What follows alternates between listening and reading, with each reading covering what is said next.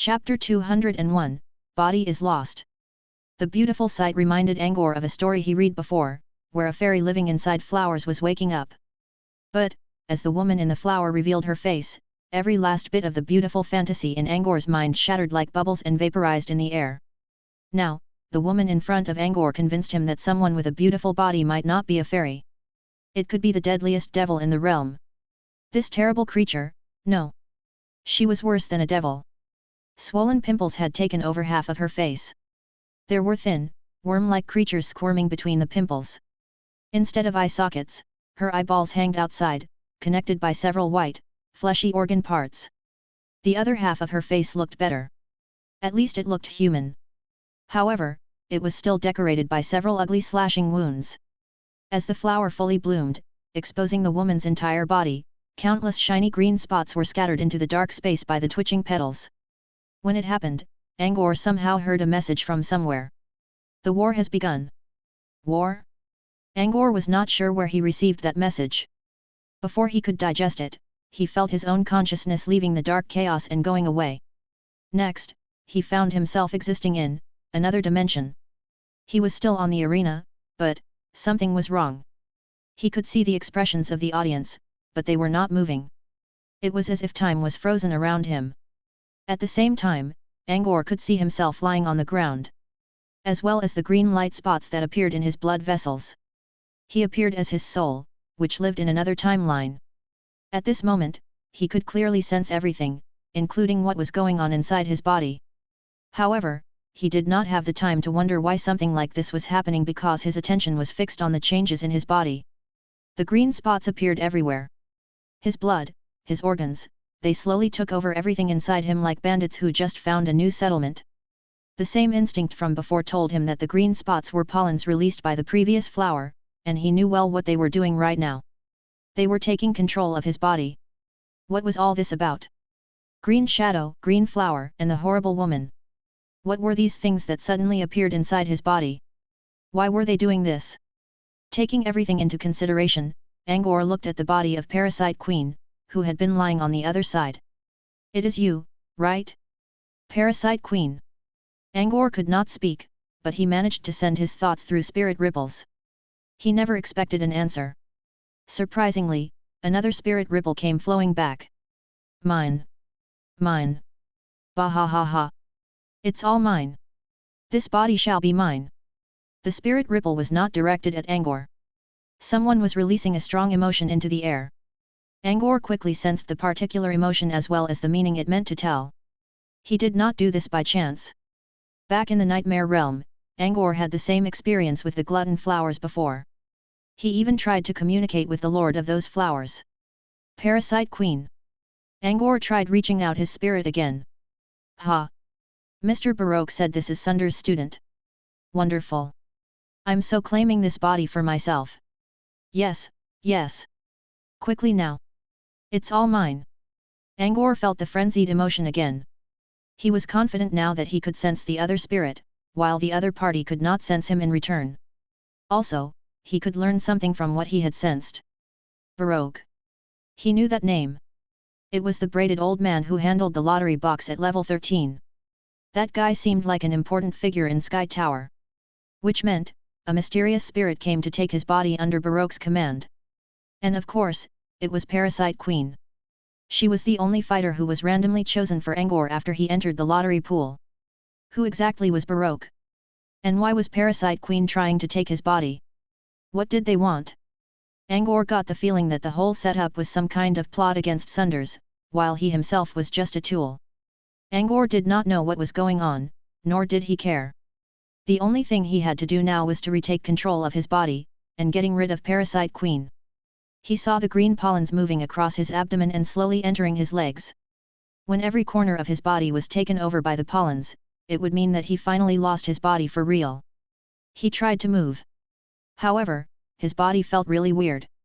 It was as if he was now living in a completely different world from the one his body was in. No matter how hard he tried, Angor never sensed the presence of his flesh, let alone controlling it. Weak. So weak. Like a mortal. No. This is weaker than a mortal. Another emotion came to him. Angor grew a little angry. He was sure he would sense his blood vessels pulsing on his forehead, if he had a forehead at all. He watched as green pollen slowly condensed into his body while he could not do anything about it. While not being able to command his body, Angor only released all kinds of cursing words through his spirit. But no one could hear him. Not even the wizards around. This is miserable. Broken vessels, taints in the flesh. To hell with it. Why would Sunders accept this one as a student? All of Parasite Queen's thoughts reached Angor's consciousness, but Angor no longer had the will to retort. Maybe his talent is really good? No matter. This is all mine. I'll figure out once I seize his soul. People used their emotions all the time as long as they were alive. Angor fully comprehended everything Parasite Queen was thinking about, even though she was not trying to talk. From what she just said, she would go for both his body and soul. Angor felt so powerless when his entire body was almost lost. Green pollens had filled up every corner of him. Only a small part in his brain remained untouched. Angor had nothing to interfere with the situation. He watched as his body became Parasite Queen's possession while he had nothing to direct his rage on. The great rage slowly built up like a giant pile of stones. At a certain point, Angor sensed growing restlessness in his once tranquil mind. Among the torrent of rage, he also noticed a strange ripple.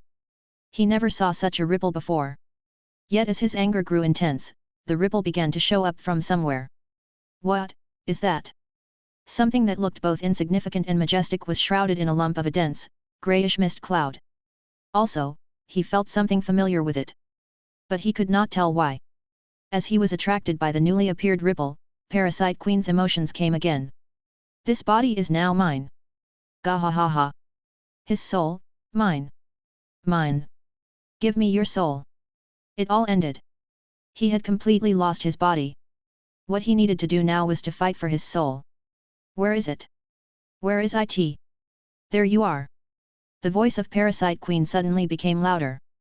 Angor saw countless green pollens appearing around himself. Not his body, but around his current consciousness. Yar ha ha ha.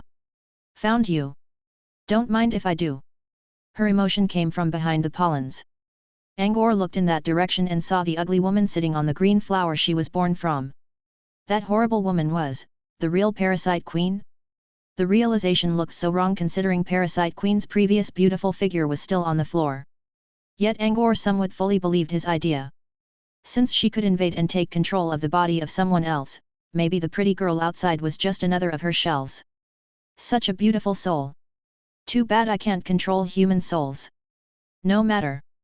Once I take over your mind space and retrieve your memories, I'll just toss your useless soul into nothingness. Green pollen surged at Angor's consciousness under Parasite Queen's order. Angor finally understood his situation. He was not really his consciousness now. He had returned to his soul form. This had to be why he could sense Parasite Queen's emotions. When inside the nightmare realm, he moved around as a soul, and that was why he could also comprehend the emotions of glutton flowers. But he had nothing to defend himself against the pollens. He could not move his soul now. Unlike what he went through in the nightmare realm, his soul was still trapped somewhere inside his body. And he could only watch as the pollens came at him. Desperate, Angor thought about the only thing he might do, releasing the strange ripple he sensed a moment ago. The thick, grey fog slowly spread from his soul. When it connected with the incoming pollen waves, the pollen stopped in their tracks as if bound by an unknown force. Was he safe? Angor had no idea what that fog was, but it did halt the pollens from advancing. Shit! What's this? You're right there, right? Barren milk. Come out. Give me your soul like a good kid, or I'll let your body rot away like dead worms in the dirt while keeping you alive to feel it. Parasite Queen also noticed the sudden problem in her plan and began to release an angry emotion. She also knew that when being as a parasite in someone's body, she could not possibly talk with Angor's soul. Angor completely ignored her outburst. He was no less furious than Parasite Queen. He had to keep his soul safe at all cost. And even if he could not, he would drag Parasite Queen along with him when going into hell. He never learned any soul-related spells, so the only thing that might help him was the strange fog now. Angor attempted to manipulate the grey fog that suddenly appeared in his soul. He slowly controlled his soul to reach out for the fog again. Chapter 202, The Battle for the Soul. The grey fog already existed in the depth of Angor's soul, so it did not repel Angor's attempt. Still, the thick, dense, and significant unknown substance caused Angor to worry a little. He tried to control the fog. No matter how many times he tried though, the fog remained there unchanged, like a viscous puddle, slowly shifting about. The only thing Angor could do was to make the fog spread or return to its original spot. Parasite Queen was still staring at him from her flower, with her terrible face covered in worm-like creatures. Angor shivered a little. If her fans outside looked at her current state, many people would probably have their sanity broken down right on the spot. Parasite Queen controlled her pollens to surround Angor's soul tightly. She could not sense Angor's emotion, but she could still see Angor's soul. She saw the soul trying to take control of some fog, albeit a little clumsy. Still, the fog began to grow thicker now. She did not know what would happen if she did not break the fog's defense in time. More pollens crashed against Angor's soul like bullets. Angor kept moving parts of the fog around his soul. He could not do much else for now, but keeping the pollens away was not really difficult. Any pollen that connected with the fog instantly stopped moving. It was as if they were no longer alive. These green pollens were spores of a rare magic plant called green velvet. Parasite Queen found them during a destiny she encountered before. She could control any creature who was polluted by the spores of green velvet. But unlike common parasites, these spores had magical properties that allowed them to pollute someone's soul that existed in the depth of void. This was how Parasite Queen found her way into Brute Cavern, by taking the body of an apprentice she found.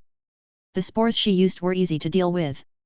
An easy spell like dust removal could quickly get rid of them from the atmosphere. However, once they entered someone's body, it would be really difficult to remove them again unless their victim knew something to defend his or her soul. Level 3 apprentices or those beyond usually knew such techniques.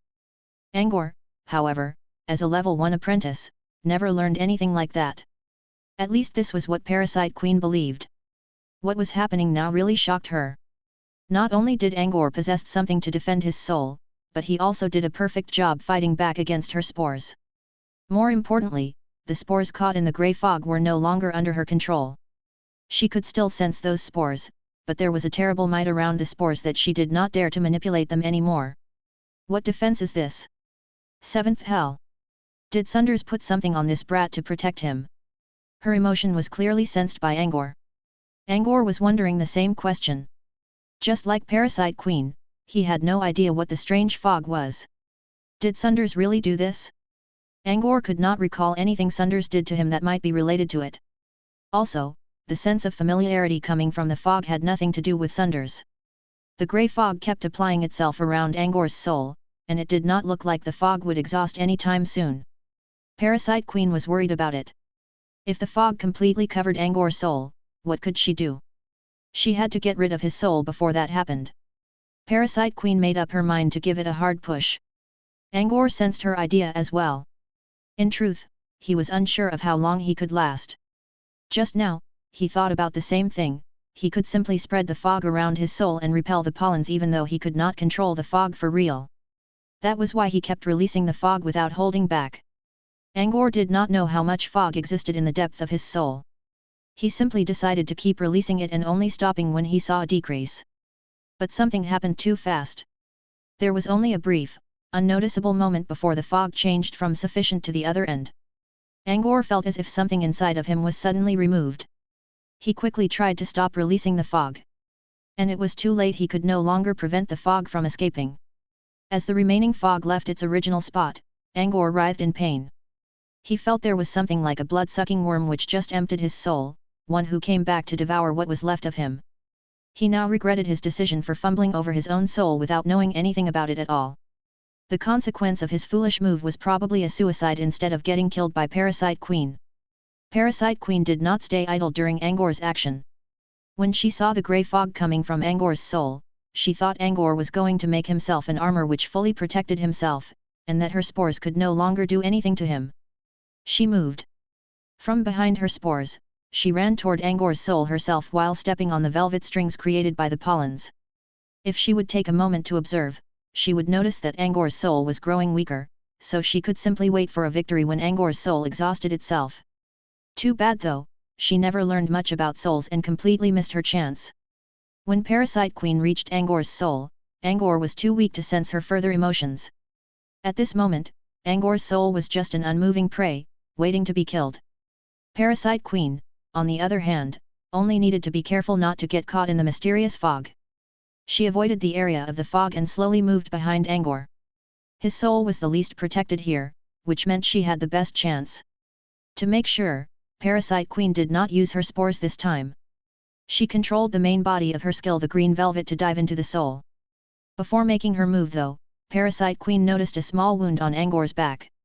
It was a small cut located on his blade bone which looked like something caused by a woman's long nail. Even God favors me. Parasite Queen was afraid that Angor might have something else to protect his soul, so she was trying to look for an opening to go in. Now the wound was a perfect spot. She would invade Angor's soul right here. Parasite Queen made up her mind and ordered a vine of her green velvet to pierce itself into the small cut on Angor's back. Outside, the arena was still protected by a magic array because the screen still had not announced the end of the fight. Both Baron Milk and Parasite Queen had lost their consciousness on the ground. Baron Milk was hugging the floor face down in a strange posture, while Parasite Queen lay in a crater caused by Toby's kick. The audience had been yelling from their seats for 5 minutes, but no one gave them an explanation yet. They're still in it. Angor's body is fully occupied by the spores of green velvet now. Why isn't he awake? Melantha watched the arena with worry in her eyes. She was a formal wizard, but she had not learned how to observe someone's soul. Neither had Baroque. Unlike Melantha though, he was not worried in the least. He did not believe a fresh apprentice who earned his victories by using his pet and alchemy weapon had anything to prevent a soul invasion. Did something go wrong? Melantha got a bad feeling. She would never allow Bowie to control Angor as a host, as she feared that this would trigger Sunder's rage. However, it already happened. As another member of Floating Mech City, she somewhat hoped Bowie to succeed. This kid called Angor did give her a fine impression, but it was not enough to change her personal standing. However, there was someone among the audience who could tell the state of souls. On one of the VIP seats, a hooded man suddenly frowned. How? The soul of my precious is getting weaker. Bitch! Is that stinky cunt behind this? No one shall touch my precious star. He's mine. Only mine. He bolted from his seat and prepared to rush the stage to claim the soul of his precious star. But he stopped midway. Oh! My precious soul is returning, and getting stronger. His eyes glimmered with joy. Good. Good. Keep growing, my precious. I can't wait for the day when I shall finally conquer such a beautiful soul. His face was twisting with both happiness and evil. An eerie and fearful laugh was then heard from him. Those who were close enough to hear him all felt a terrible chill crawling on their backs. On the other side of the audience stand, Dave was beginning to worry as well. He complained to Angor for hurting his princess just a moment ago, but when he saw Angor staying motionless on the ground for such a long time, he could not help worrying about Angor's safety. Parasite Queen was only a dream which he would never reach, while Angor was his best opportunity for him to realize his ambitions in the future. Dave clearly knew which one was more important to him. The clock ticked, but nothing had changed on the stage. Someone already began to throw stuff at the workers. Juice bottles, half-eaten fruits, snack bags, various junks rained down. The arena was protected by a powerful magic array, but the workers around the arena were not. End it already. Can't you see my queen has lost so much blood? Should anything happen to Parasite Queen, you're the murderers. The workers tried to report the situation to their superiors again and again, but they only received the same response, result unclear, the match should continue. Just as the audience was preparing for a riot, someone suddenly pointed to the stage and yelled loudly, "Hey look!" Baron Milk's hand moved. More people quickly followed the direction of his finger and they noticed that the speaker was telling the truth. When most people shifted their attention to Baron Milk, they all saw him pushing against the ground, struggling to get up. Baron Milk came back to life. What do you mean? You thought he's dead? I do hope so. But he wasn't. Damn it. Chapter 203, Doubts. Dave quickly perked up in joy. Thank God. I knew Angor will be fine. He did not realize that he had completely forgotten about his princess, Parasite Queen. Melantha also watched intensely when Angor slowly climbed up from the ground on his trembling arms. She sighed in relief. Looks like Bowie did it. Baroque nodded, causing his small braid to flip behind his head. Good. I didn't think her host infestation would work so perfectly. The soul looks like it has completely merged with the body. At least I can't find a single flaw in it yet. Melantha looked further relieved now. You can't? So, maybe Sunders won't notice that Angor's consciousness has been replaced. Baroque did not answer this time. I'm not sure. And it doesn't really matter. More importantly, I want to know why Sunders accepted that boy as a pupil in the first place. We can ask Bowie later. She should have already gained Angor's memory. Bowie, hey. Baroque snickered at Melantha. Oh, oops. I forgot. She's no longer Parasite Queen Bowie. She is now Baron Milk, Angor. Angor already regained balance while the two were chatting. His entire body was trembling very hard, like someone who was not used to his limbs after lying in a sickbed for years. Baroque smiled bigger when looking at the clumsiness of Angor. Since this was the first time Bowie used a male body, this was completely expected. All the audience was staring at Baron Milk's shivering body as well. Everyone was wondering what he would do next. They saw Baron Milk slowly looking up. He would never do that in his matches before because when he lifted his head, the hood would not hide his face fully. Now, however, it looked like Baron Milk could not control his movement properly as if his neck had a problem. The light went past the rims of his hood, casting shadows on his face. Baron Milk finally revealed his face in front of everyone. Well, only half of it, if one were to be precise. People could see below his nose, while the rest of his facial features were still in the shadows cast by the hood. However, the glimmer in his eyes was still clear, a glimmer filled with negative emotions. White, smooth jaws, perfect-sized lips, and a high, healthy nose bridge. Combined with a pair of eyes shining with hatred, pain, and violence. From what was shown, people could tell that Baron Milk had a decent look, better than the average handsome men they saw in daily life. I thought Baron Milk hid his face because of his miserable looks, but he looks pretty good, muttered a witch apprentice. No beard, and that skin and his body. I don't think he's a man. Well, maybe a really young boy. Hey you, stop it. You wanna rob the cradle? Someone besides the witch complained. I'm not that old. And this is becoming popular, you know? To raise up young boys. My sisters all found themselves many good-looking mortal boys. You'll never understand. People were talking about Baron Milk's appearance, his moves, or his possible plans next. Dave, on the other hand, was more concerned about Angor's expression. What happened? That's Angor all right. But why does he look so angry? Dave thought to himself. The Angor he knew was always a gentle young man. Well, maybe this gentle young man tended to get mischievous sometimes, but his eyes usually looked clear and brimming with intelligence, not so full of hatred. His posture just made it worse. Angor was now standing on stiff and trembling limbs. His jaw lifted high, and his violent-looking eyes were looking down. That was completely someone else. As people discussed, Baron Milk lowered his head, hiding his face behind the hood once more. He mumbled something in a small voice. Those close enough heard the name Toby. When they wondered what that meant, a black shadow suddenly descended from the air and moved toward Parasite Queen, who had been lying in the crater in the ground. Her angel-like beauty became a pile of broken bones under the assault of the shadow. Pale white brain fluid covered the floor around her. Even Baron Milk's wizard robe was tainted. When the black shadow slowed down its momentum, the spectators finally noticed that it was the bird which always accompanied Baron Milk, who just killed Parasite Queen. And everyone was shocked into a dead silence. A small bird just killed someone. Not just someone, but the Parasite Queen. They quickly realized that Baron Milk muttered the name of the bird to give it orders. Baron Milk killed Parasite Queen. When reaching this conclusion, the audience all bellowed in rage. Judging from how the bird destroyed Parasite Queen, they also understood how Selena lost yesterday. No wonder this level 1 apprentice had so much confidence to challenge Sky Tower. He possessed a monster bird who could wield such deadly speed and power. It was completely normal for someone to die in the tower. However, it would be a big problem if the victim was the charming princess of thousands of people. Curses and hateful glares were directed at Baron Milk. People were not sure about what happened during the match. However, they no longer cared about anything else since their beloved star just died in front of them. From what could be seen, Parasite Queen already lost consciousness on the ground, but Baron Milk did not hesitate to go for the kill. This was murder. Baron Milk stood in the center of the stage and remained motionless under people's cursing words. He only sneered.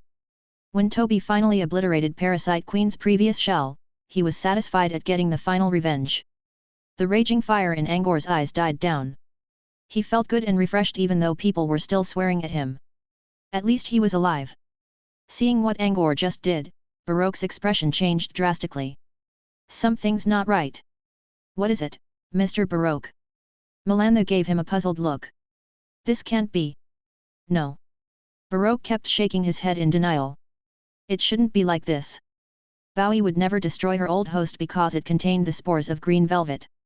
Besides, Bowie never used that kind of expression in front of everyone before. Melantha also revealed a frightened look. She pointed at the center of hate in the middle of the arena with a trembling hand. Do you mean that's... He's Angor. The original Angor. Not Bowie. Baroque could not believe his own words, but the truth already proved so. Even with Angor's memory, Bowie could never mimic the boy's character. Also, the familiar bird would not trust Bowie's orders so easily. The answer was obvious. Bowie lost the battle which no one could see. Angor survived. Baroque stared at Angor with squinted eyes. Well well. I underestimated you. A fresh new apprentice who knew how to defend his soul? He can even retaliate. Sunders must have put a lot of effort into his student. This Angor kid must have something really interesting on him.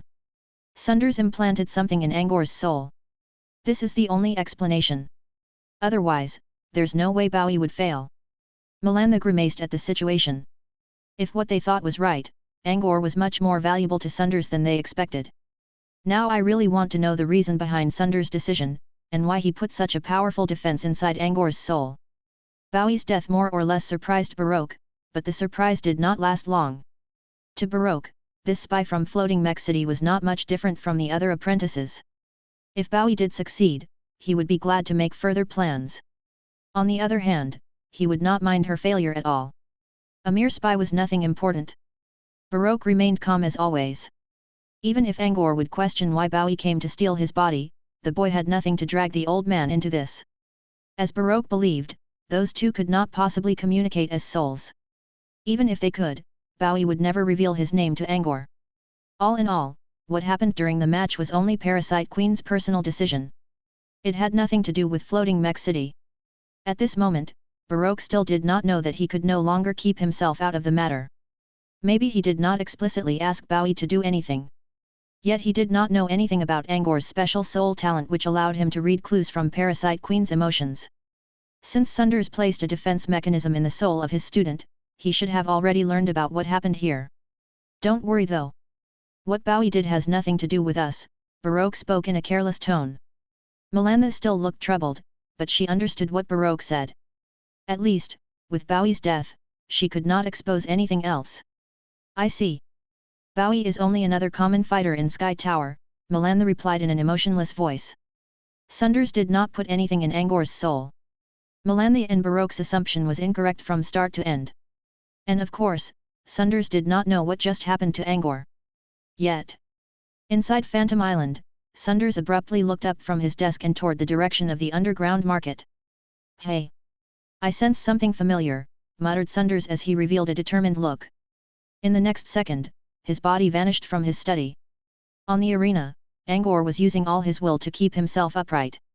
He did not know how he won the battle against Parasite Queen, but he only managed to save his soul, not his body. Now that Parasite Queen's soul had disappeared, he had regained control of his body. However, the green velvet spores still remained in him. Standing up was the best thing he could do right now. Chapter 204, Close Call.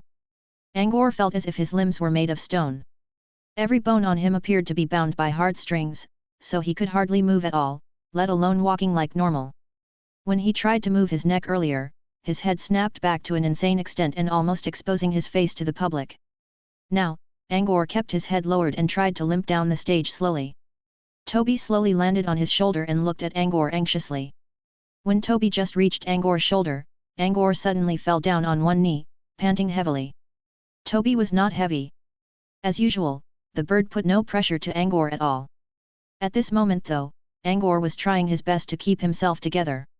Any extra bit of burden meant the last straw. Angor's sudden reaction startled both Toby and the angry audience. Was Baron Milk hurt so badly? But Parasite Queen never landed a finger on him. More and more people began to think about this strange fight which involved one of the top fighters on the ranking list.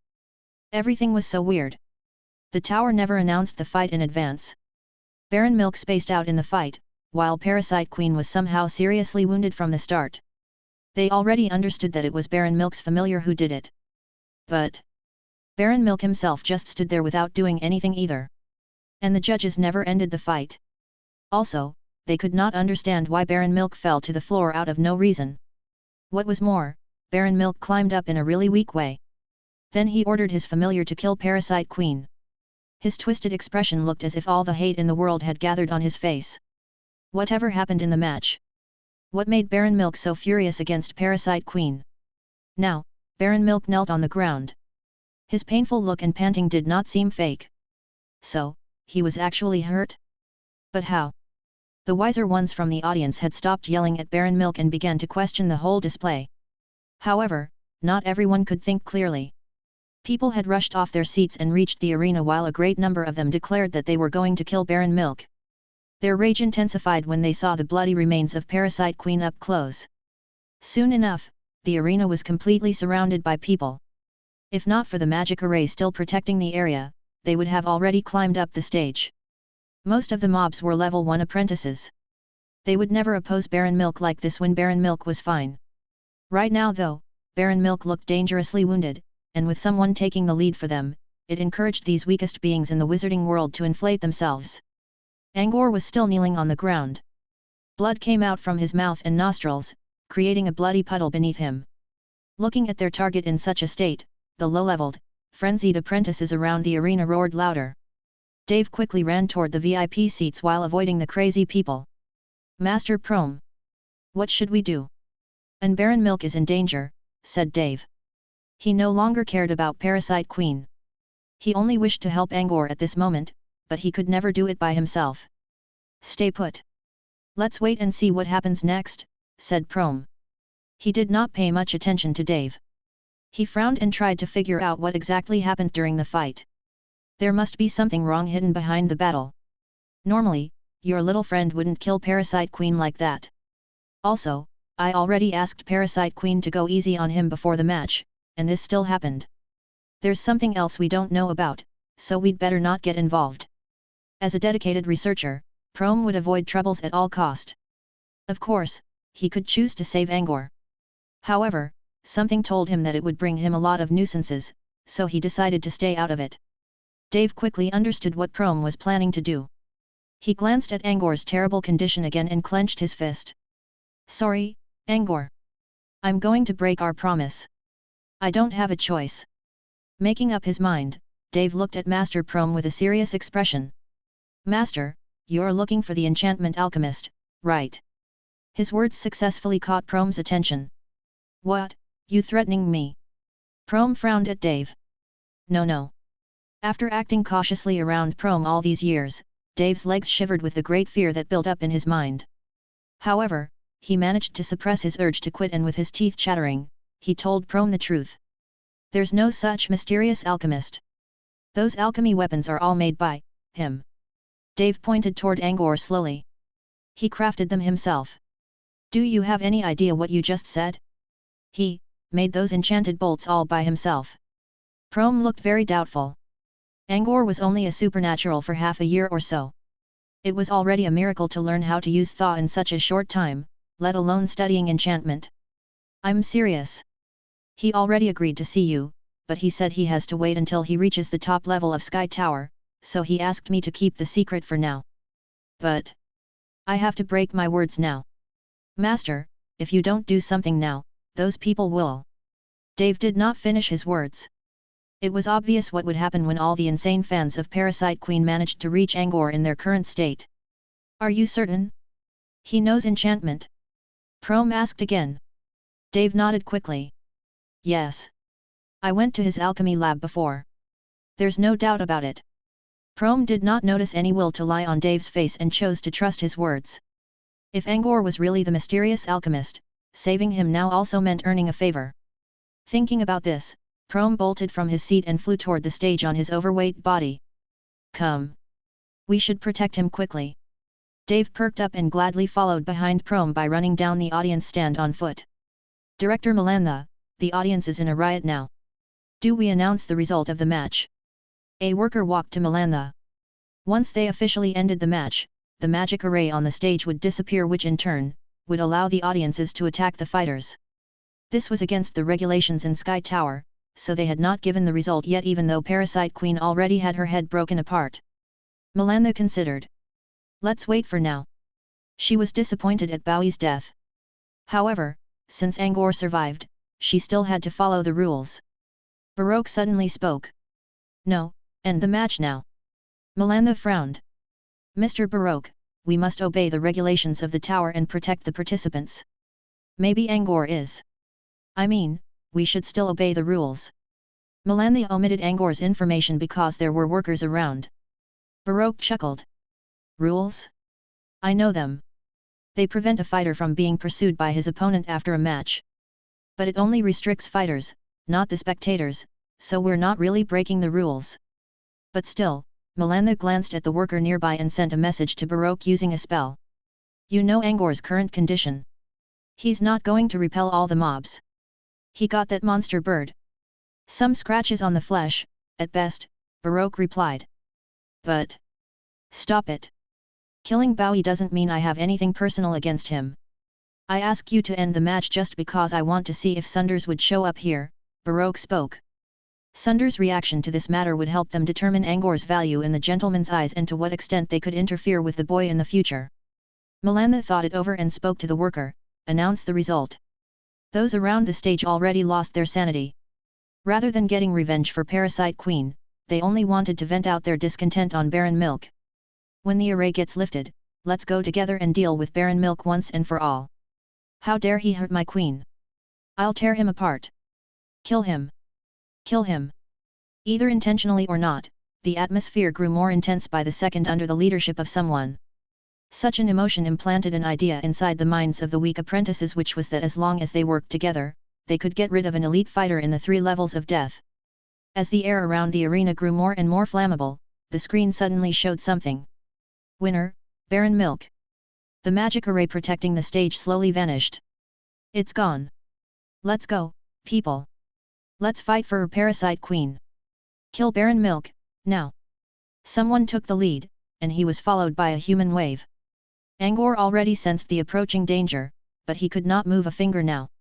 The green pollens inside his body all went crazy when they lost their commander.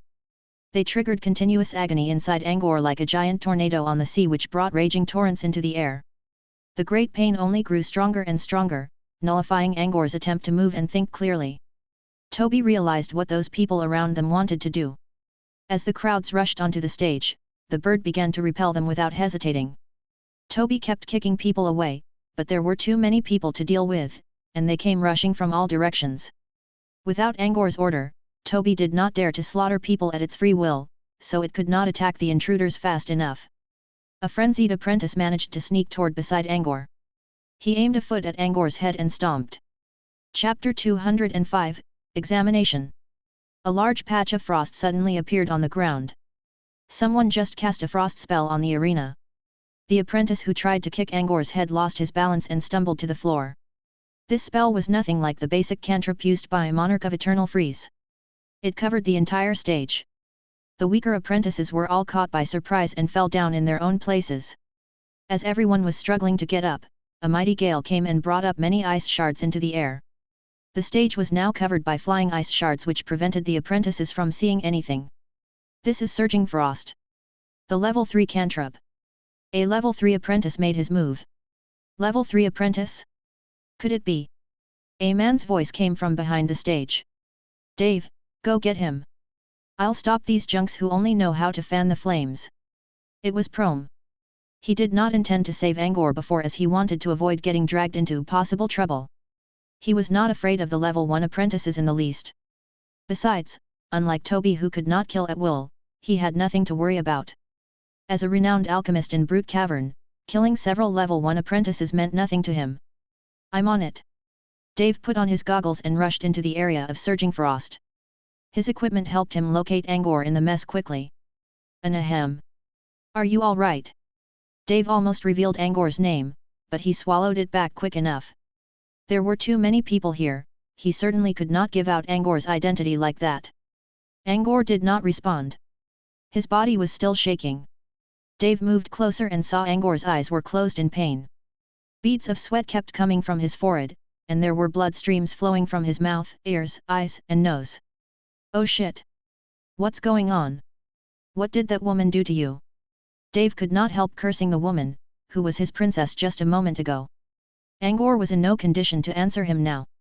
While still angered at Parasite Queen's action, Dave placed Angor on his back and yelled at Toby, who was still trying to protect Angor from the air. Toby! We're leaving. Toby knew Dave well. The bird was glad to see someone familiar and quickly followed behind. With Prom to keep the others away, they left the crowd successfully and headed to a cableway used in level 13. On one of the arena stands, Baroque revealed a disappointed look.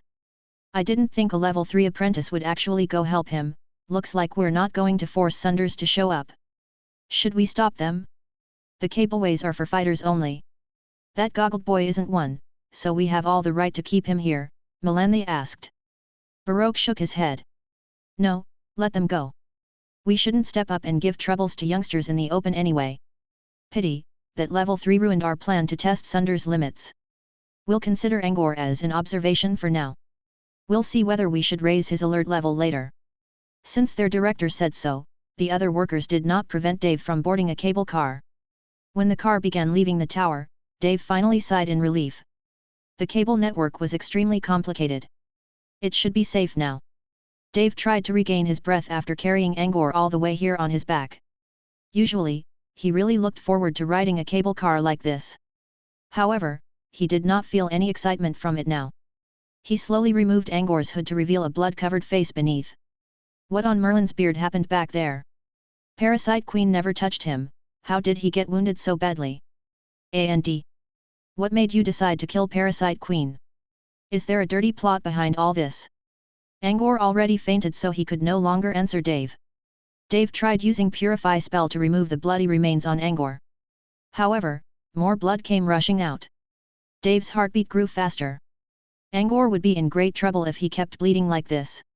Dave only knew basic healing spells that quickened the recovery of external wounds.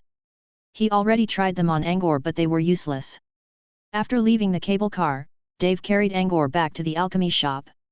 A while later, Prom also showed up. Master, please check him out. His condition is so strange.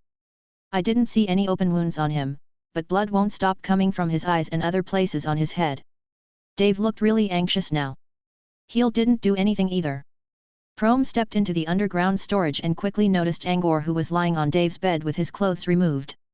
Angor's clothes, as well as the alchemy weapons he always carried around, were left on the bedstand. Prom's attention immediately fell onto the trigger crossbow and another strange-shaped golden item. He knew about the trigger crossbow. He had been trying to recreate one by himself. However, he had no idea what the other item was. Something told him that it had to be another powerful long-range weapon, and he already sensed the runes drawn on it. Prom's first reaction was to get his hands on the mysterious weapon. When Dave urged him, he suddenly remembered the important matter right now and cleared his throat.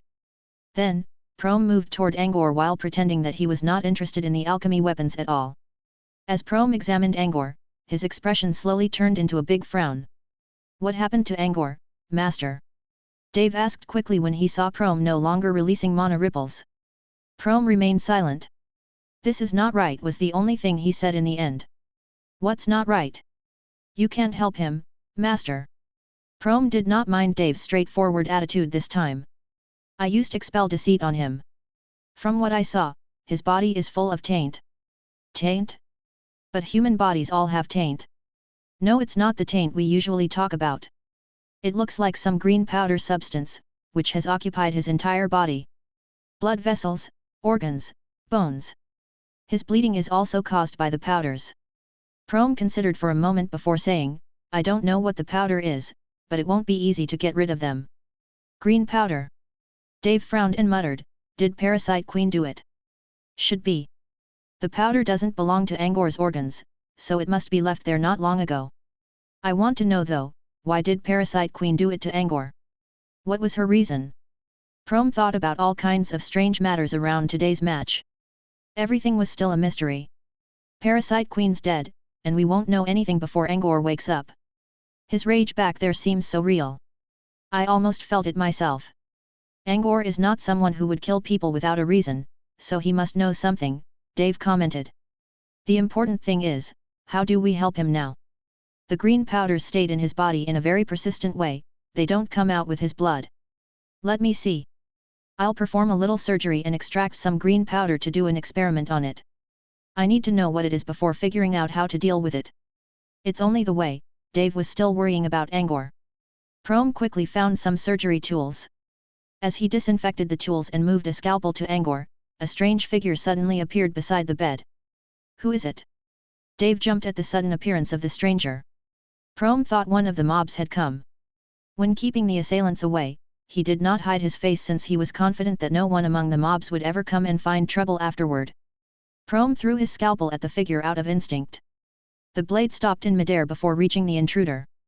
Prom stared at the floating scalpel in shock. The next second, the scalpel launched itself in the opposite direction, slicing past Prom's earlobe and stuck into the wall behind him. My spell barrier didn't work. Drops of blood emerged from the cut on his earlobe. Everything happened in a blink of an eye.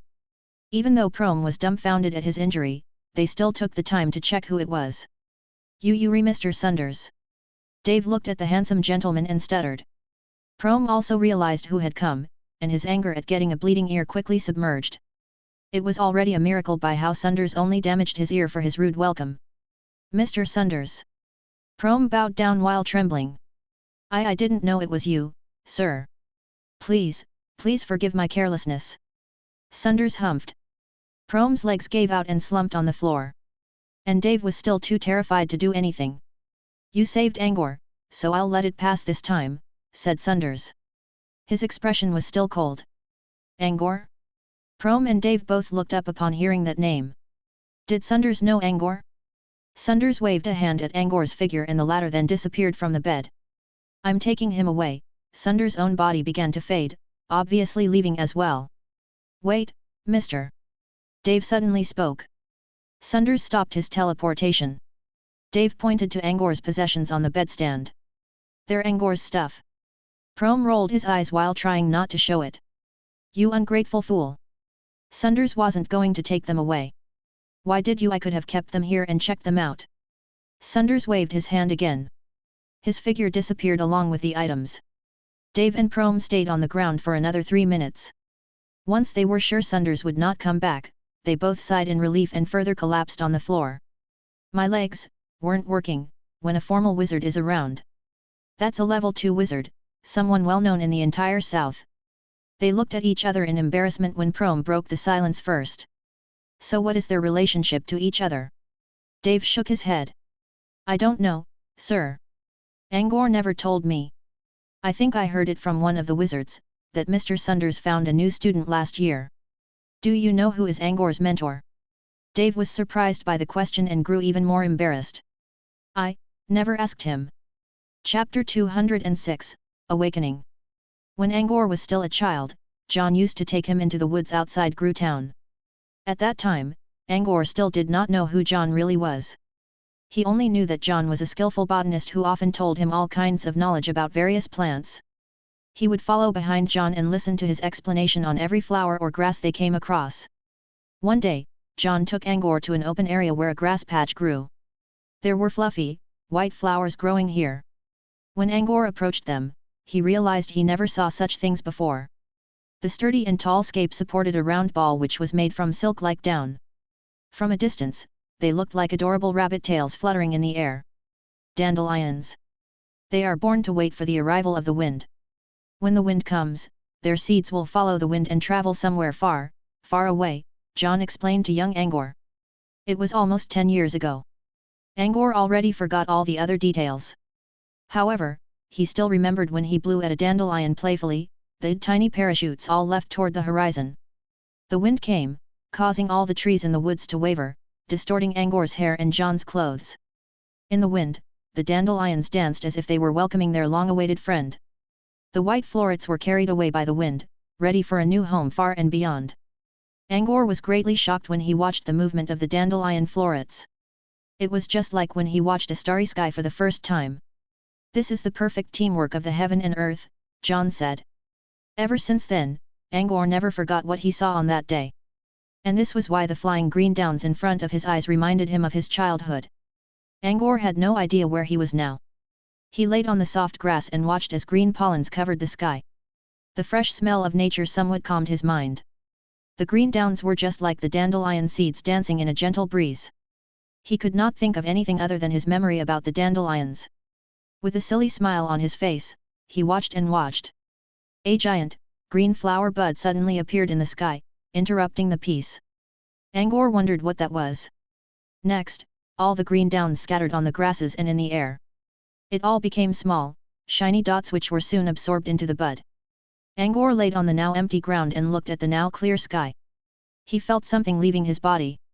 The green bud in the sky began to bloom. This reminded Angor of something he saw before, something about a similar flower, as well as someone standing in the middle of it. Angor went through his memory and tried to see who it was, when the figure in his mind also raised its head and stared back at him with an eerie smile. Half of her was terrible, and her swollen face was occupied by worm-like parasites. Cold sweat immediately covered Angor's back. When the memory came back, the flower in the sky had fully bloomed, revealing the very same individual inside. Angor stepped back in fear. The woman in the air slowly raised her head. Stop! Stop! Angor bounced up from his bed. He was panting heavily, and his eyes were wide in horror. Sunlight came through the window and blinded him for a moment. Angor lifted a hand to keep the light away. He realized he was sitting on a giant bed.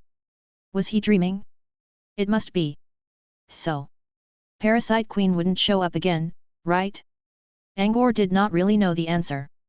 He was not sure whether Parasite Queen had died. Where am I?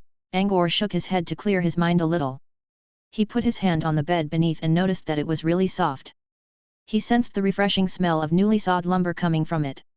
His own bed in the villa was uncomfortably hard. He finally realized that he could not recognize this place. He looked down and saw himself topless. A pair of soft, white pants covered his legs and feet. They were a little too big for him. He then looked around the elegantly decorated room and the long, exquisite window curtain which covered the floor underneath. The room somewhat looked familiar to him. Where am I? And why am I here? I was at the arena in Sky Tower. I asked Toby to kill Parasite Queen. What happened next? There were people who wanted to kill me. Dave came to help. But I lost it. Angor tried to recall what he saw before he lost consciousness, but he only managed to gain more questions. He knew it was Dave who saved him, but this room did not look like Dave's. Someone suddenly knocked on the door. Angor stayed quiet.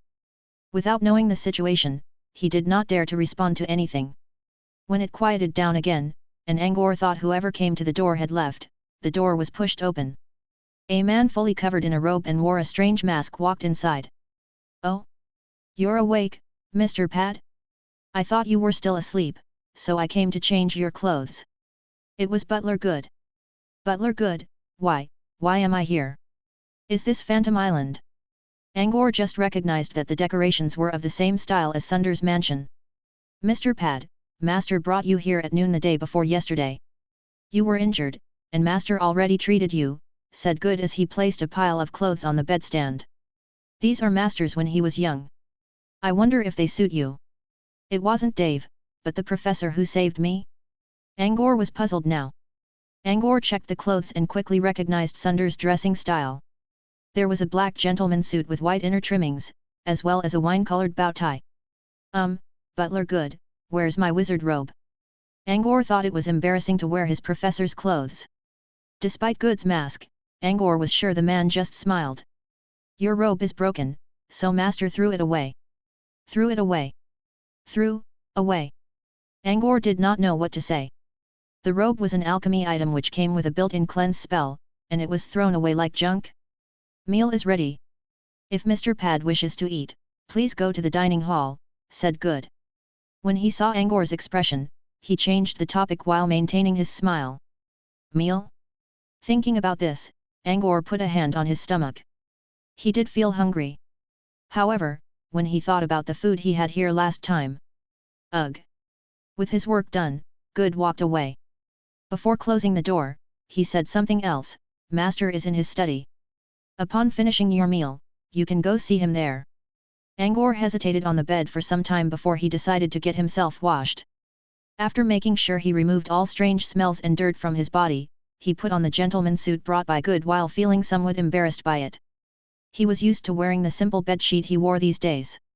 Now he felt uneasy when putting on the suit which required more steps to wear. Angor stood at the mirror and saw himself returning to being the young nobleman in Pad Manor. However, back in the manor, he always had to fake a serious and stern temperament.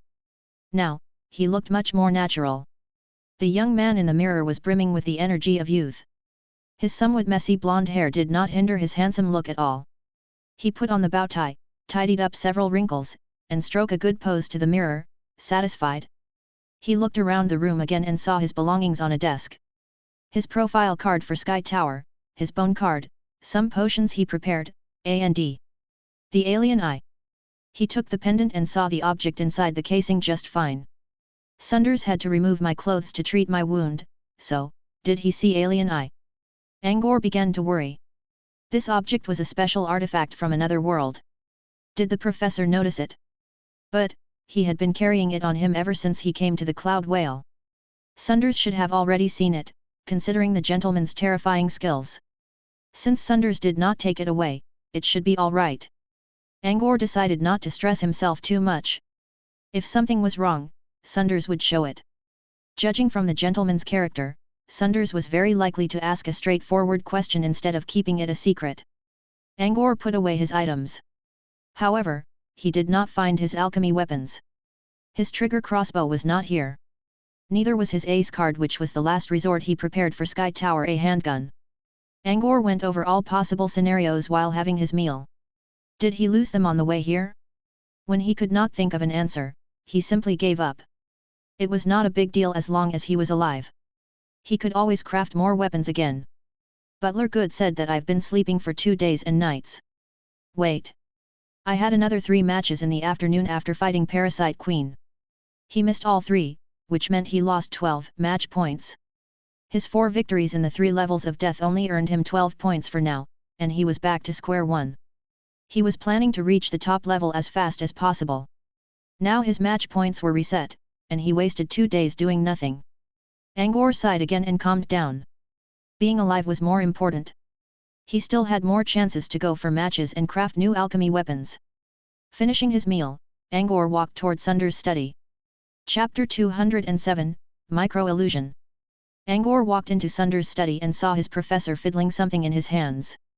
Before Angor could comment on how their gentleman costumes looked so alike, his attention was attracted by the item Sunders was checking: his secret alchemy weapon. A golden revolver carved with glyphs. That was his last secret trick in his tower challenge, apart from trigger crossbow and Toby.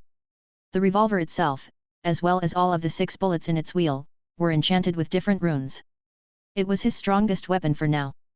Since Sunders found his revolver, where was his trigger crossbow? Angor moved closer and quickly noticed it on Sunders' desk. "You're here," said Sunders. He kept his attention on the revolver without looking up. Angor responded with a yes in a small voice and did not know what to say next. He decided to thank Sunders in the end. "Butler Good told me. If not for Professor's help, I'd have. I'm really sorry for the trouble, sir." Sunders glanced at him. "I only helped you repress the green velvet in you. It was a young salesman from the alchemy shop who saved you from the angry mobs." Young salesman, it must be Dave.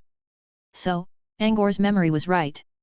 Also, he believed he saw Prom helping him as well.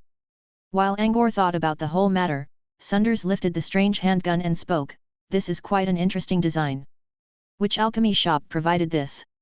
Angor shook his head, a little embarrassingly. "It's called a revolver. I made it."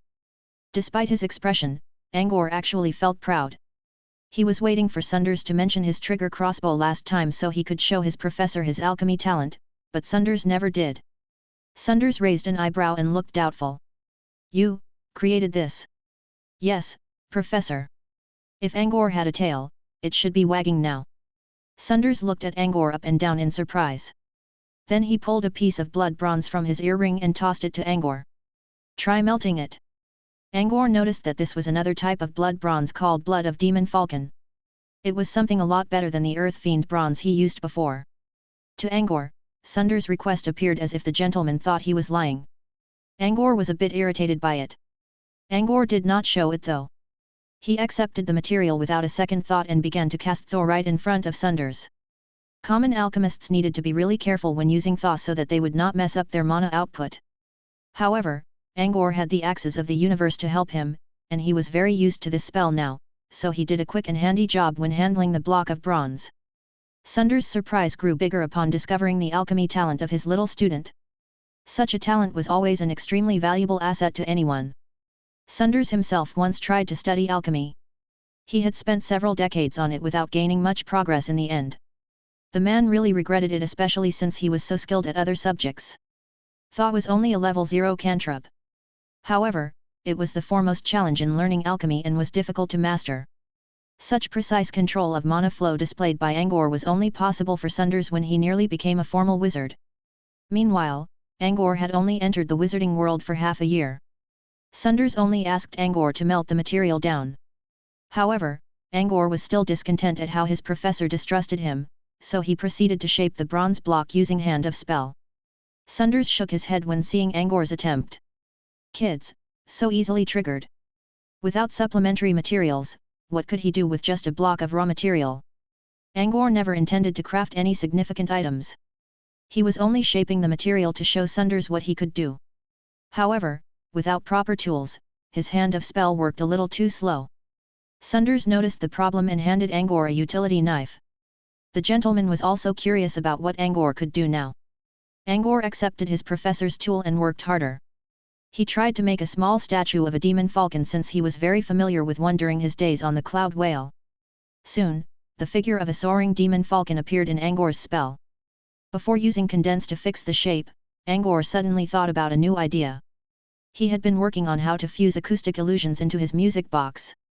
He did not know how yet, but he had enough knowledge on how to fix the illusions inside a simpler item. A basic illusion deceived people's senses by putting mana into several important nodes in the atmosphere, and Angor was already good at deploying a basic illusion in a large area. But he had never tried putting a basic illusion in a small space. The fundamental was still the same, he just needed to shrink a large-scale illusion into a smaller range while obeying a fixed ratio. Before the shape of the demon falcon statue was determined, Angor must find the correct nodes to place his miniature illusion. And this was only his first time attempting it.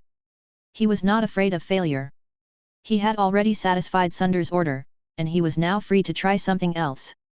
Placing a small illusion while maintaining the forging process required great patience and attention, and Angor had them both. Angor carefully analyzed the coordinates for the nodes while keeping a stable mana output.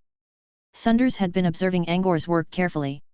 When he noticed that Angor began to inject more mana into the statue instead of using condense to finish the job, the gentleman revealed a surprised smile. As the strongest illusionist in the south, he immediately realized what Angor was trying to do. Most illusionists were adept at using illusions in the macroscopic world and never paid much attention to micro levels. As a master of illusions, Sunders knew that micro-illusions were no weaker than full-scale ones. Sometimes, they might be even stronger. Sunders was planning to tell Angor about it when the boy hit level 2. Yet, Angor learned it on his own. That's my student. Sunders praised in his mind. Angor struggled a little when creating his first micro-illusion. He did not intend to try anything too hard. Making the statue look a bit strange was the only thing on his mind, so Angor only needed to find out a few critical nodes. About a quarter of an hour later, he successfully found the last node. Angor quickly used condense to cool down the statue. This was also an important step, and he did not let his guard down. When the statue was finished, Angor looked around and found no cracks on it. He was excited when he sensed a small trace of mana coming from the statue. It was a success. After checking that the statue was fine, Angor looked at his professor. Sunders crossed his fingers and observed Angor's creation with a smile of approval. Angor sighed in relief. He placed the demon falcon statue on Sunders' desk. It looked so alive, like a real falcon hovering in the vast sky. The carving technique was average. Any skilled sculptor could do it easily.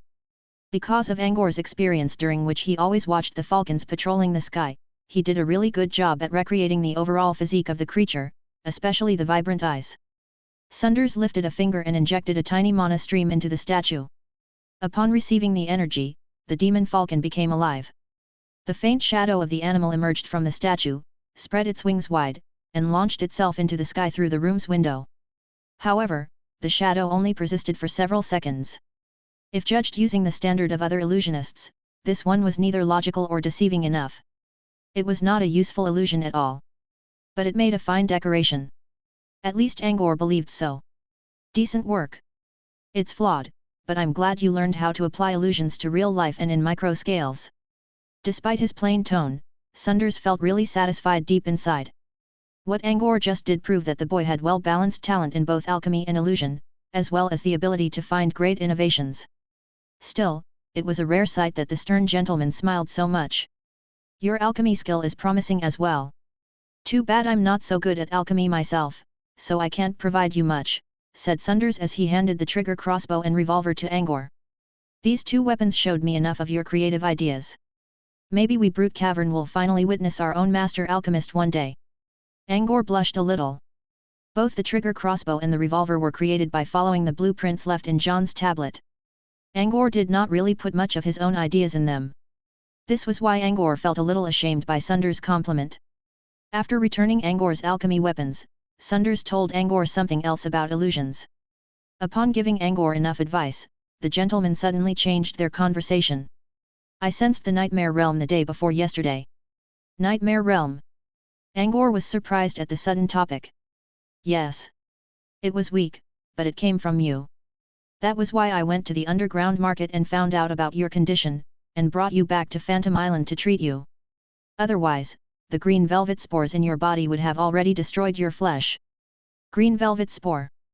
Angor realized that Sunders was talking about the green pollens used by Parasite Queen. I saw your fight against Parasite Queen that day. I still have questions though. Tell me what exactly happened on that day, and how did you trigger something from the Nightmare Realm? Chapter 208, Plot. What happened that day? Angor was not sure about it himself. However, he knew that there had to be someone else who asked Parasite Queen to take his body. Professor, do you know about Baroque? Angor asked something first. Something that he believed to be an important clue behind all this. Baroque. Sunders frowned. Why? Is he related to the whole matter? Angor nodded. I had 4 matches that day. But when I entered the lottery pool, the number 1 fighter at level 13, which is Parasite Queen, chose my name immediately. You assume that Baroque placed her against you? Angor shook his head. It's not an assumption. I'm sure of it. That Baroque was secretly controlling my match. The Sky Tower always announce a match that involves the top fighters 1 week earlier. But my match against Parasite Queen happened so sudden. I mean, it only took 1 day for the tower to determine my match. There must be something wrong. That's still not enough to prove Baroque's involvement. Why, in the first place, would Baroque want Parasite Queen to fight you? Sunders doubted. We're not enemies. However, it's likely that he was trying to do something to you, Professor, not me. Angor had no idea whether this was the case. But from what he heard from Parasite Queen's emotion, this was very possible. Since he was sure that Baroque put Parasite Queen against him, Angor really wanted to put the blame on Baroque just to get revenge.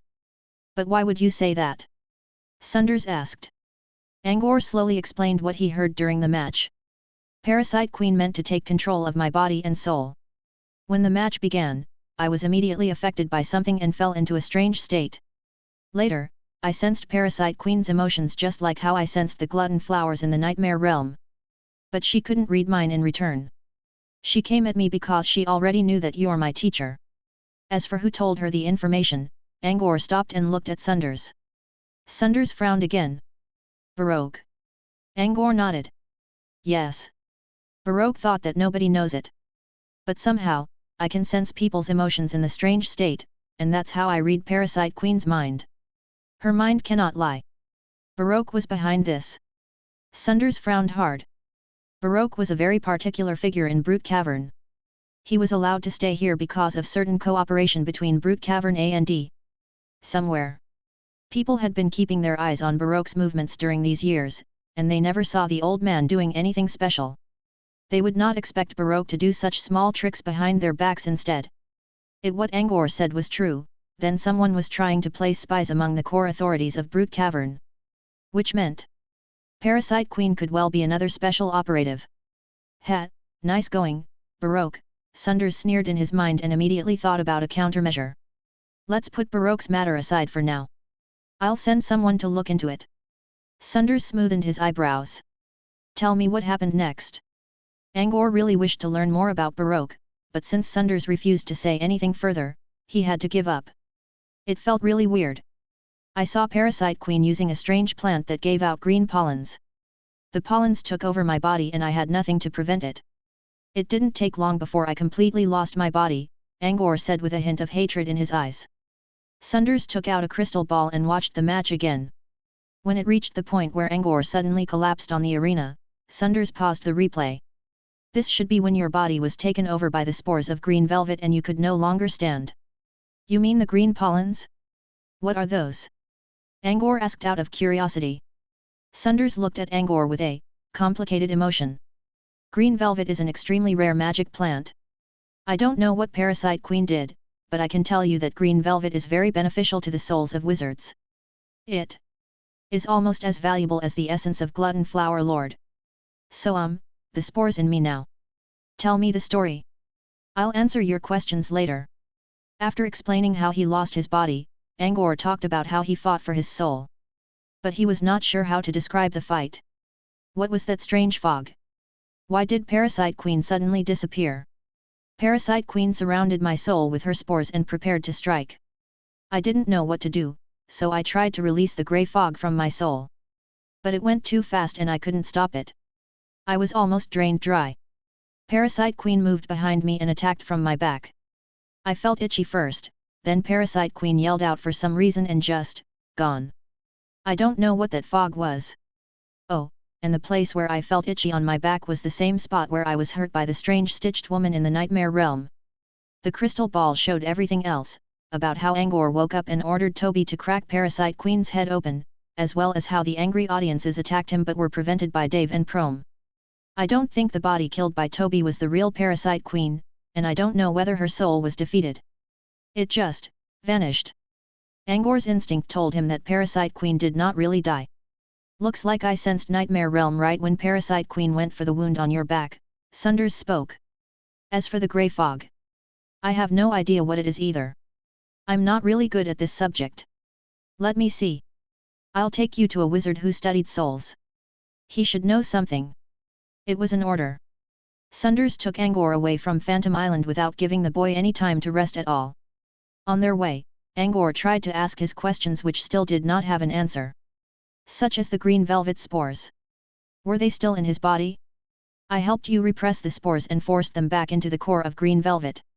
Parasite Queen had been controlling that core. With her soul no longer here, the green velvet core remained inside you, and I made sure all the scattered spores are back into the core. Green velvet core. It reminded Angor of the dream he just had. The green spores in the air were all absorbed by the giant flower bud, which began to bloom and was about to reveal Parasite Queen's body. Then he woke up from the terrible dream. Angor explained what he saw in the dream to Sunders. Sunders chuckled. The green bud is the core of green velvet. It's still there, inside your body. Why not remove it? Angor was puzzled. I said green velvet is extremely valuable, just because of its core. The core cannot survive outside. It has to draw energy from someone's soul to keep going. If I extract the core from you, it'll quickly wither away. Sunders noticed that Angor still looked worried. He put a hand on the boy's shoulder. Calm down. As long as it receives proper care, the core of green velvet won't do anything harmful to you. It can also nurture your soul in the future. You know, it's considered another great treasure among all wizards. If you're still not convinced, you can transplant it into someone else's body later. Angor believed Sunders' words. However, he still felt uneasy about how he had a plant growing in him. Once away from Phantom Island, Angor and Sunders headed to the other end of the Tree of Eternity on the back of a giant demon falcon. Professor, is the soul wizard we're going to see Mr. Ness? Angor asked. Sunders nodded. He's the only soul master in Brute Cavern. Angor considered and decided not to tell Sunders about what he went through when fighting Sokka. So he had to meet Sokka again? Oh God! Now both of Ness students had grudges against him. Hookdick was not staying in Brute Cavern now, so Angor did not have to worry about that one. Sokka though. Angor did not really know how to approach this psycho. He only prayed that Sokka was not with Ness at the moment. Still, Angor was sure that Sokka would not recognize him at all. He did a good job hiding his identity on the stage. Professor, why did I sense Parasite Queen's emotion ripples when existing as my soul? And back in Nightmare Realm, there were other monsters I came across other than glutton flowers, such as hoverheads and the blue tri-eye giant. But I didn't feel anything from them. There was more. He failed to sense anything from younger Sunders too, but Angor did not really have the courage to mention it. I don't know. But I have a possible theory to it.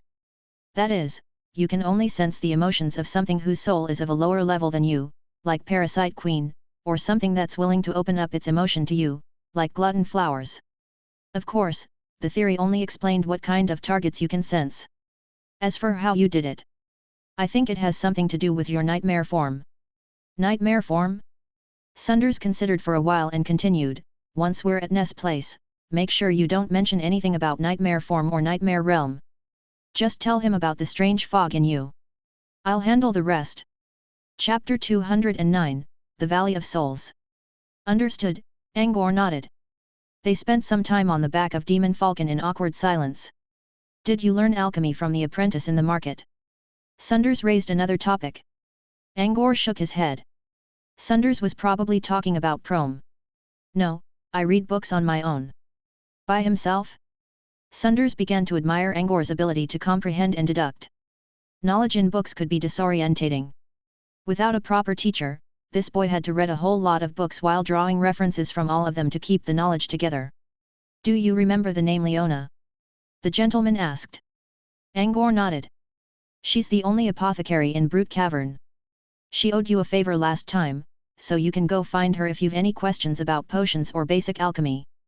Try accepting her quest from the questing hall, and she'll naturally help you when you two meet.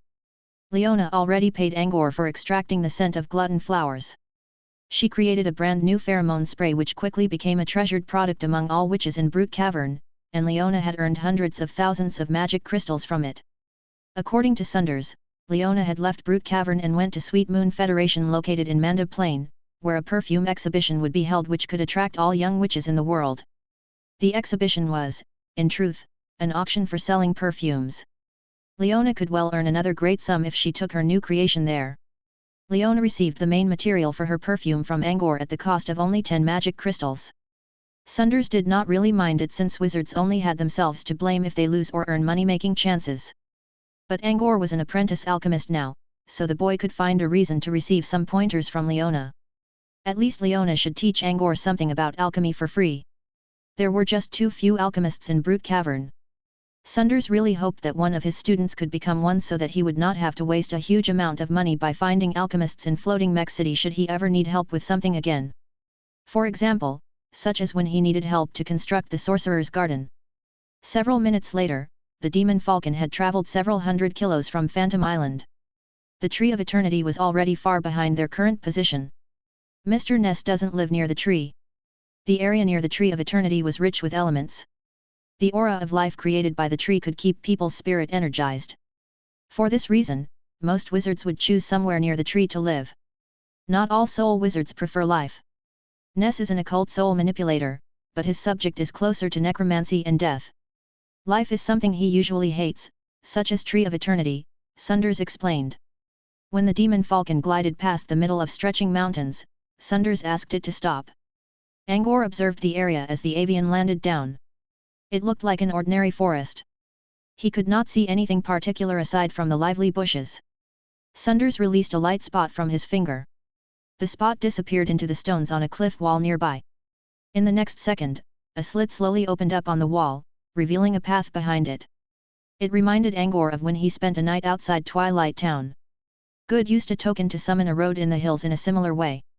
Is this an illusion? Sunders lead Angor into the slit while Angor looked around and tried to find the nodes for deploying the illusion. But he failed.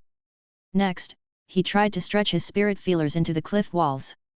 An unknown yet gentle energy quickly pushed his spirit power back into his mind space. It's an illusion array. There is no node, Sunders spoke in a plain tone. Angor scratched his head in embarrassment. His movements were clearly noticed by his professor. Illusion array was another branch subject for illusionists. However, it required knowledge of magic array first, so it was considered a very advanced subject. Sunders' notebook did not contain such knowledge. Better not touch anything when you are inside another wizard's territory. Careless moves can lead to hostility. If you triggered a trap, death will be the best outcome you can hope for. This is the place of a soul master, just so you know. What Sunders meant was clear, that Angor should refrain from doing anything stupid, so that his soul would not fall into an eternal torturing. It reminded Angor of how apprentices described soul manipulators, death is only the beginning. After being warned by Sunders, Angor no longer dared to do anything. The boy followed Sunders' steps closely.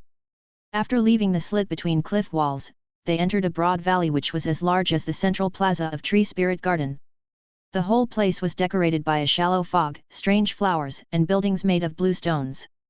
It seemed a secret paradise away from civilization. Although Angor immediately stopped thinking that way when stepping into the valley. The flowers still looked good, and the exquisite buildings and other sceneries were just fine. The fog though, no. That was no fog. It was a stream made from countless souls in various shapes. Semi-transparent souls gathered together and gave Angor a delusion that he was looking at fog. There were souls of people, animals, magic plants, even otherworldly humanoid creatures. The souls all looked in good condition rather than the ugly beings described in ghost stories. The look on the soul was not affected by what happened to its body. This was the case even if the body was cut to pieces and ground to powder. Although, the souls Angor was looking at now were all completely naked, and Angor felt really awkward standing here.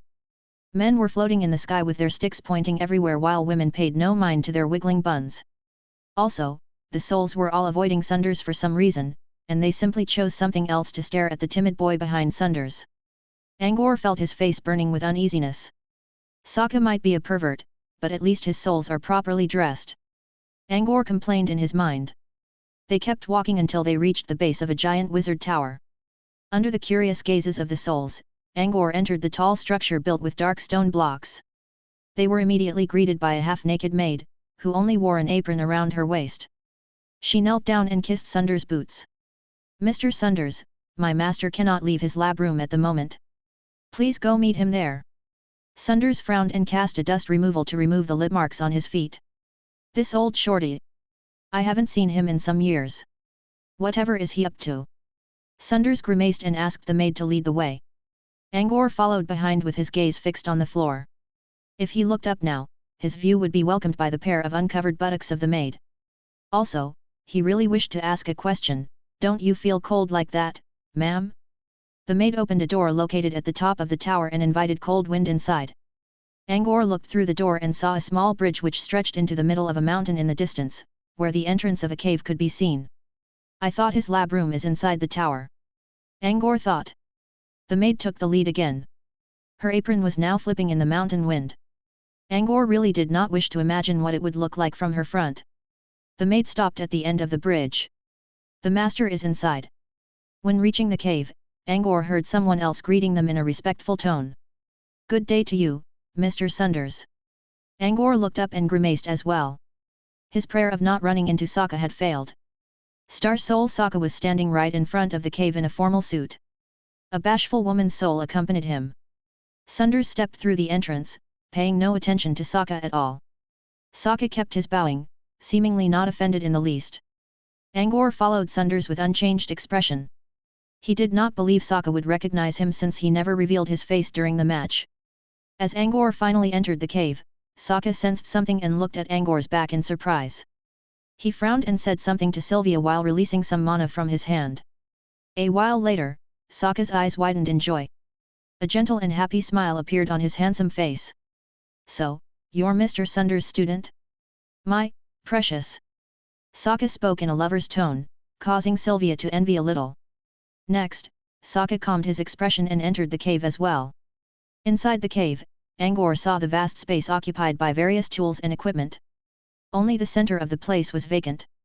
A small, grey-haired old man was working on something on his working bench with a knife in his hand.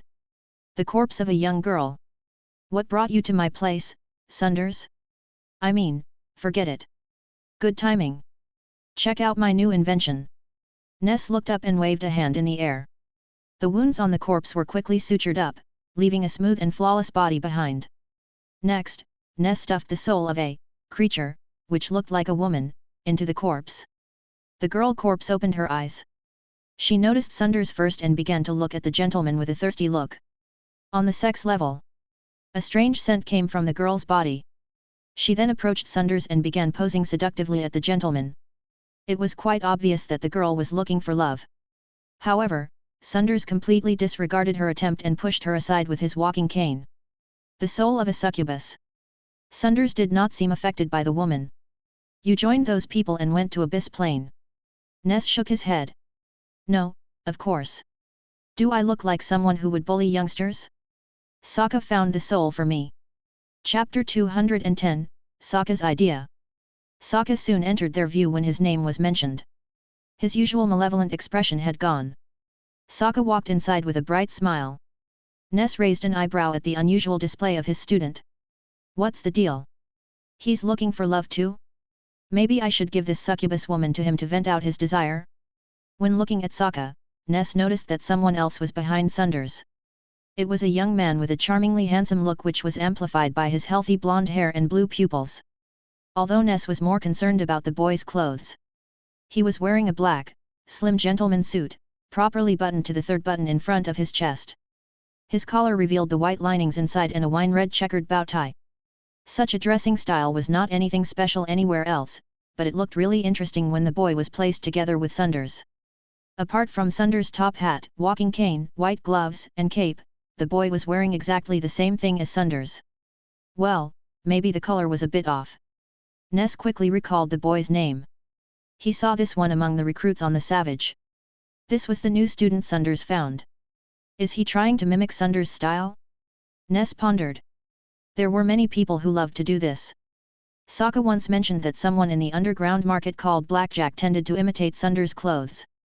Ness' eyes glimmered when he saw the buttons on Angor's sleeves. No. The emblems on the buttons were Sunders' family emblem. So, Sunders gave his personal attire to his student? Ness reached a conclusion in the end, that Sunders was really satisfied with the boy.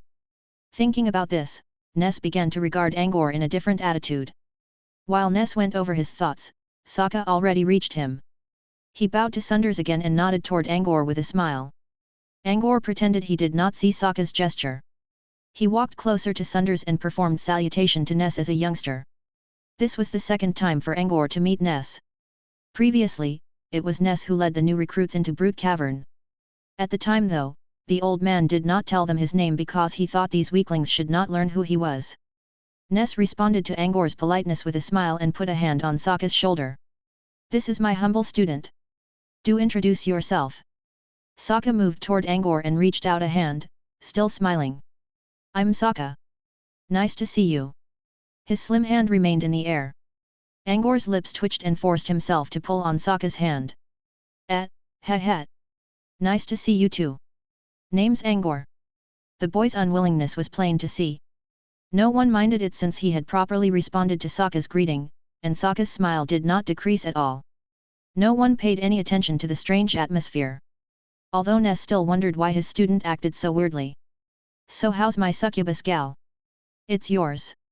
I guarantee her techniques will totally satisfy you, said Ness as he pointed to the naked woman who was still staring at Sunders in a horny way. No need, Sunders sneered. I knew you'd say that. Flora already told me that you're just a knucklehead. How many witches in Brute Cavern love you and fear you at the same time? Come on. Try to learn the way of humanity, Ness muttered his complaint, while Sunders did not seem offended at all. Angor believed that these two was probably good friends in private. Since this is the case, Ness pushed the succubus woman to Sokka. You take it then. You found her soul anyway. Sokka put an arm around the woman's waist and smiled gently while the woman winked at him bashfully. Then, Sokka wielded a blade and cut the woman into two halves of bloody body parts. The man tossed the remains into the furnace in the room and pulled her soul into a small vial. I only need her soul. Ness paid him no mind. The girl was already dead. The soul would only keep that body running for a short time. Angor was the only one who felt a bit depressed at what he saw. But only briefly. His moral standard was already lowering, especially ever since he came across all kinds of incidents in the wizarding world. He was not sure if he would become one of the merciless killing machines one day. You haven't told me. What brought you here? Ness looked at Sunders. Sunders glanced at Ness' student and his mana quickly covered the area around Sokka. Sokka was still smiling as if he did not notice anything. Angor, on the other hand, noticed a faint ripple of illusion around Sokka. A simple illusion, Sunders explained. It's about Angor, and I don't want anyone else to know about it. Ness nodded in acknowledgement. He already saw that the illusion meant no harm to Sokka. It only stopped the sound while making Sokka believe that everything was still fine. Sunders and Ness discussed the condition of Angor's soul and especially about the grey fog. Ness provided his own assumptions while giving Angor strange looks now and then. A moment later, Ness took out several parchments and began writing something. He probably had a plan in mind. It took some time, during which Sunders commented on the data Ness was working on. Angor could understand none of what they were talking about, so he kept his attention on Sokka. Or rather, the illusion around Sokka. Angor recognized it as a basic illusion and soon found the magic nodes for deploying it. He calculated something in his mind and reached the conclusion that he could also create the same thing with enough time. However, the illusion also contained something he knew nothing about. Angor sensed a strange rhythm coming from the illusion as if the pendulum of a clock was moving. The rhythm was not difficult to understand since it was melodious illusion, the basic of acoustic illusions. Angor could make something similar with enough effort. Although, what was the point of the rhythm? Being able to deploy the melodious illusion did not mean that Angor understood its effect on the entire illusion. He already memorized everything written in Sunders' notebook, and nothing in the book explained his question. Angor wished to ask. However, he decided not to when he saw Sunders in a heated discussion with Ness over some kind of formula. Some minutes later, Sunders came and extracted something from Angor's blood. He then went back to speak with Ness again. Angor kept observing the illusion, which was simple on the outside, yet difficult to comprehend in many aspects. If not for the situation, Angor really wished he could try the illusion out himself. While checking the illusion, Angor also noticed that Sokka kept staring at one direction with an affectionate look, as if someone in the illusion really interested him. From what was seen, Sunders' illusion had to have given Sokka an idea that they were still close to each other in the cave. Considering how Sokka had been well behaving, the illusion probably told him that Ness was still nearby. So, Sokka could see himself, Angor, Sunders and Ness in the illusion, while Sokka was staring at someone in an enthusiastic manner. There was no way Sokka would look at Sunders or Ness in that way, which meant. Angor felt a chill on his back. Sokka is staring at me? So, did Sokka figure out who I am? Baron Milk defeated Sokka on the stage. As Angor remembered, when Sylvia's soul spells failed to work, Sokka's previously frenzied expression suddenly turned gentle for some reason. And he kept mentioning some precious star at Baron Milk. Sokka's current expression was exactly how he looked like on the arena, and it gave Angor goosebumps. Angor was sure that Sokka was not interested in Baron Milk since he was fully covered under the robe. Sokka had to have been attracted by his soul. Angor felt he would never sleep well again when someone was drooling over his soul. That was why he stayed outside Sky Tower during that day, so he could find a chance to get rid of this madman. However, he only ran into Chloe brothers in the end. Sokka's reaction in the illusion proved Angor's idea.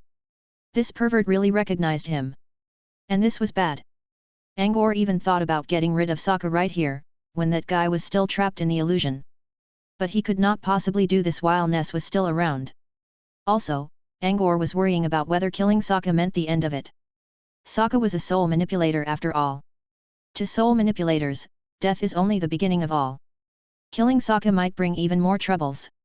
With this in mind, Angor decided to put the matter aside for now. Besides, Sokka was still not on the top of his enemy list. The one Angor would kill at all cost now was Hook Dick. Hook Dick was also a soul manipulator, but that man only joined Brute Cavern half a year ago. Considering how common apprentices usually progressed, Hook Dick should only know some basic spells at the moment. Killing his body would end everything. Angor was not really sure though. As he heard, Hook Dick had gone to receive some sort of soul soil baptism. Maybe Hook Dick could earn something really good from it. To make sure, Angor decided to go to Cloud Library and look into soul-related spells upon finishing his tower challenges. After making up his mind of disregarding Sokka for the moment, Angor began to observe the illusion again. Several hours later, Ness stood up from his seat. Good. I've worked out a perfect soul separation experiment plan according to the data of Angor's body. Now we only have to get to it. Chapter 211, Ness' Secret Plot. Ness approached Angor with a pile of parchments in hand. The old man dragged Angor to his experiment bench. Hold on. I'll check your data one last time, Sunders called. Don't you worry about nothin'. I'm second to none when it comes to experiments on the soul. Sunders frowned and insisted. Let me take a look. I want nothing wrong with Angor's soul, and I'm making sure. Ness looked a bit worried. There's really no need. Trust me. I mean, we worked out the data together. The boy's soul will be just fine. As Ness said, he and Sunders worked on the key points on separating Angor's soul and gained the result together. They already made sure that Angor's soul would receive no damage at all in the process. Sunders was only acting cautiously. However, when he noticed that Ness was trying to hide something, he began to suspect. Give me the data, Sunders ordered. Ness hesitated for a while and handed the parchments to Sunders. The papers contained the flow of the soul experiment, which consisted of 4 steps: soul attuning, separating soul from body, soul testing and rejoining soul and body. Sunders was extra careful when reading every word and number in the data because he was sure he saw Ness' strange reaction. Step 1 was correct. So was step 2. And 3, 4. They were all fine. All of the data and deductions were perfect. Sunders frowned again upon finishing the papers. Everything seemed right. But why did Ness look so weird? He looked at Ness again. The old man had completely removed his previous uneasiness. What did I tell you? The experiment's totally fine. I'm a soul master, why would I do anything wrong? Ness revealed a big smile, causing his aged face to wrinkle badly. Ness' sudden change in attitude raised more suspicion from Sunders. The gentleman read the data once more and found nothing. The data and flow of the test are okay. Sunders gave Ness a warning look. I'm telling you again, I want absolutely nothing wrong to happen to Angor's soul. Ness nodded, still smiling. His soul will be fine. You read the experiment yourself. Sunders was not really convinced. Yet he could not find anything wrong. He got the feeling that he might be a little oversensitive. Angor, who had been staying all quiet, suddenly spoke up, Professor, may I look at the experiment plan? Usually, it was very offensive for an apprentice to butt in the discussion between two wizards, especially now, when the boy's reaction could easily be comprehended as a question against Ness' expertise. It was like a patient who questioned the prescription he received from a doctor. If you did not believe the doctor, why did you come here at all? Sunders was a bit surprised at his student's boldness. To Sunders, Angor was always a cultured noble kid good at sizing up the situation. Well, maybe the boy had some kind of weird personal principle and could get a bit sunderous sometimes, but Angor was very unlikely to do anything impolite. Angor too, knew that what he did was probably stupid at the moment. But the experiment was about his own soul. He had grudges against both of Ness' students. Sokka's intention was still unclear, but at least Hookdick wanted him dead. Angor did not know if Hookdick already told Ness something. Besides, he also noticed Ness' unusual expression a moment ago. Of course, Ness was feeling very agitated now. He would have already destroyed both the body and soul of someone who dared to question him if this someone was someone other than Sunders' student. The old man only sneered in the end, hey? You sure you know how to read anything at all? Angor did not respond. Ness was right. He probably could not read a thing in the data. Ness did not retort further. It was just an apprentice, there was no point getting all worked up. Ness went to retrieve his parchments from Sunders. But Sunders did not let him. The gentleman picked out one of the papers and handed it to Angor while returning the rest back to Ness. Ness stared at Sunders with a questioning look. What do you mean? Angor may not comprehend much. But that one paper is different. He can read it, Sunders explained in a nonchalant manner. There's something the boy can read? Ness grew more doubtful now. His soul experiment was very complicated. Even Sunders required his explanation to get the big idea. Now a level 1 apprentice who was only a supernatural for half a year could understand something in the test? Wait, only one paper. Which one? Ness suddenly grew anxious again and quickly checked the remaining papers in his hands. The parchments explaining major experiment flow of the 4 steps were all here. The paper Sunders gave Angor contained some annotations for Step 2 separating soul from body.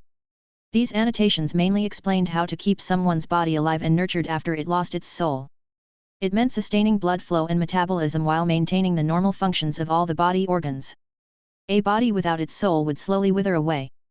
In order to make the last step rejoining soul and body happen, they had to keep Angor's body alive during the experiment. A similar thing also happened when Angor went to the nightmare realm to look for the channeling book together with Sunders, in which case his body remained in the wizarding world while his soul entered the nightmare realm. However, the nightmare realm did not follow the rules of time.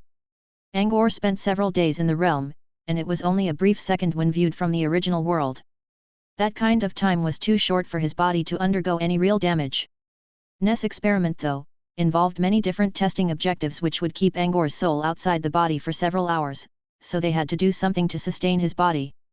The annotation page explained how to do this by using a nutrient fluid made from different magic plants and other special materials.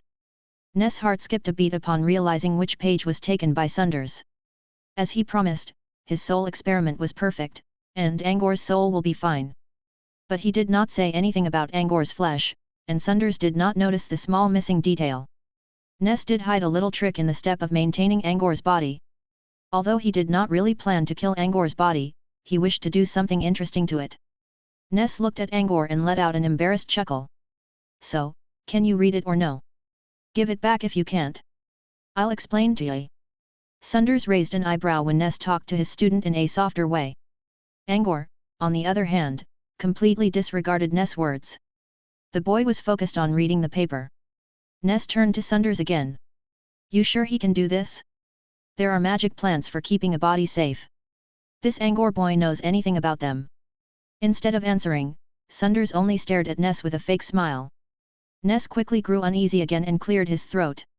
He was already complaining in his mind. Of all the others, why in the world must he choose that one paper? The old man prayed that Angor would not recognize anything particular. He already got the feeling that Sunders was determined to find out what he was hiding. Even if Angor failed to tell anything, the gentleman would probably find someone else to do it. Ness thought about admitting his little trick. It was nothing harmful anyway. Ha ha ha, Ness intentionally let out a really long sigh, then he glanced at Sunders carefully. Sunders was still smiling at him. Other than that, the gentleman did not say anything. Ness grew more and more frustrated. "Hey you! I'm worried. Look." I sighed. "Ask me why already. So I have a chance to explain."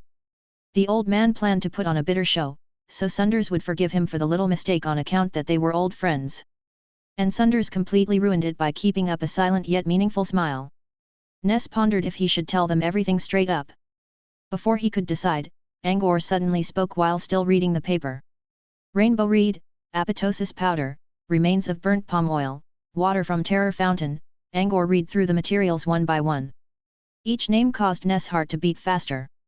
Sunders also considered these names. As a cultured wizard, he knew about these magical materials as well as their effects. They all contain something to help sustain a human body. Angor read the names of 13 types of materials. "Is something wrong with them?" Sunders asked. Angor considered and shook his head. "The materials are correct." Sunders raised an eyebrow. He already realized that his student had something else to say. And as he expected, Angor continued, "They all work fine, but I think there's an, how do I put it? A material that's an overkill."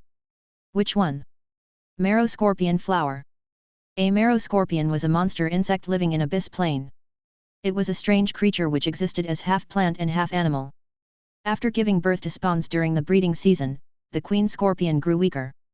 To protect itself, the creature turned itself into stone for 1 or 2 days and a strange flower would grow on its tail, thus the name of the material. Marrow scorpion flower. Sunders held his chin and found something related to the flower in his memory. Then his expression became a little weird. "It quickens someone's blood flow." Angor nodded. "Precisely speaking, it does so by applying an aphrodisiac effect." Chapter 212, Marrow Scorpion Flower. Sunders frowned. "The flower does improve blood flow, which helps sustain your body. It works in a strange way, but it's not a bad choice." Ness quickly agreed. "That's what I'm thinking. Just a small arousal effect, it won't hurt." Angor did not deny. There are many ways to improve blood flowing. Arousing sex is one acceptable approach. There you have it.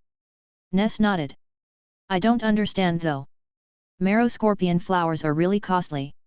Its arousal property also comes with a big side effect. So, why don't we use something cheaper, like a sweet blood orchis? This one is easy to get, and improves blood flow just fine, without any side effects, Angor suggested. Sunders nodded and agreed with his student. He realized he had been going the wrong way due to his excessive experience. A unit of marrow scorpion flower cost 6 times more than the same amount of sweet blood orchis. To Sunders, however, the difference in cost was never something that would concern him, so he never minded their prices. As a level 2 wizard, Sunders could earn quick money by any means. Some extra magic crystals would not hurt. Ness, however, was a stingy old-timer who was always saving money to buy beautiful slaves from other planes. He would never waste money like that. Sunders stared at Ness again. Explain, if you would. Ness wiped his forehead, but he was not sweating at all. Why didn't I use sweet blood orchis? Ness quickly tried to think of something and revealed a wicked smile. You see, Sunders, I have a lot of slave girls here, hee. So I always keep a good stock of marrow scorpion flowers. I don't have any sweet blood orchis left now. I'm improvising. The words sounded legit enough. However, Sunders was already sure that Ness was planning something in secret, so the gentleman only considered it as an excuse. Sunders already decided to reject Ness' idea of using marrow scorpion flowers, but he did not show it yet. Instead, he asked Angor again. Ness has his reason. Do you have any other questions? Angor hesitated. I never learned apothecary for real, but I think I read it in a book somewhere, that the locals in Abyss Plane tend to use marrow scorpion flowers as a blender for a certain catalytic reaction. He read it from a book he recorded in the Nightmare Realm, but he could not tell this to anyone. Ness stared at Angor in shock when hearing these words. How could a fresh apprentice know such trivia knowledge? Blender for a catalytic reaction. Sunders remembered something and remained silent for a while. Then he spoke again. I saw something like that when traveling in Abyss Plane. There was an alchemist from Floating Mech City who did such an experiment while using some other magic plants in Abyss Plane. Sunders paused to recollect his memory. We were camping together. I stayed up to be the night watch while he was making a potion. There was a bloodline wizard who came to whisper to the alchemist. That man asked if he was making something to seduce a witch in the team. And his answer was. Sunders closed his eyes to think carefully. Angor was much surprised by what he heard. You heard all that when guarding the camp outside? And, how did you hear something from a whisper? Angor was surprised for his lack of wizardry knowledge. Wizards all possessed superior memories. Someone with a high spiritual power indicator could even do something similar to hyperthymesia. Hyperthymesia was a rare mental disease, in which case the victim's brain registered every last detail of experiences and events automatically, in his or her subconsciousness, when the patient did not intend to do it at all. For example, there was such a mother who was troubled by the disease, who could clearly recall the scene in her maternity room, such as whether a doctor's sleeve was buttoned, how many scars were left on an ear of one of the nurses, how many birds were perched near the window, as well as the colors and stripe patterns of each of the birds. The mother remembered all of these when she was already 80. Ordinary people could only memorize something important. But hyperthymesia patients could remember all, as long as something once happened in his or her view. The condition was considered a disease because the victims had lost the ability to forget. They would be troubled by boundless memories for their entire lives until they met a terrible end when their brains could no longer hold the memories anymore. Wizards were different. They could do something similar only because their brains were amplified by their spirit power, thus gaining a better memory. They could choose to forget anything they liked, just like common people. Sunders' memory was not good enough to compete with a hyperthymesia patient, but his brain was already beyond the levels of average people. Sunders was still young in his story. He was interested in alchemy at that time, so he always kept his attention on the alchemist in his team. He did not really hear their conversation, but he could read their lips. Which meant. Sunders was now trying to remember someone's lip language which happened during one of his travels across the plains several years ago. According to the alchemist, Sunders imitated the alchemist's lip movement. When marrow scorpion flower reacted with magic plants originated in Abyss Plane, its initial effect will become catalysis, not sexual arousal. Angor nodded silently. It was exactly what he saw in the book he read. When specifically mixed with magic plants native to Abyss Plane, a marrow scorpion flower's catalytic property would cancel its aphrodisiac nature. Sunders glanced at Ness again, who quickly avoided Sunders' eyes. Angor spoke again, the flower will naturally improve blood flow when used with the other materials in the nutrient fluid which keeps my body alive. Although the side effect might be a little troublesome. If its catalytic effect is triggered, it'll do something completely different when added with the other material I read. Sunders continued, blood overflowing. Excessive production of androgen hormone. Unbalanced metabolism. Angor added the last part, a possible result. Death. To put it simply, the body would be killed by impulsive libido which had nowhere to go. Angor believed he read something similar in the Earth novels. There were certain fictional medicines that forced the characters to vent out on any women they could find, or they would simply die of uncontrollable lust. Although these characters all conveniently had women nearby. Angor, however, only had these guys around. The only female creature was just sliced in half by Sokka. What are you planning to do? Sunders asked Ness with an emotionless expression. An aphrodisiac effect was fine. Angor might get hot for some time, but a cold shower would end his embarrassment. But a catalytic potion was a little too far. Ness stuttered something and finally spoke in a really small voice, I didn't put any abyss stuff in the fluid. The secondary effect won't come up. His sophistry sounded pretty terrible now. Before Angor could point out where the abyss stuff was, he heard Sunders laughing in a dangerous way. Sunders released mana from his palm and the entire cave was blown over by a strong gale. When it ended, an ice sphere appeared on Sunders' hand. The sphere was hollowed out in the middle where some pink-colored gas could be seen. This is your second abyss material. Tell me now, why are you doing this? The gas was another type of magical material called fragrance of charm which was released by the abyss succubus. It was a popular pheromone perfume among witches. The gas was left in the air inside the cave. If they brewed the nutrient fluid here, the gas would naturally connect with the marrow scorpion flower in the liquid. Ness finally revealed an oh no my plan was found out look. And Sunders waited for his answer patiently. Ness sighed. Come on. I won't hurt Angor in front of you anyway. I just want to do a tiny experiment on my own. What kind of experiment? Ness spread his hands. Your deduction was mostly correct. Mostly. There was something you've gotten wrong. When fragrance of charm is mixed with marrow scorpion flower, plus the other materials Angor mentioned, they will raise the level of someone's pheromone. But it's not the androgen hormone you believed. The gas came from a succubus, the embodiment of women's desire which triggers the female hormone while the marrow scorpion flower triggers male one. So, the result is, both male and female hormone will elevate in your body. Angor frowned. You mean, I'll die even faster? There was no way Angor's young body could endure 2 hormonal surges. Several minutes at best, and he would kick the bucket in the heat for sure. It won't happen. Just a tiny experiment, as I said. Ness noticed that Sunders' expression was growing colder, and he quickly took out a vial from his space bag.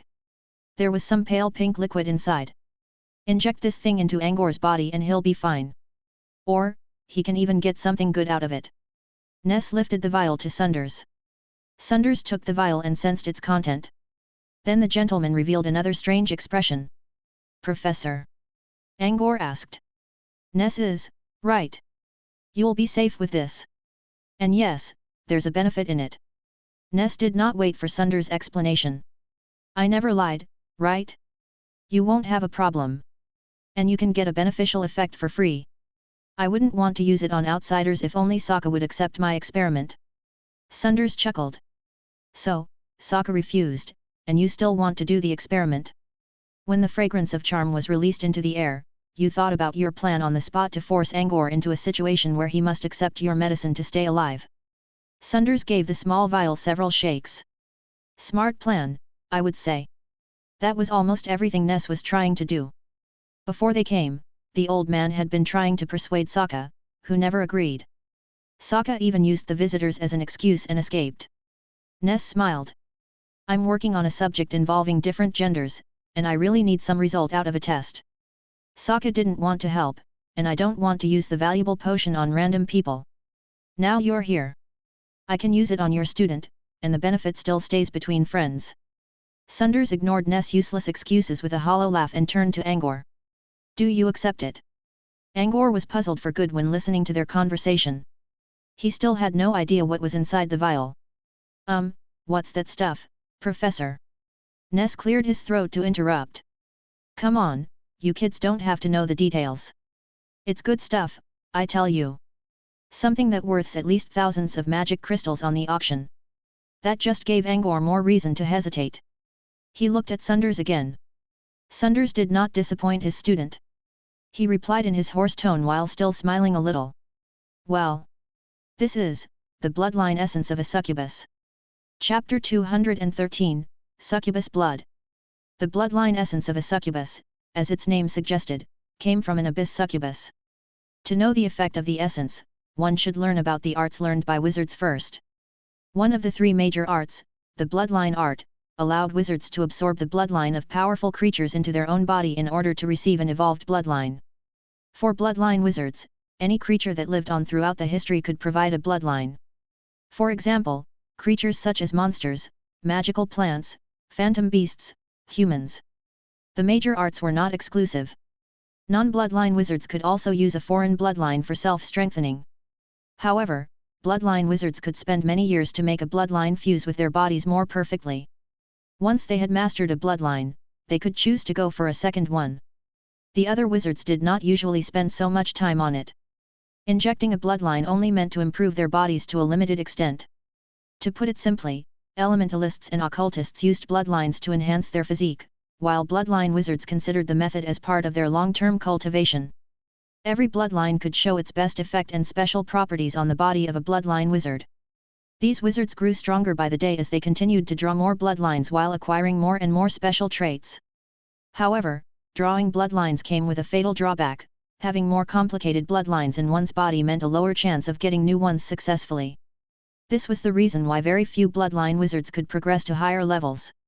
Of course, wizards who sought knowledge and truth for their lives more or less knew about methods to avoid the drawbacks. However, Angor did not know anything about such tricks yet. The succubus bloodline will enhance your body, possibly giving you a special ability of the creature, said Ness. He continued to encourage Angor by saying, just think. A fresh apprentice with a bloodline. Your strength will be doubled. When any other apprentice opposes you, you can just go kick his ass like it's nothing. Drawing a bloodline. Angor pondered. Previously, he thought Ness wanted to harm him. Now it did not seem the case.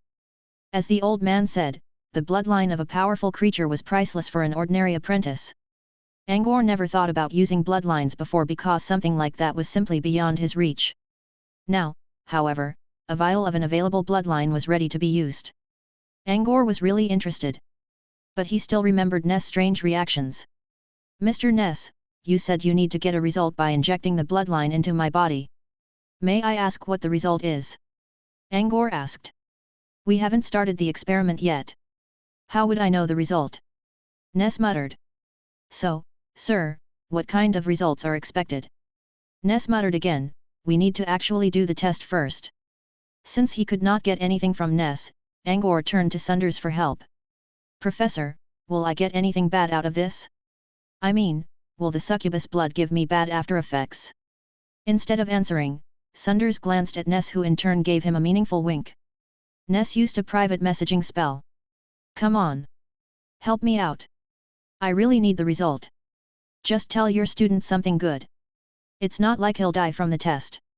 When Ness realized Sunders was not convinced, the old man clenched his teeth and decided to add to his wager. Okay. I owe you one this time. Sunders finally smiled in satisfaction. The gentleman turned to Angor. Using any bloodline has its own risk. But at the same time, there are approaches to prevent that risk.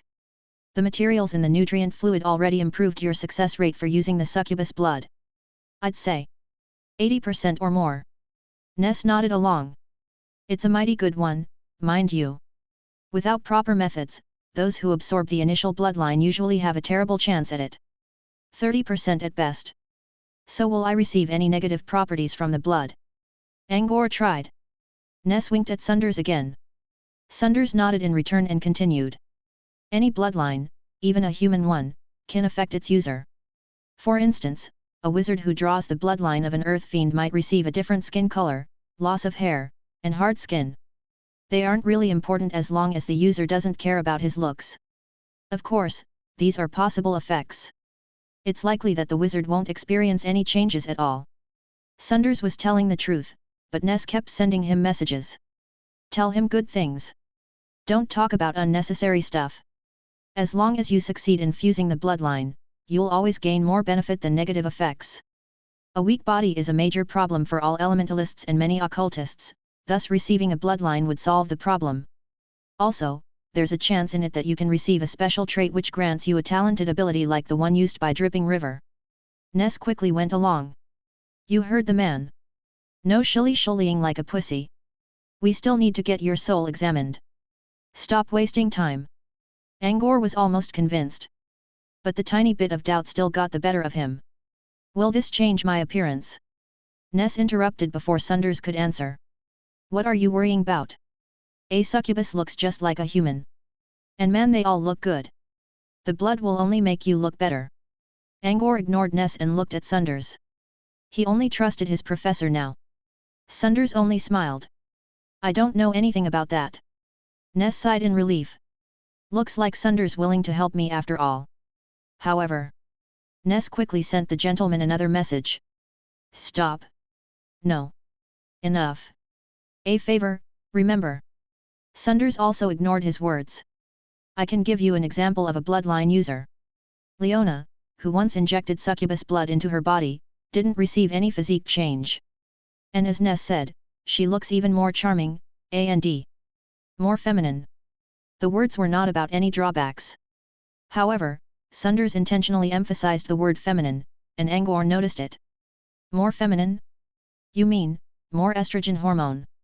Wizards usually would not know much details about sex hormone. However, for Angor, who had learned some medical knowledge from Earth before, he clearly knew what more feminine meant. A fine amount of estrogen hormone helped a woman look more charming. For a man, however, this could lead to overgrowth on the breast, reduced desire, and degraded manly features. Something that could turn a gentleman into a she-male. Angor shivered all of a sudden when thinking about the idea. It basically meant becoming a transgender, a terrible nightmare. He remembered that Ness mentioned something about a subject about different genders. Previously, Angor thought it meant the private actions between man and woman. Now he realized that the old man was aiming for something way more complicated, such as two different genders on a single individual. No. I won't use the succubus blood. Angor's sudden decision caused Ness' satisfied smile to freeze. Think again. It's good for your body. Ness quickly grew anxious. Angor shook his head. No thanks. Why? There isn't really a reason. Just, no. Angor was not sure whether his assumption was correct. Nevertheless, he would totally avoid using the blood for now. At least not before he got the chance to look into related knowledge himself. You ungrateful fool. Ness cursed. Don't force him since he doesn't want it. Use sweet blood orchis instead, and let's begin the experiment, Sunders spoke. Ness still looked angry. I don't have those. I only got marrow scorpion flowers here. The old man was staring at Angor in rage now. How dare you little asshole reject my offer? Just you wait.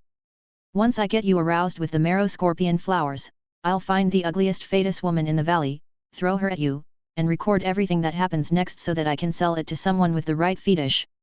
Ness made up his mind in secret. While Ness was being all happy with his wicked idea, Sunders pulled a colorful vine from his ear nail. I happen to have transplanted some sweet blood orchis in my garden last time. Now we don't have to find them elsewhere. Ness looked at the plant in Sunders' hand and grew speechless. I fucking hate rich guys. Sunders only chuckled at Ness' outburst. Remember your words. You owe me a favor. But he never agreed. I agreed that I won't tell Angor anything about the drawbacks of the blood. It wasn't my job to persuade Angor. Do you want to break your promise? Sunders slowly revealed the powerful aura of a level 2 wizard. Ness lost his balance a little. But. I agreed to help you check Angor's soul, Ness looked defeated. Because you're also interested in his soul. We both agreed. Besides, you get to learn something about special souls, so you should thank me for that. Sunders looked away. Ness felt about crying. Why can't I at least earn something for myself? The first step of separating Angor's soul was attuning. There were individuals whose soul could not be easily separated from their bodies. If forced, they would experience conditions such as loss of memory, dementia, even a dead soul. Such conditions were common on mortals with weak spiritual power, but it did not mean that supernaturals would be safe. To avoid problems, they had to determine whether Angor's soul was good enough for separation. The process of attuning was difficult and could only be done by soul manipulators. However, it did not take much time. Ness asked Angor to step into a magic array. Angor saw something colorful flashing in front of his eyes before he was asked to come out. "It's fine," Ness spoke, but he looked doubtful for some reason. "Something strange though. The volume of his soul is similar to people of the same age. Maybe a bit bigger. Yet the quality of his soul is exceptionally good. Angor's soul is purer than Sokka's." Ness looked at Sunders. "You sure he's an illusionist? Not a talented soul manipulator?" Chapter 214, Indulgence and Restraint. "The soul of a nightmare form is naturally purer than common people," Sunders said. "Yet, you used to be a nightmare form too, eh? But why am I getting the feeling that the boy is even purer than you?" Ness still looked doubtful. "Because Angor's nightmare form is of a higher level than mine," Sunders thought in his mind. Many wizards knew about his nightmare form, but few of them actually knew what a nightmare form could do. "Such a pure soul, he should have no problem studying soul spells," Ness commented. Sunders paid him no mind, but the words drew Angor's attention. The boy was not interested in learning soul spells for now. He only needed to know how to thoroughly kill a soul manipulator. Hookdick already sent assassins to come after him, and Angor was determined to get revenge. They proceeded with the second step of the experiment, separating soul from body. The materials for making nutrient fluid was sufficient, and they brewed the fluid soon enough. The pale green final product was injected into a glass chamber. Following Ness' order, Angor removed all his clothes and crawled into the liquid-filled chamber. He felt suffocated at first. However, once the fluid fully covered his body, Angor no longer felt so. The liquid in his lungs did not prevent his breathing. The chamber felt warm and safe, like the comforting embrace of a mother. Angor sensed his brain fully rested under the comfort. His eyelids grew heavier until he fell into a deep slumber. When Angor was asleep, Ness prepared to separate the boy's soul. There was a simple spell that ripped someone's soul from his or her body. However, the spell did too much damage to the victim, and of course, Sunders would not allow it, so Ness had to choose a complicated method. He first needed to loosen the connection between Angor's soul and body, then ignite a precious grass material called soul attractor which would attract Angor's soul to leave his body on its own. The process was long. No one knew how much time it would take for Angor's soul to quit his body. When the soul attractor started to burn, Ness quickly grew bored and tried to kill time in some bizarre way. The old man called a group of young maids to the room and began moving his hands around their bodies. When he noticed Sunders staying put in front of Angor's glass chamber, he gained a dangerous idea and asked a pair of maids to go serve Sunders. The maids fainted on the floor before they could reach the gentleman. "Remove that power of yours, will ye? They're only mortals." Ness crept up, with perfume smells on his body. "Angor's soul is still stable. This will take a long time." Sunders remained indifferent. "Losing yourself to your desires is the reason why you never improved much. If you wish to travel further down the path of wizardry, learn to control your lust. It's just a hobby." "You sound as if you don't have any," Ness complained. "I have them. But I know how to refrain myself," replied Sunders. He sounded cold as ever. "Are you lecturing me now? You know Bloody Mary from the Dark Castle?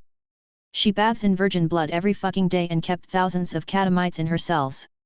And she still became a legend and went to explore distant lands." Ness felt irritated a bit. What he did was nothing compared to Bloody Mary. Desire is not determined by the number of tools. You can go all out on a single woman, whereas Bloody Mary knows how to control, no matter how many kids she had.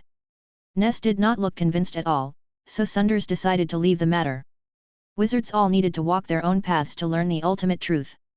This was why he did not teach Angor anything at the beginning and only gave Angor his notebook when the boy learned how to pursue the essentials of spells and alter the spells according to his own ideas. Sunders remained silent, and Ness went back to his maids. The old man got bored again soon, so he asked all the women to go away. He then joined Sunders near the chamber. "So, how did you teach Angor? Where did he learn about all those magic plants as well as their effects?" Ness chattered, "Look at my students. They're terrible compared to Angor." Sunders briefly revealed an uneasy expression. He never taught Angor any alchemy knowledge.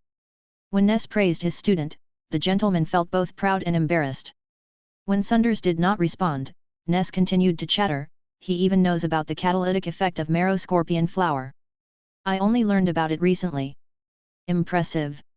Did he receive enlightenment from the Elder of Books? Sunders was curious about Angor's knowledge, but he did not intend to look into it. Wizards all had their own ways to study, and everyone could know something that others did not. For example, Sunders did not know much about soul knowledge, and he had to come looking for Ness' help. Enlightenment? Not really. But he did receive some pointers. Sunders felt proud of Angor's achievement. No one had gained anything from the Elder of Books in many years. Whatever Angor did, the boy proved his superior talent. Ness was jealous now. "I'd have been the one getting the recruits. Then maybe Angor would be my student instead. I've got so many questions to ask the Elder of Books, but he always chased me out of his room. Damn it." Sunders sneered in his mind. "You won't get Angor anyway. I intercepted the boy from White Coral Floating Academy's ship." As they talked, Angor felt himself returning to the chaotic space again. This was the place where he fought with Parasite Queen. "I returned to my soul form again." Angor looked around curiously. The place might look like his mind space, but Angor knew that it was not because he did not see his axis of the universe here. It was mostly empty. Apart from his own soul, there was only one other object, a green flower bud which was releasing a pale green light. So this is the core of green velvet? Angor tried to move. He thought his soul was trapped in the body like how it was when fighting Parasite Queen. Surprisingly though, he realized that he could move around this time. "Hey! I can move." Angor floated about. It felt similar to when he was in the nightmare realm, where he was not bound by gravity at all. Angor floated to the green velvet and circled around the bud. He was not confident enough to actually touch the plant, but he sensed something comforting when staying near the bud. Just like Sunders mentioned, the green velvet could nurture his soul. "But, the green velvet core should be inside some part of my body, right? Why can't I see it here? Does this mean that the chaotic space is the inside of my body? But why are there no blood vessels and other body parts? It looks so empty. Where exactly is the green velvet? And what is this place?" Angor decided that he would ask his professor later. He stayed near the green velvet and enjoyed the refreshing aura it released until a strange force appeared and drew him away. The strange force was like a delicious candy that lured a child. Angor thought he could easily ignore the urge to follow it, but his mind worked too slowly. By the time he came to, he already floated to an entrance that looked like a vortex. He could see the outside world through it. Sunders was right there, but the gentleman never looked his way. He saw Ness too. Unlike Sunders, Ness bent a finger at him and beckoned. Angor was already attracted by the unknown force. Now that Ness asked him to come out, he stepped through the entrance without a second thought. "Good boy." And finally, his soul space is pretty large. The soul attractor has been burning for an hour. Ness snuffed out the flame on the grass and the strange force that attracted Angor's soul vanished. "So, it was successful. Now we need to test his soul," Sunders spoke. Angor could not feel the nutrient liquid around his body when existing as a soul, so he believed he was an ethereal being who could go through solid objects. He was quickly proven wrong. When Angor went for the outside of the glass chamber, he bumped his head on the glass. Hard. Sunders looked at the silly move of his student and held back the urge to face palm. Ness laughed out. When Angor's expression went darker, the old man slowly explained, "My equipment are all made from special materials. Souls cannot go through them." Looking at how Ness was still laughing, and his professor's embarrassed look, Angor found an exit at the top of the chamber and floated out, blushing. He tried to stand on the floor, but he failed to sense anything solid. It was strange when looking at his body submerged in the chamber. Angor still felt a connection between his body and soul, but he could not tell why. Ness spoke to Sunders. "The kid is still trying to hide his privacy. Look, he even made some ethereal clothes around his soul." Like what Ness said, Angor's soul was not naked. He was wearing some basic cover-up. Sunders sneered, "Unlike you, people know about shame." "Tui. Why would I need to know shame? That's mortal stuff that constrains a human's nature. Wizards should all let it loose. Ness retorted. That's your one-sided and extreme standard, and the reason why you failed to break through, said Sunders. He had grown tired of explaining moral issues to Ness. Let's begin. We'll note down his condition first. Sunders turned to Angor. Do you feel the grey fog in you? Angor tried, and he did sense the strange ripple coming from the depth of his soul. Yes, sir. Can you control it then? Release it, Ness said. Angor tried again. I don't think I can. After how he released the fog to an extreme extent last time, the fog seemed to be dormant. Now, it looked like a stagnant puddle that refused to move around no matter how hard he tried. I see. Then, we need more tests. We shall find where it exists, and do something specific to trigger it, said Ness. He pointed at the experiment bench where he processed the female corpse. Get on the bench. Chapter 215, Secret of the Soul. Angor left the ground and floated onto the bench with ease. Oh, you just became a soul and you know how to float around already? Clever, Ness commented. This was not the case. Angor could move freely all thanks to his experience in the nightmare realm. However, Sunders already told him not to reveal anything about the place, so Angor could only give Ness a timid smile. Angor hunkered down on top of the experiment bench while Ness walked to some strange-looking equipment. Check out my treasure. I worked hard for a century to save up enough money. Ness bloated. The old man spun a reeling wheel and something opened up on the ground, revealing a series of tube-shaped devices. There was a rotatable light bulb to the left of the devices, which was accompanied by different smaller light tubes to the right. All-inclusive illuminator. Ness pointed to the device proudly. I got it from an auction at Floating Mech City 10 years ago. It can simulate visible light of all frequencies. All-inclusive illuminator, a new invention of modern machine alchemy. A very valuable piece, Sunders nodded. Why, you're actually willing to spend the money on it. I don't have a choice. This is the only thing that creates an effective light wave that illuminates a soul. Soul wizards really need this thing to help test out different souls. Angor listened to their conversation and realized what the device was used for. It seemed like something that released visible light within a certain spectrum. Visible light meant a certain range of light spectrum which could be sensed by human eyes. When John gave Angor a lesson on optical waves, he mentioned something similar to Ness' device called a spectrometer. The latter worked by separating spectral components from environmental light and thus, it worked differently from Ness' device. This meant that the alchemy machine industry in the wizarding world had already reached a high level in terms of science. Still, this was the first time for Angor to know that someone's soul could be seen through with the help of visible light.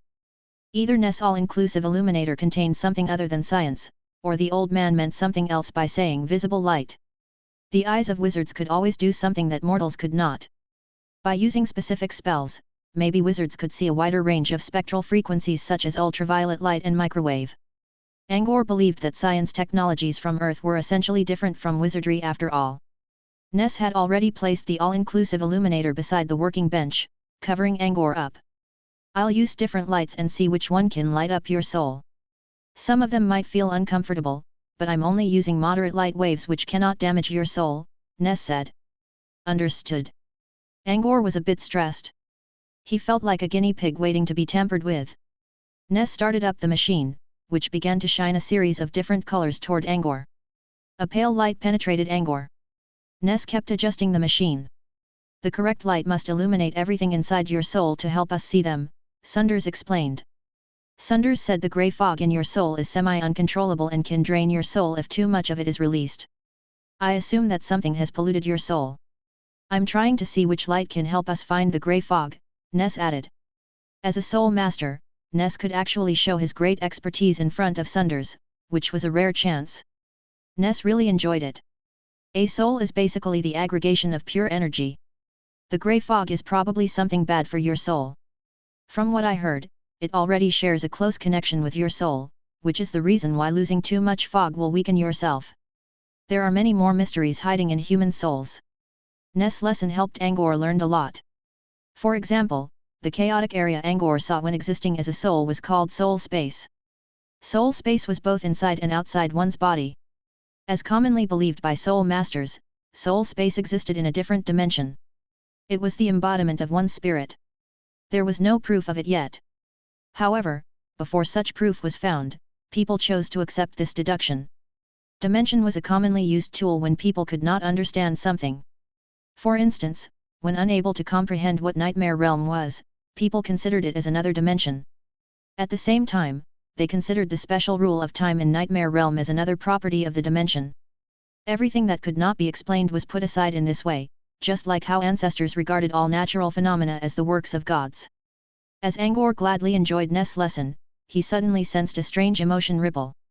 So beautiful! Barren milk, no, Angor. You know, your soul is beyond beautiful. Oh, how I want to kill you! No. I must wait.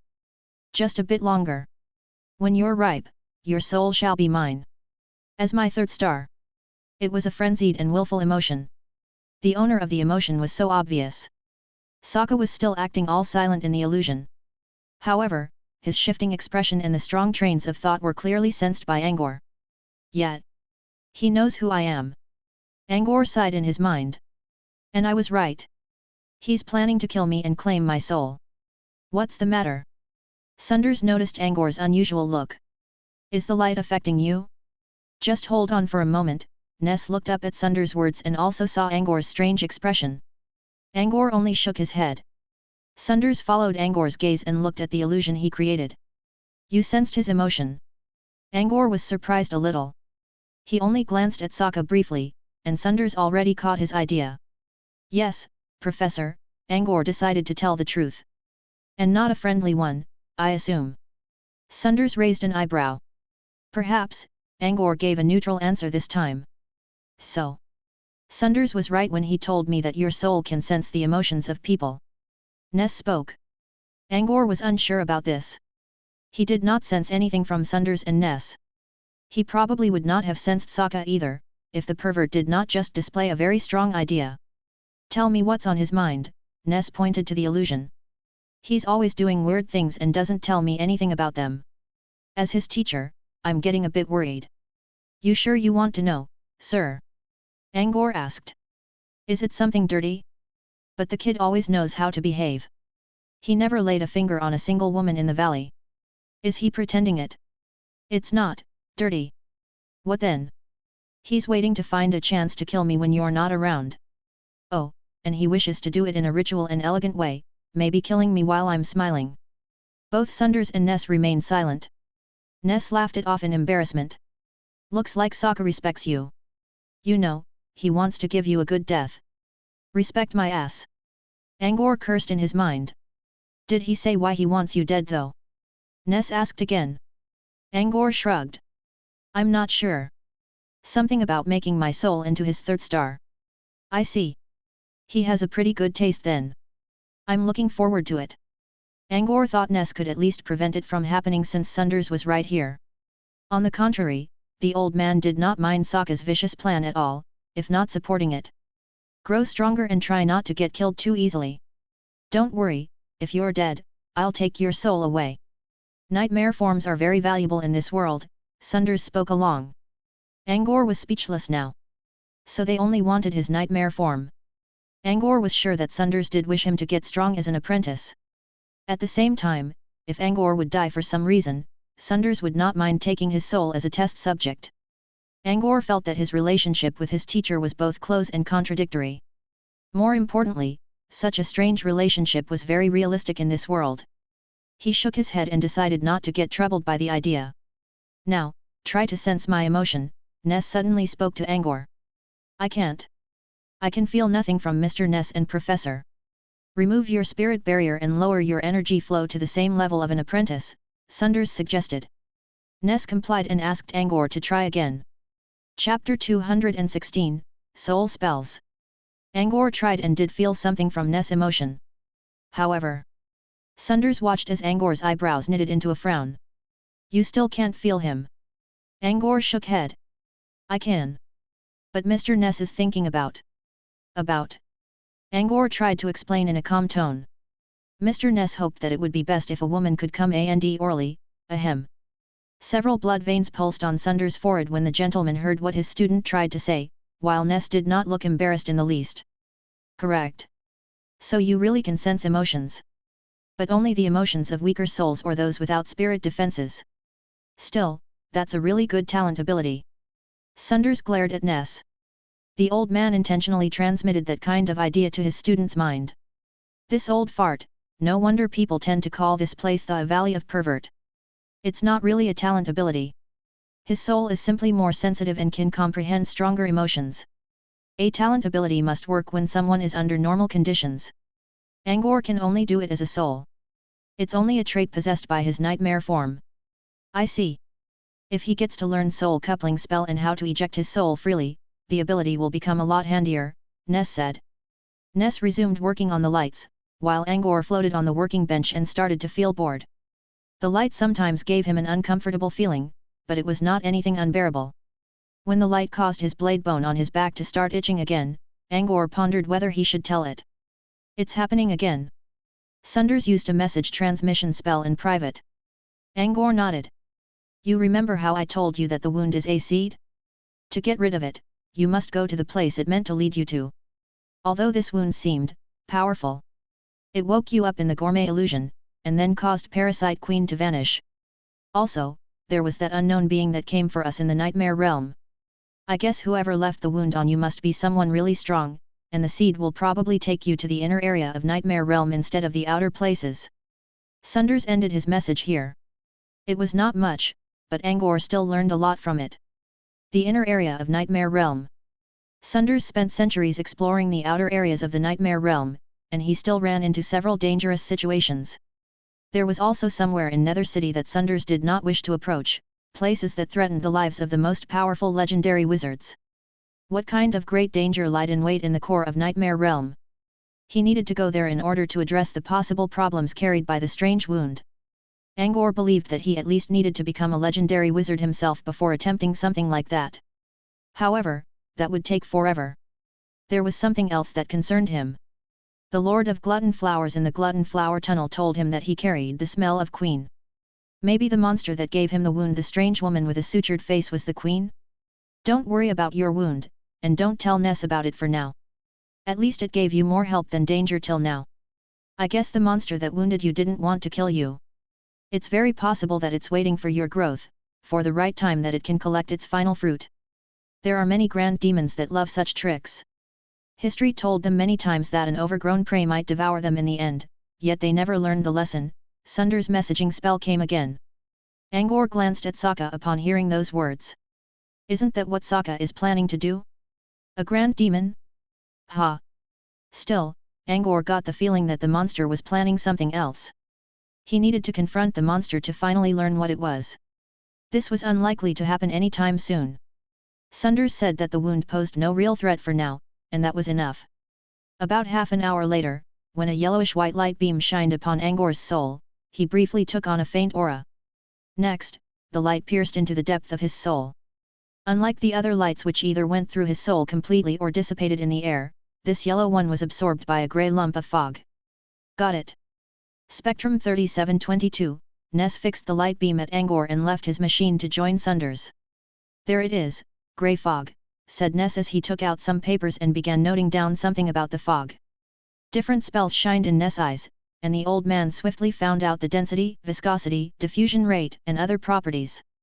Next, Ness listed out a series of substances that shared similar properties. They could be what they were looking for. Soul mephitis? No. The gas pollutes someone's entire soul instantly instead of staying in one spot. Spirit miasma maybe? Nah. Angor would have gone crazy in that case. Maybe it's white frost. As Ness focused on his theories, Sunders observed the now visible grey fog and revealed a puzzled look. The ways it flows, it's like Sunders caught a faint trace of a similar object in his memory and fell into deep thought. Ness put down his papers and approached Angor's soul to check the fog as well. Yes, I also saw it somewhere before, said Ness. He took out a magnifying glass and spoke to Angor, try to control it. Under Angor's effort, the lump of fog moved just a bit before returning to its stagnant state. When the fog moved, a strange ripple caused Angor's soul to change a little, as if the fog tried to join with Angor himself. Angor did not notice it. Ness, however, widened his eyes in shock. It's absolutely not pollution, but have you been studying soul spells these days? Ness suddenly asked. Soul spells. Angor had not expected such a question. He did think about them before, but he only decided earlier today about learning how to counter soul spells so he could get rid of Hook Dick. He never planned to study them. No. I only know some basic cantrips and illusion spells. Angor shook his head in denial. He still needed a lot of effort to learn advanced illusions. He had no time for anything else. Strange. The grey fog isn't a solid substance. It's a product, some kind of crystallized result of intelligence, like a spell model. It's made when you successfully make your innovation and knowledge into reality. Ness paused. It looks like the model of a soul spell. The old man suddenly summoned a woman's soul. Next, he created a barrier around the three of them, while leaving the soul outside. As Angor tried to comprehend what he just heard, Ness made his all-inclusive illuminator shine with another type of light and directed the light at the woman's soul. Angor could now see the energy flowing in her. Use Howling of Souls, Susan, Ness ordered. Upon hearing the order, the energy in the woman's soul began to gather and created a strange ripple. Her face twisted, and a terrible screaming was heard. However, they did not feel anything other than her voice when inside the barrier. See that? The ripple on your soul when you moved the fog around looks very similar to her when she used Howling of Souls. That's why I suspect that you learned a soul spell. Ness frowned. If that's the case, oh my, your magic potential is amazing. The spell is already existing as a condensed fog when you didn't even trigger it at all. If you actually released the spell, it will be something beyond a mere cantrip that could be learned by an apprentice. It explains why you felt your soul drained dry. It isn't something you can use with your current level of strength. A toddler with a sharp sword will only hurt himself. Angor grew more and more puzzled now. Is it really a soul spell? But I never learned any. It's only an assumption. We may learn something else if you can release it, but your soul is too weak to do so. Forcing it means exhausting your energy. Now that I think about it, how did you survive when you actually did it in front of Parasite Queen last time? Ness asked. Angor shook his head. I don't know. He felt that Parasite Queen was pulled into the wound on his back, then his soul was energized again. But it had something to do with Nightmare Realm, so Angor could not tell it to Ness. Welp. I have nothing else to work on, then. Ness shrugged. Hold on, said Sunders after he had finished his thoughts. His soul is too weak to release the fog, so he can do it if you lend him some soul energy. Chapter 217, Rise of Rhythm. Soul energy could be borrowed? Before Angor could consider the possibility of the matter, Ness yelled out his complaint, You let me down, Sunders.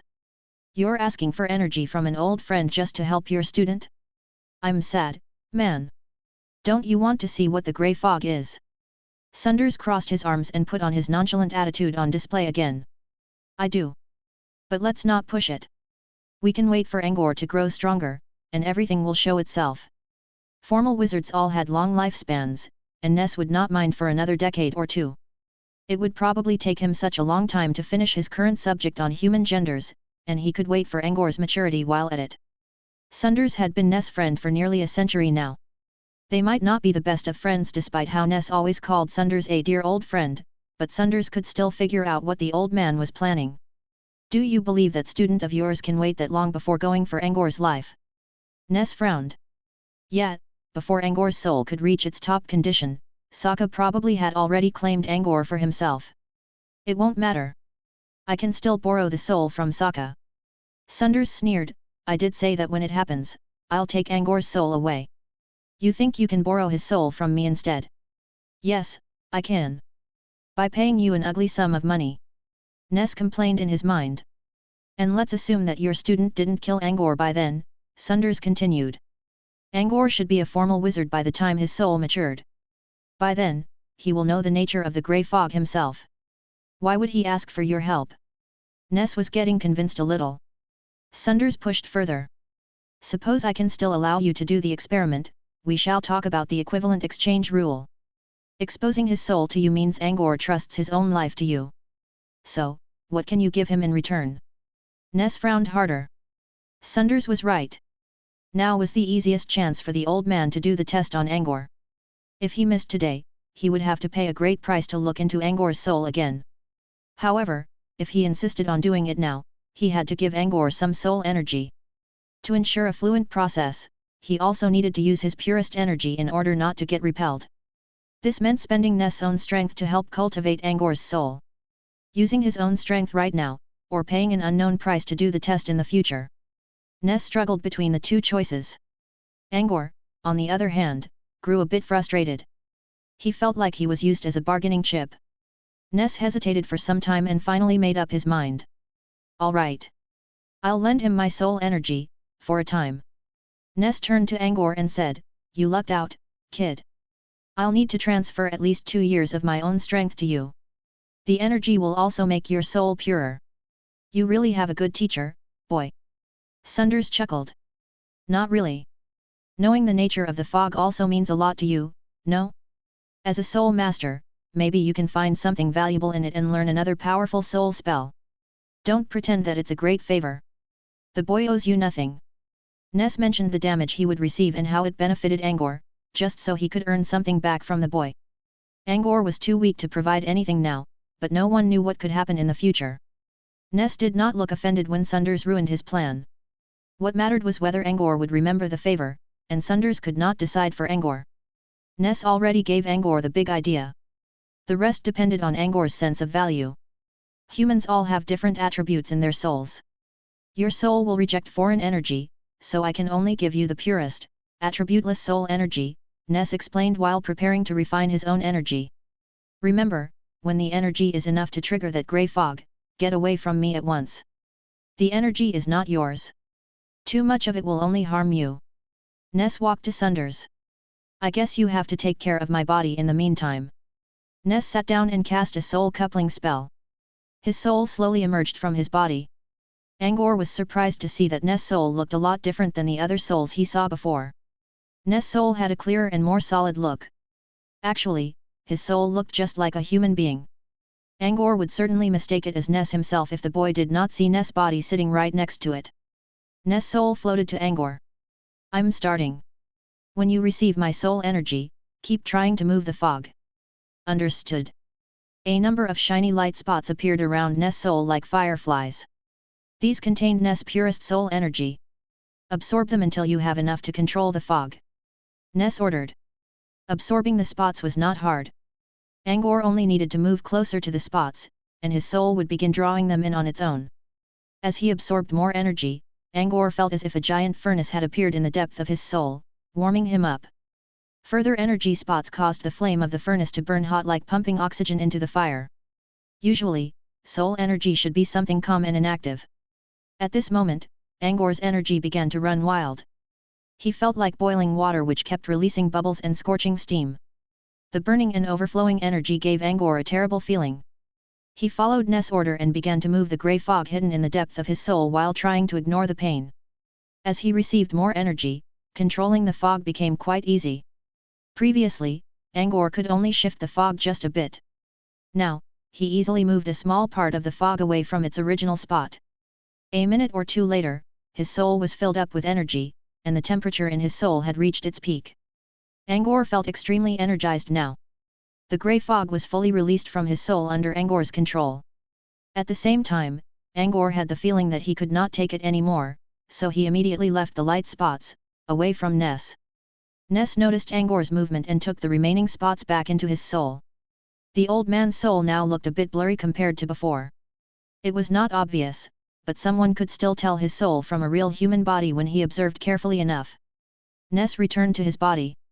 His face was a little pale, and he did not look as spirited as before. Blast it! The kid's soul is better than I expected. He even got a soul furnace. I lost at least 5 years of my strength. Ness bellowed toward Sunders. I ask again, you sure he's not a soul manipulator? His soul is too good for a nightmare form.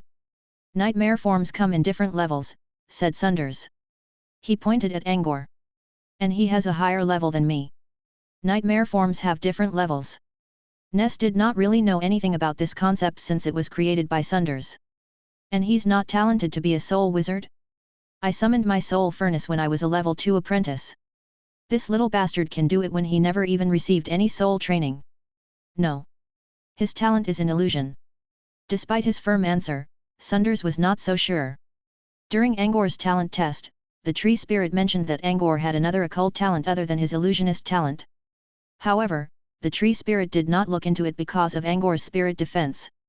Maybe this second talent is something related to souls. Sunders pondered. Nevertheless, Sunders did not intend to say anything about it before Angor became a wizard. Going for a second subject during apprenticeship could be a reckless decision for Angor. One's talent cannot determine his future achievement.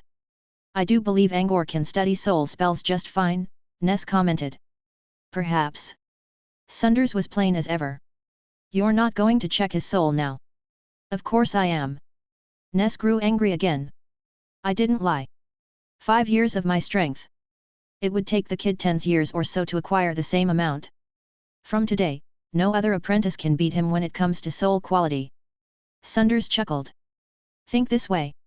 When those people from Moonfrost Union see your current condition, they won't ask you to join the front line again.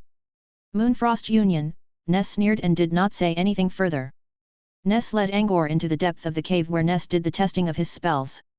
It was a room fully encased in metal and came with the protection of a magic array. Ness asked Angor to stand in the center of the room. Then he pointed at the various alchemy items at Angor. These tools would help record various data of Angor's fog. You should have enough energy to cast a soul spell now. Let me see what that fog really is, right now, said Ness. His eyes were literally shining. At least I can learn something good out of it. Angor already felt terrible because of the overflowing energy. When he heard Ness, he was glad he could finally let the energy out. Angor released all the extra energy he gained from Ness in one go. The grey fog in him flowed outward like crazy. As the fog left Angor's soul, the underground room was shrouded in a strange aura. When the fog slowly covered the area, they all sensed a type of heavy and sturdy energy pressed against their bodies. This is Ness widened his eyes in shock. I see it now. I knew something felt familiar. This is the fucking rhythm of law we saw that day. Ness gave Sunders an angry glare. Damn it. Sunders, you ass. You fooled me again. Sunders got a good feeling about the familiar aura in the room and nodded. My assumption was right. This is the sequence of gravity. Chapter 218, Tranquility of the Soul. Ness heard Sunders' words. And he was furious. Sunders knew about the nature of the grey fog all along. Ness spent years of his strength on Angor so he could learn the data of a new soul spell from Angor's soul and recreate the spell using his expertise as a soul master. But there was no such thing as a new soul spell. This was the embodiment of natural law. And he could not possibly study the rhythm of a law. This was a gift bestowed to lucky people by the world's consciousness. Only legendary wizards had a chance to comprehend the force of the law by other means. It was already a big question of whether Ness could become a level 2 wizard in his life. Legendary? Forget it. And Ness was infuriated about how Sunders tricked him into doing the experiment. Sunders was the owner of a gravity garden. He would see the law of gravity all day. Obviously, he could see it from the strange fog. Ness felt like crying. He was kept in the dark by this pair of shameless assholes. He spent a whole day on a useless experiment while spending his own resource, only to get nothing in the end. You knew. From the start. Hey. Ness questioned Sunders. Sunders still looked indifferent as he replied, I was still uncertain when looking at the strange ripple when Angor tried to move the fog on your bench. And you decided to trick me into helping. Sunders was unmoved by Ness' sad expression. It's a harmless test. If my assumption was wrong, you would gain a piece of valuable knowledge. You were just not lucky enough. When fighting with Parasite Queen, Angor managed to move his grey fog. However, instead of triggering the true power of the fog, he only placed the fog into a different position around his soul. But here, Angor completely displayed the full potential of the grey fog with the help of Ness' soul energy and revealed its effect. When he did, Angor immediately understood the nature of the fog. He could manipulate the fog however he wanted, just like casting cantrips. Gravity. He was using the sequence of gravity. Angor always felt something familiar from the strange fog because he had been doing combat training with Toby, who often wielded the sequence of gravity right in front of him. Angor realized how to wield the new power almost instantly. He pointed a finger to a metal block nearby. The object, which weighed several dozen kilograms, immediately floated into the air. Use all the energy you have and throw it at me. Sunders' figure shifted in front of Angor. Angor was trying to find a target to direct the object at when Sunder's offer solved his problem.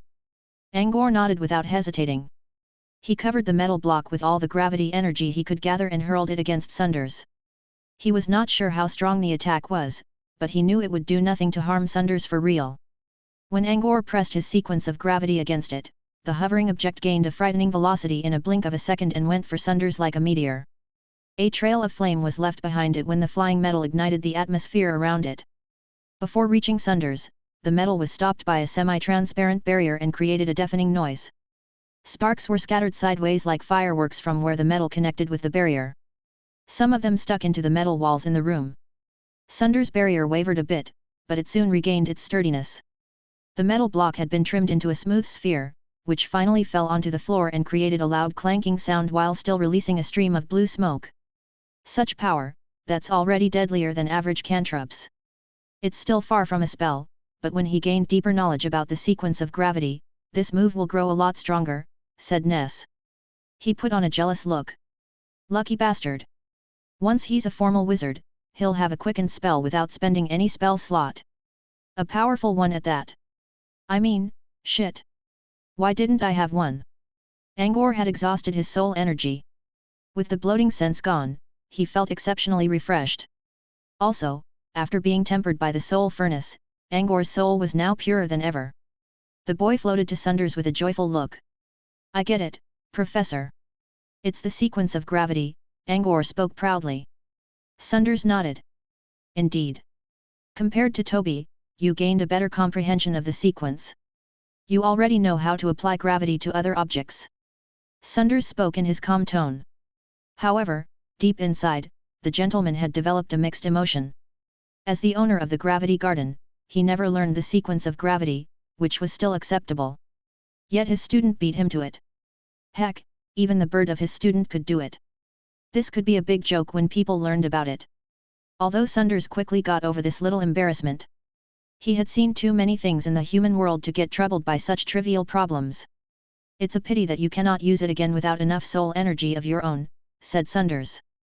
He revealed a puzzled look and asked, I'm wondering. When the Sorcerer's Garden was constructed, you really didn't sense anything. Usually, when the world's consciousness injected a law into a finished Sorcerer's Garden, anyone who learned something about the law would quickly understand it.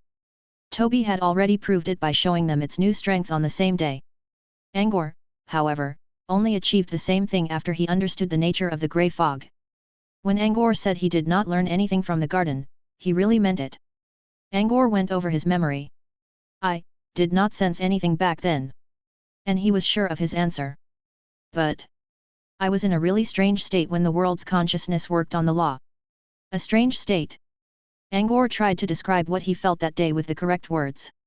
It was something new to me. It wasn't meditation, but I still felt the surrounding turning very calm and quiet. My mind felt like a giant grassland. It could contain wind, clouds, the sky. I could sense everything that was happening around me, including the rhythm caused by the world's consciousness. Ness sent a voice transmission to Sunders. I think I know what he's talking about. It sounds like tranquility of the soul. Sunders and Ness revealed the answer at the same time. The tranquility of body, mind, and soul meant 3 different meditation levels. The tranquility of the body was the first challenge that separated mortals from supernaturals because mortals could not enter the state of meditation with their distracting thoughts. The tranquility of the mind was only something possible for wizards. Such a state helped them enter a meditation quickly in the noisiest environments. An even higher level of the meditation was called tranquility of the soul. When someone could calm his soul, nothing would ever disturb him again. This was mostly an unreachable state for wizards. Someone who managed to achieve tranquility of the soul would be able to comprehend all reasons and learn knowledge faster than ever. Every wizard out there would give everything to meditate in such a level. How to enter such a state had been a constant debate topic among wizards in the South. There had been wizards of different levels who succeeded in it, including legendary wizards and fresh apprentices. This meant that whether someone could achieve tranquility of the soul had little to do with their strengths. But not everyone believed so. There were ancient parchments which said that high-leveled wizards could all enter the state. Here, by high-leveled wizards, the stories in the parchments referred to level 6 formal wizards or someone beyond. Today, only level 4 wizards who successfully found their paths of truth were considered legendary wizards. Level 6 meant 2 more levels beyond these people. The southern region had not seen another legendary since Barzil the Great Twisted Wizard disappeared from everyone's view 1,000 years ago, which meant these ancient stories would never be proved. Nowadays, most wizards in the south considered such a meditation state as something brought by a rare destiny. Maybe he simply hit the luck? But why must he enter the tranquility of soul right when the world's consciousness brought the law? Such a coincidence, Ness transmitted his voice to Sunders.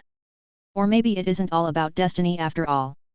The appearance of the world's consciousness fulfilled one of the conditions, Sunders pondered. Like Ness, he did not believe that his student only had his luck to thank for. There had to be something that helped Angor achieve soul tranquility, and Angor found it. Angor continued his story. The rhythm brought by the law beat in my mind like music notes that came alive. But it didn't last very long. Some powerful drum beats interrupted the music, and they pressed me on the ground. I couldn't move. I only felt better when the law was finally completed. Chapter 219, Disadvantage. You're just a freshman apprentice with an above-average spirit. Your body cannot endure the state of soul tranquility for too long. Any ordinary soul will simply be kicked out of the state in no time, but you're a little better. 'Tis a destiny sought by all wizards. Why does it have to be you? Ness pointed a finger at Angor and did not know how to complain further. Soul tranquility. Angor did not hear the message transmission between Sunders and Ness. He had no idea that the state he went through that day was the highest meditation level one could hope for. Sunders gave Angor a brief explanation of it. Somehow, you achieved the conditions for soul tranquility without realizing it, and the world's consciousness triggered it in you. That was how you fell into the state. As mentioned by Ness, your body is too weak to experience the full potential of such a state. Although this explained how you learned the sequence of gravity. Your learning process was interrupted when you couldn't hold on any longer, so you failed to realize what you just learned because it was incomplete. The partial sequence stayed in the depth of your soul since you earned them in the state of soul tranquility, said Sunders as he looked a bit disappointed. The knowledge of such a power would exist in your mind space instead of your soul once you fully comprehended it, in which case you do not need to use soul energy to trigger it. Now, however, it's such a pity.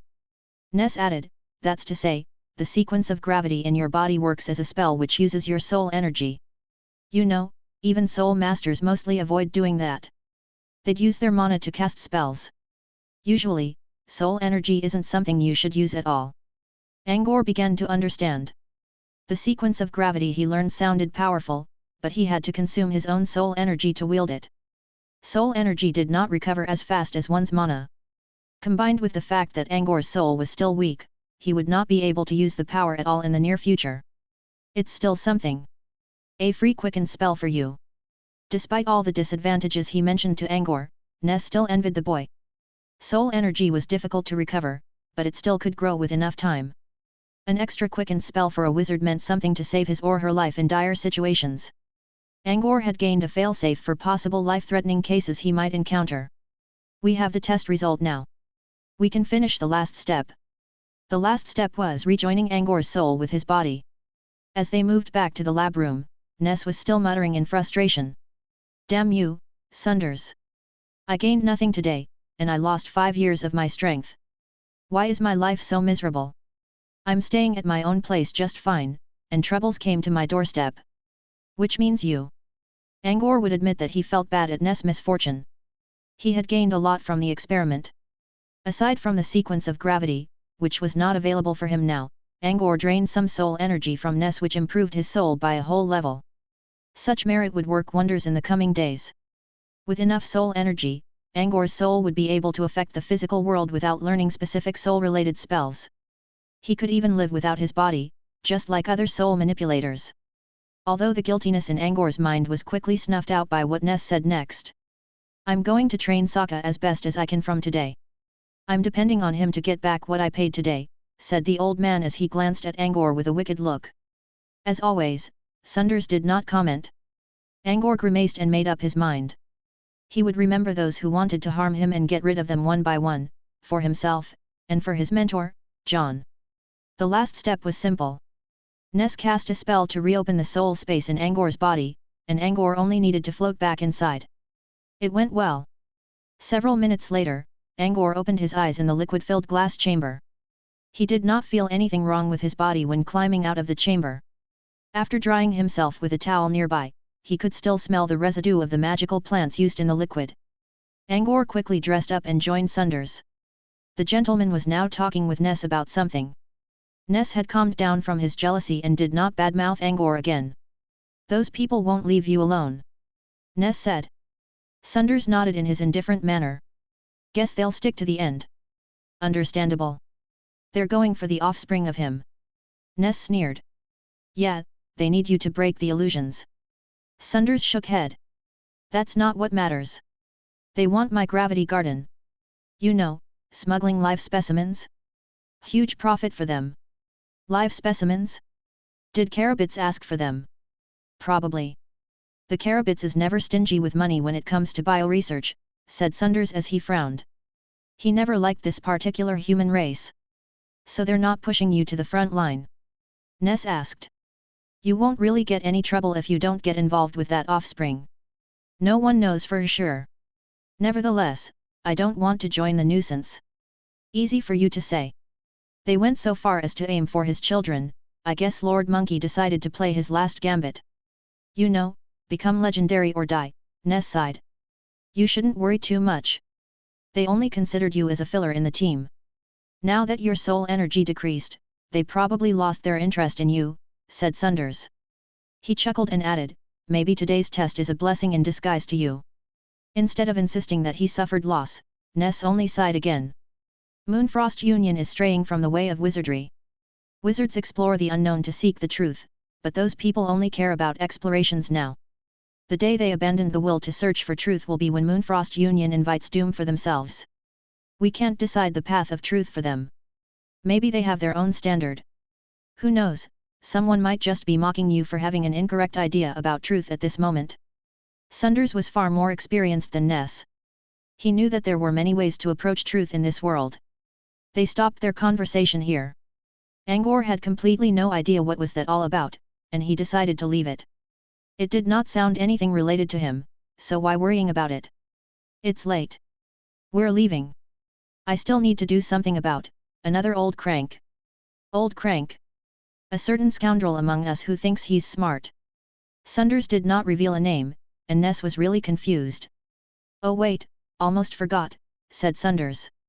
He took out a small vial with pinkish content inside the vial of succubus blood. Sunders tossed the vial to Ness. "If you really need to test it on another gentleman, use it on your student when he's asleep. I guarantee that he won't feel a thing in my illusion." Ness shook his hands. "Nah. Considering his character, the kid will probably use a forbidden spell to abandon his body right away." Angor's ears twitched. So, Sokka could use another body if the current one was destroyed? Just as expected. It meant he needed some other plans to take care of Sokka. Also, could Hookdick do something similar? "Didn't you find another student last year?" Sunders asked. "You mean Hookdick?" Ness held his chin and considered. "That's, actually, one way to do it. For some reason, Hookdick's anxious about getting stronger. He doesn't know much about the wizarding world yet. A small bait will do the trick." While concerned that Hookdick might receive powerful traits by using the succubus blood, Angor also gave Sunders a thumbs up in his mind. He really wanted to see what would happen to Hookdick if the muscular dude actually injected the stuff. Hookdick added with feminine features? That would look fun. Before leaving the Valley of Souls, Ness gave Angor one last warning. "The sequence of gravity is now closely connected to your soul. I only saw such a case for the first time. We can consider it as a new soul spell for now, but I don't know if it has negative effects on your soul in the future. Someone's soul should always stay pure, and the sequence is something foreign." Angor remembered those words, although he was not sure if Ness was only putting pressure on him. The sequence of gravity was probably a gift. However, John once told him that fortune and misfortune were always two sides of the same coin. Was this really a gift, or something else disguised as a gift? On their way back, Sunders noticed Angor's uneasy expression and spoke, "Every decision will bring a wizard possible risk.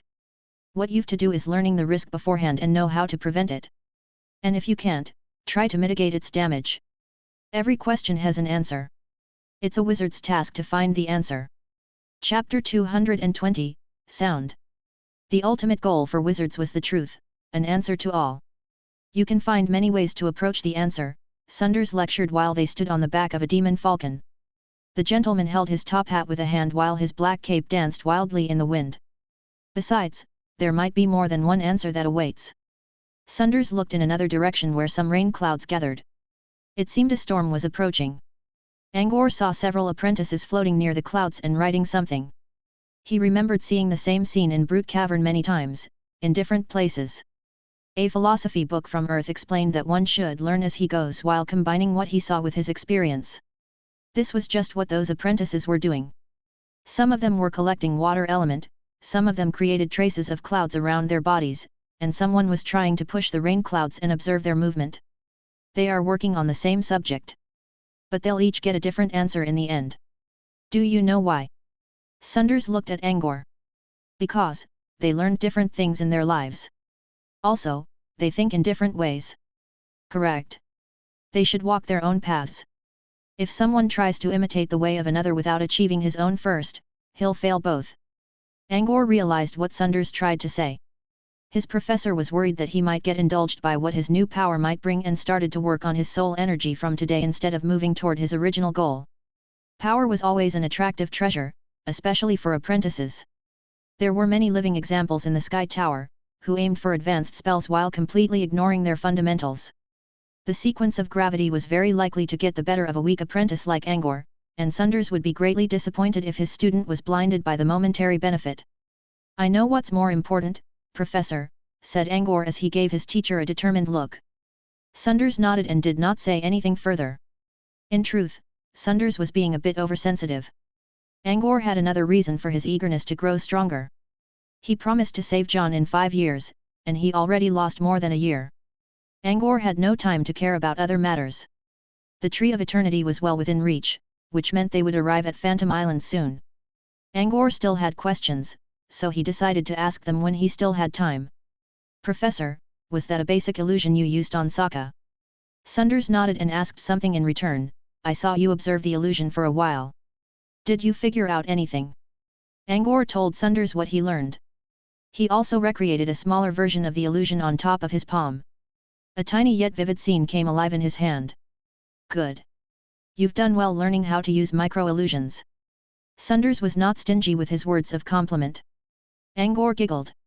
He had only learned the idea of micro-illusions when he was creating the demon falcon statue. Everything you said is correct. Nodes, logic, mana distribution. You even found out what I placed in the illusion. I see you're pretty skilled at basic illusions now. So, you wish to learn about melodious illusion? Sunders revealed Angor's intention. Angor quickly nodded. His thirst for knowledge was plain on his face. Instead of answering, Sunders grabbed the back of Angor's collar and leaped down from the demon falcon, which caused Angor to panic a little. But Angor soon calmed down. His professor would not do this without a reason. However, when they were about to hit the ground, he quickly realized that Sunders did not use any mana energy at all. In fact, Sunders was no longer beside him. The gentleman was floating near the demon falcon as he watched him fall. Angor's mind went blank, and he could hear his heart beating like a drum. There were only a dozen meters left. His face was now pale with fear. It felt exactly like how he was blown off the clouds and fall from the sky when the world's consciousness descended to Brute Cavern. But he had Lady Mirror to save him on that day. Would Sunders do that now? No. Something told Angor that Sunders was not going to help him at all. The fear in his eyes was quickly replaced by violent determination. Why must I trust my life to someone else? I can do it myself. Angor quickly went through the cantrip models he learned. He did not learn many from books, but he knew a lot of altered models. But which one could help in such a situation? Angor's mind worked so fast that time seemed to be slowing down. One particular model caught his attention. A model he noticed when trying to resolve the cleanse spell. The cleanse spell used a combination of water and wind elements, and its model consisted of a surface and a megatama. If he used a shattered megatama, more water element would show up. This meant that the spell would raise more wind element if both megatama and surface were kept intact. When the hologram tablet worked on the viable element combinations for the spell, there was a certain combination that took the device 15 minutes to figure out. Angor applied the combination to the correct magic formula and reached a conclusion that it was a wind aspect combination by using intact megatama and surface. Maybe wind can help me slow down. Angor desperately attempted the spell. His eyes were bloodshot due to great pressure on both his body and mind. Previously, when Angor tried to cast a spell that took such a long time for the hologram to calculate, he experienced a magic backfire and suffered from damaged spirit for half a month. He never dared to try it again. But he did not have a choice now. He did not know any wind spells, and there were no level 0 wind cantrips that allowed people to fly. This altered wind aspect model was his only chance. Here goes nothing. Before hitting the ground, Angor cast the cantrip. Mana was drained from his mana pool like crazy. It was depleted when the model was almost done. This was exactly what happened during the magic backfire. With no mana to finish the model, it began to crumble on itself. This is it, Angor closed his eyes in despair. He did not have enough mana. The model he was using was probably a level 1 cantrip or something more powerful. When he waited for his imminent doom, he felt a stream of gentle energy in his body, which did not have a specific attribute. More mana? Angor did not have time to figure out where it came from. He quickly injected the mana into the unstable model, which was successfully finished before it was too late. A completed cantrip model. He released the spell from under his feet as fast as he could. A whirling wind suddenly appeared under him. Angor could hear something screaming in pain. It sounded like a bird too. When he wondered what just happened, he realized that he was gaining altitude again with the help of a small tornado under his feet. Wait, tornado? The tornado spell was a level 3 cantrip which combined water and wind elements. But it was a powerful one, unlike the miniature tornado under him now. At least he was safe. Angor sighed in relief and tried to get over his fear. A hoarse yet gentle voice came beside his ears, "Oh boy! You hurt my demon falcon. How naughty of you!" Angor saw the scenery in front of his eyes, changing. He should be somewhere near the ground now. But when he could see clearly again, he was still flying high in the sky. And Sunders still had his hand on his collar. Not far from them, a demon falcon was struggling in the air while squawking terribly. A giant bleeding wound had appeared on its back. There were wind and water elements lingering on the wound. Is that an illusion? Angor's face went pale again in horror. It could also be the result of exhausted mana. Or both. Ha! Sunders chuckled. Unlike his usual indifferent temperament, his reaction seemed energetic and sincere this time, which somewhat comforted Angor's spirit. Sunders' reaction was also the answer Angor waited for. Angor released his spirit feelers to sense the environment. As he expected, there were traces of a basic illusion. Everything he saw was fake. Angor felt his face burning in embarrassment. During his maniacal attempt to survive, he probably looked miserable, like a drug addict suffering from withdrawal who crunched his own teeth with a twisted face. And Sunders had seen it all. Angor covered his face. His image, ruined. He worked so hard to establish a modest and timid character in front of Sunders. Sunders slowly carried the boy back to the demon falcon by his collar. Angor was not moving at all.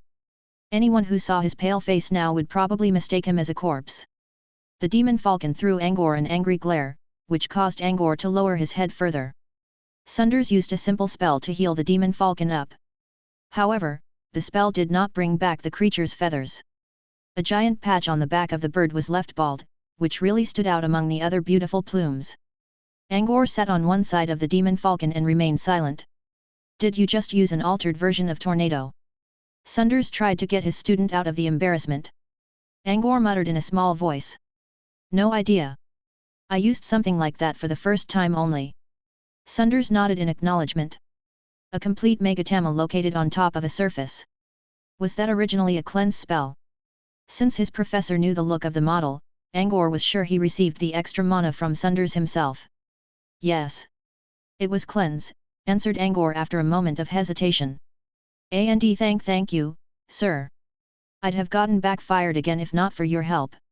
It happened last time when you attempted an altered cleanse spell. Did you just use the very same one?"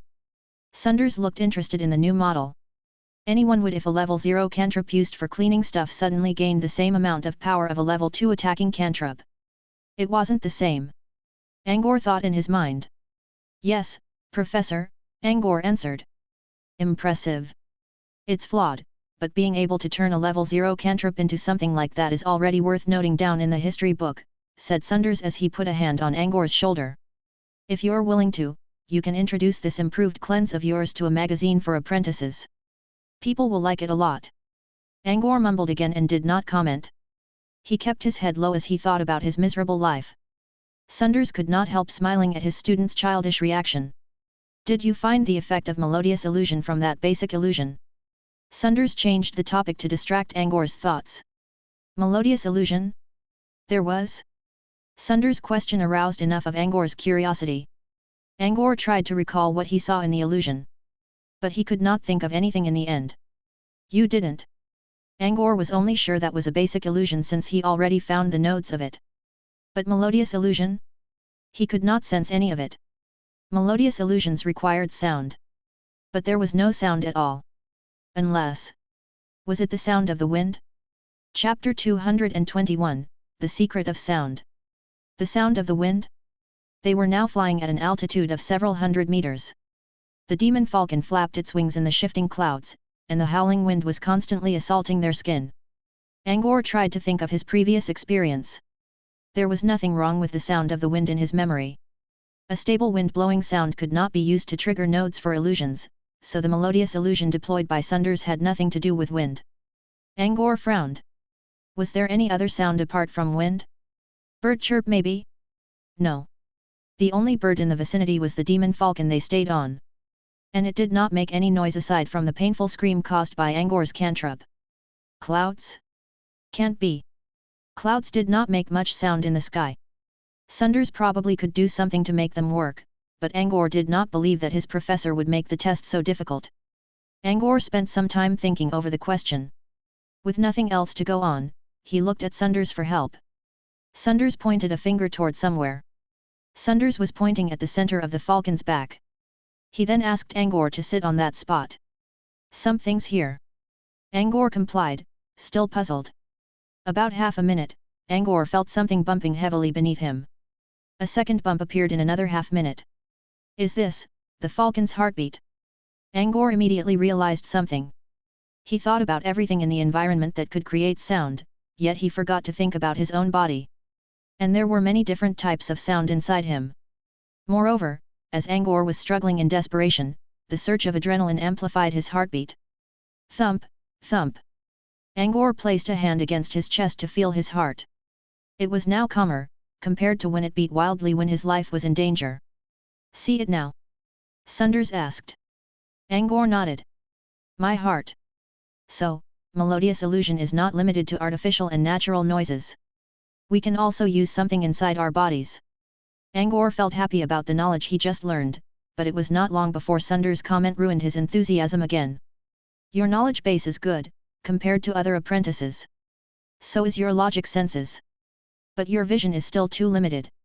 You see matters just like mortals, said Sunders. He did not hold back when pointing out Angor's problems. You need to develop a wider mind if you wish to seek the truth, or you'll just be another average wizard. Angor's ego instantly deflated. Sunders was right. He failed to look for reasons with a broader vision and only realized an answer with Sunders' hint. Sunders noticed the expression of his student calming down and grinned inconspicuously. As for your question, Sunders spoke, you're right. The illusion was related to your heartbeats. But do you know how? It was something Angor had yet to figure out ever since he saw the illusion around Sokka. What are these different sounds used for in the illusions? A simpler question was, why would a melodious illusion need sound? Angor was stumped. He thought he read enough about acoustic illusions. Now a small question totally got him stuck. He tried to remember the content in Sunders' notebook. The first page that explained the level 1 cantrip called melodious illusion defined the spell as something that created illusions by tricking human senses with sound. To trick someone's senses with sound. He had been thinking in the wrong way. What really mattered in the definition was senses. And sound was only a tool used for disturbing, even manipulating someone's sense. Sunders' melodious illusion leveraged his heartbeat. So which sense was affected by the sound of the heartbeat? A while later, Angor lifted his head and answered in a plain tone, discrimination. I lost the ability to size up the environment around me. Sunders smiled. Good. You've got an answer. By losing the ability to discriminate, Angor meant that his frenzied heartbeat prevented him from seeing the reasons around him. At first, he lost faith in Sunders, believing that Sunders would watch him die. Also, he failed to notice the abnormalities in his situation. The flow of wind did not change at all, and he never felt weightlessness, since he was not falling from the sky for real. Usually, even if he was in great trouble, Angor was unlikely to overlook such obvious matters. However, the sound of the heartbeat hindered his perception. "I guess you also realized how the melodious illusion worked on Sokka." Sunders spoke. "I think it was the same one that affected me." Sokka lost his sense to see things correctly under the illusion's effect. "You are only partially correct," said Sunders as he pointed out. It surprised Angor when Sunders said, "You were right about how I used your heartbeat to create a delusion that you are in danger while making you unable to judge. But I used something different on Sokka." Hypnosis. Sunders did not wait for Angor to find an answer on his own this time. "The experiment on your soul would take at least half a day. I used the sound of a ticking clock to put him into a sweet dream and block his ability to determine the truth. It was the easiest way." Sunders put a hand on Angor's shoulder. "Melodious illusion is only a level 1 cantrip. But it involves a grand and complicated knowledge system. Wizards have been working on the spell for centuries. Of course, you're not going to learn it so fast. The other types of illusions are also tricky in their own ways. Yet most of them have something to do with disturbing human senses. Try reading some books about psychology, which will certainly help you study illusions." They finally reached Phantom Island. Angor was still thinking about Sunders' simple illusion. It was so simple and illogical, yet it completely fooled him when combined with a melodious illusion that affected his mind. It was an embarrassing experience. However, Angor was glad he learned a lot from it. While basic illusions were used to trick people's eyes, melodious illusions could trick their minds when used correctly. If used together, they made a great combination by creating way better illusions. In the world of wizards, 1 plus 1 was no longer a simple mathematical question. What people could gain by combining different knowledge was always unknown. On their way back, Angor felt something strange. The Phantom Island was always a lively place full of fantastical beasts. Why was it so quiet today? Angor followed behind Sunders, and when he stepped into the manor, he saw a group of phantom servants standing in a straight line solemnly. Next, he felt great mana energy covering him up. When Angor tried to ask what happened, he realized he could no longer make any sound. "Is this the level 1 cantrip, silence?" "No. The cantrip only works on a single target." "Then it must be the level 2 cantrip, ward of silence?" Angor once witnessed the power of the spell from Mara before he came to Fey Continent. The point was, whoever cast the large-scale spell in the home of a powerful wizard did not come to show friendliness. Even Flora would never attempt something like this in Sunders' manner. Did Sunders' enemy come for him? Angor carefully glanced at his professor and saw the gentleman staring at the end of the hallway with a frown. "Took you long enough, Sunders." Someone appeared from the hallway. It was someone who looked quite aged. But his age did nothing to bend his body. This man was dressed in grey trousers and a white shirt covered in a brown, checkered vest. Everything on him was carefully trimmed and tidied. The old man's slicked hair was so smooth that not a single stray string could be seen. Angor's first thought was that he was someone who followed very strict principles.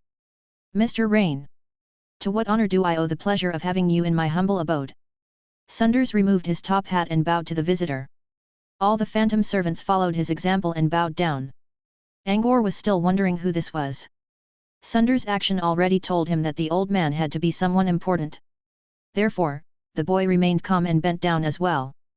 Mr. Rain ignored the respectful attention and walked straight to Sunders with a somewhat frustrated look. "You should already know why I am here." Sunders pondered. "Someone asked you to come, sir?" "Yes. It's Samantha." "I see. She's the only person I can think of that might convince you, Mr. Rain." "Looks like I've no right to decline this time," Sunders spoke.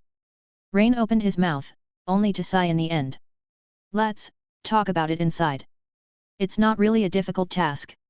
As Rain and Sunders walked away, Angor wondered if he should follow or simply return home. "Wait here just a bit. I still have something to tell you later." Sunders' voice reached his ears. Chapter 222, The Silencer. Sunders and Rain disappeared around the end of the hallway. Angor wondered what was the matter. He did not feel any mana ripple or strong emotions from the old man called Rain. It seemed to be an old gentleman with strict self-discipline. However, considering how everyone in the manor including Sunders paid him great respect, the old man had to be someone really special. "Would you like to have a meal, Mr. Pad?" Good sent the other servants away and walked to Angor. "Butler." "Good." "Hey." When Good talked to him, Angor thought that the silencing spell was removed. However, he just realized he could only talk in a really small voice. He sounded quieter than a meowing kitten. Angor tried to clear his throat in a loud way, but his voice sounded even weaker. "What the heck?" Angor widened his eyes in disbelief. Unlike before, he could talk now. However, his voice was miserable. "Speak gently, Mr. Pad. Mr. Rain dislikes noises." "You'll sound quieter if you try to raise your voice," Butler Good suggested. "You mean the old gentleman just now?" Angor tried. As Good said, he sounded a lot better when he lowered his volume. Still, his words came out quieter than usual. "Indeed. The meal is ready. How about eating something while waiting?" Angor complied while trying to ask Good about the visitor in the meantime. And he was shocked when he finally learned who the old man was. It was only the first time Angor saw him in person, but he had read about the character many times. Rain Mute the Silencer. That was one of the figures in control of Brute Cavern, and one of the few level 3 formal wizards in the south who were expected to become legendary wizards. Every apprentice in Brute Cavern more or less heard about Rain's great stories. That man had mastered the power of silence to an extreme and had almost made it into a type of natural law. Even the world's consciousness would be affected, and it would remain quiet around him. He carried an aura of silence around without the need to use mana, which was also the reason why Phantom Island seemed so quiet. Normally, Rain stayed inside the cloud tower on top of the Tree of Eternity. The tower could be seen from anywhere in the mirror world. From the records Angor read before, Rain had been staying in the cloud tower for many decades. Why did he suddenly decide to come looking for Sunders? While curious, Angor still knew that such a matter was not something he should interfere with. The business of a wizard was already beyond his reach, let alone something related to a really powerful wizard. Angor tried to forget his curiosity and finish his meal. Next, he went to the garden for some fresh air. Rain's power only lowered his voice, but it still made him feel restricted. The garden outside the manor was just as quiet. However, the sound of the breeze and the smell of nature soothed his mind a little. Angor sat down on the bank of a river stream and closed his eyes to meditate. Sunders' energy helped him cast the improved cantrip, but he still used up all his mana. He had to wait for Sunders anyway, so he might as well use the chance to recover. Time slowly elapsed. When Angor quitted his meditation state, the sky was already curtained under stars. And his mana was fully recovered. Angor stayed in his mind space for a while and realized that his mana pool was now used to the speed of drawing raw energy. The energy flow was now stable than ever. He decided to work on further spirit power tunnels. His spirit model now looked like a sea urchin, where a singular point in the center was covered by many spirit tunnels that stretched into all directions. Each tunnel helped him contain primal mana, making his meditation and mana flow efficient. He got the feeling that several more tunnels would further expand his mana pool, which meant he would have enough mana to cast the improved cantrip on himself. Something suddenly clicked beside his ears, and he could clearly register the sounds of nature again, including the creatures in the woods, the water flow in the river, and the wind blowing past. Angor looked up and saw a figure flying away from Phantom Island toward the cloud tower on top of the Tree of Eternity. Mr. Rain has left. He watched the old man disappear into the night sky. Soon, he heard Sunders calling, "To my study, Angor." Angor stood up quickly and walked toward the manor. Before reaching the door, he saw someone else approaching from another path in the garden. Under the gentle moonlight, Angor could see the individual covered under a black wizard robe. But that was about it. Also, the figure was walking on elegant steps that suited a nobleman. Some details in his movements showed the man's proud and distant temperament. Angor felt something familiar from the unknown visitor. Something unbelievably familiar. More importantly, Angor was sure he knew the particular creature standing on the robed figure's shoulder, a seabird with grey feathers who was wearing a beast-skin costume and a plumed tribal headdress. Angor frowned. "Toby." The tribesman No, tribesbird, heard him and tweeted in response. It quickly fluttered his way. Angor lifted an arm to catch the bird. Yes, it was Toby, since no other bird would lift its tiny head high in the air proudly in such a way. Toby tweeted and chirped while waving its wings around. Angor quickly realized that it was asking for a reward because of something. The robed figure also approached. Angor got a better look of him and wait. It looked just like himself. Good evening, Mr. Pad. The cold and indifferent tone of the figure also sounded familiar. Angor always pretended such a character in front of everyone when he was Baron Milk. Who is it? Angor tried to ask. Baron Milk removed his robe to reveal wait, no. There was a second robe on him, and his face was hidden behind a mask. Phantom servant. Angor quickly recognized the patterns on the mask. Yes. I'm number 233. You may call me by that number, Mr. Pad, said the servant. His voice slowly changed along with his physique. In a matter of seconds, number 233 grew taller under Angor's gaze. His voice sounded sharper now compared to the hoarse tone of Baron Milk. Did you just mimic me? Number 233 bowed his head. When Mr. Pad was unconscious on the bed, Mr. Toby asked me to take on your look and compete in the Sky Tower in your place. You fought matches for me in these 2 days? Angor asked in disbelief. Number 233 shook his head. My expertise is form shifting and imitating. I'm not adept at combat. I joined a total of 17 matches in 3 days. They were all managed by Mr. Toby himself. Toby raised its head high and waited for Angor's praise. 17. You won them all. Yes, Mr. You're now at the 14th level. And you're quite famous among the other fighters. But I don't need fame. Are you all right, Toby? Angor placed Toby in his palm carefully and checked if the bird was wounded. Mr. Toby defeated every enemy with only 1 hit. Some of the audiences are beginning to call you the one-hit man, number 233 commented. Angor made sure Toby was unharmed and frowned at 233's words. One-hit man, huh?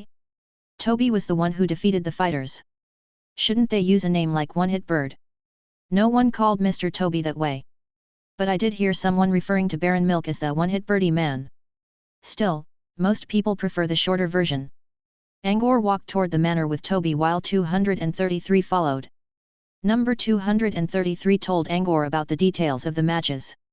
And the details only gave Angor a big headache. He had earned quite a name for killing the champion of level 13. A bad one. The following matches were all taken care of by Toby while Baron Milk simply stayed aside and watched, which caused his name to worsen further. People now considered him a fool who only knew how to rely on a familiar. The situation grew worse when people looked at his previous matches. They exaggerated the power of his alchemy weapon and completely ignored the fact that Angor could also use spells. Since he killed the princess charm of many audiences, all these foul comments were totally expected. And usually, Angor would keep low profile for some time to avoid too much trouble. But Toby did not know what low profile was. Without Angor, Toby grew more and more violent in front of people who kept bad-mouthing Angor. The bird finally lost patience and began killing everyone in the matches. He helped Baron Milk reach the 14th level, leaving a pile of corpses behind. In just 3 days, the distant and cold character of Baron Milk, which Angor spent so much effort to establish, became a weakling, a one-hit man, and a shameless rogue. By one-hit man, people were actually being sarcastic.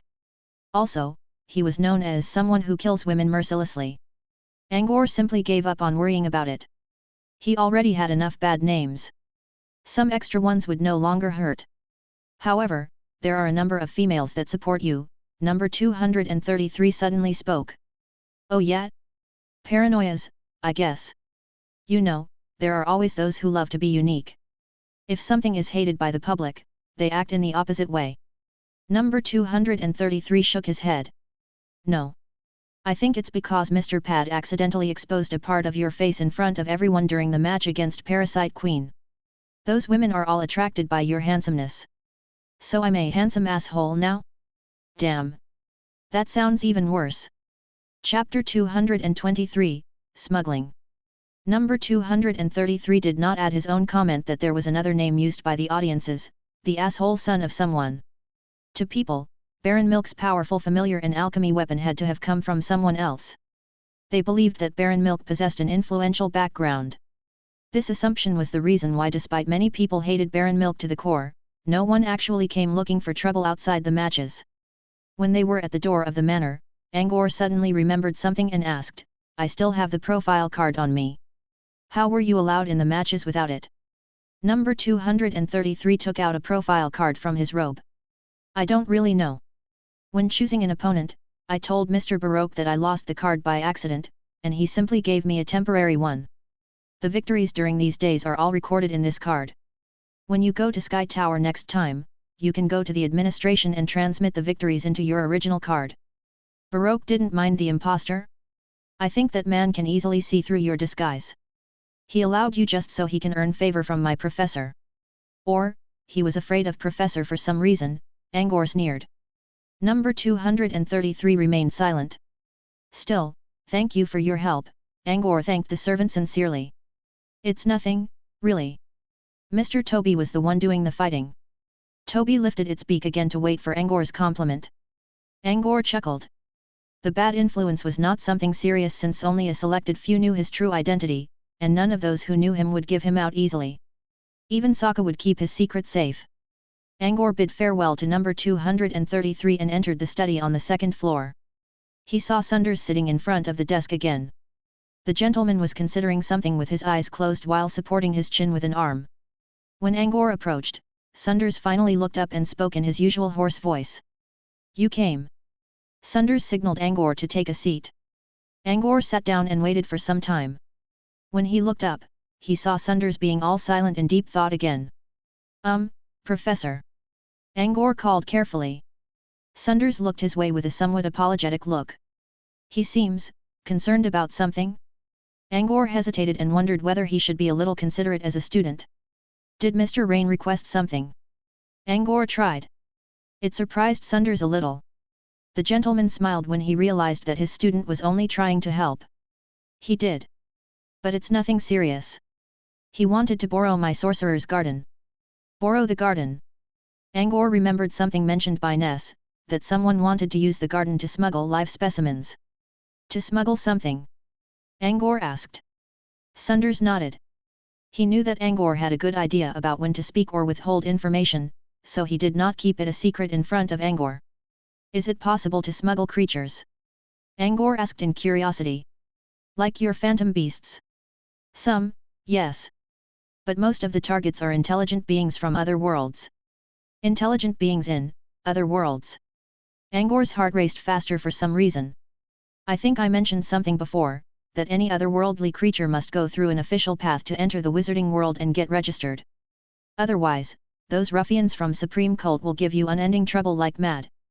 However, those who came here legally are mostly from planes that shared a peace treaty with this world. We constrained each other either for profit or risk. Us wizards usually avoid doing anything to creatures from these planes, said Sunders. He paused to arrange his words before he continued. Bioresearch is always a popular subject among wizards, and otherworldly humanoids are the most valuable test subjects.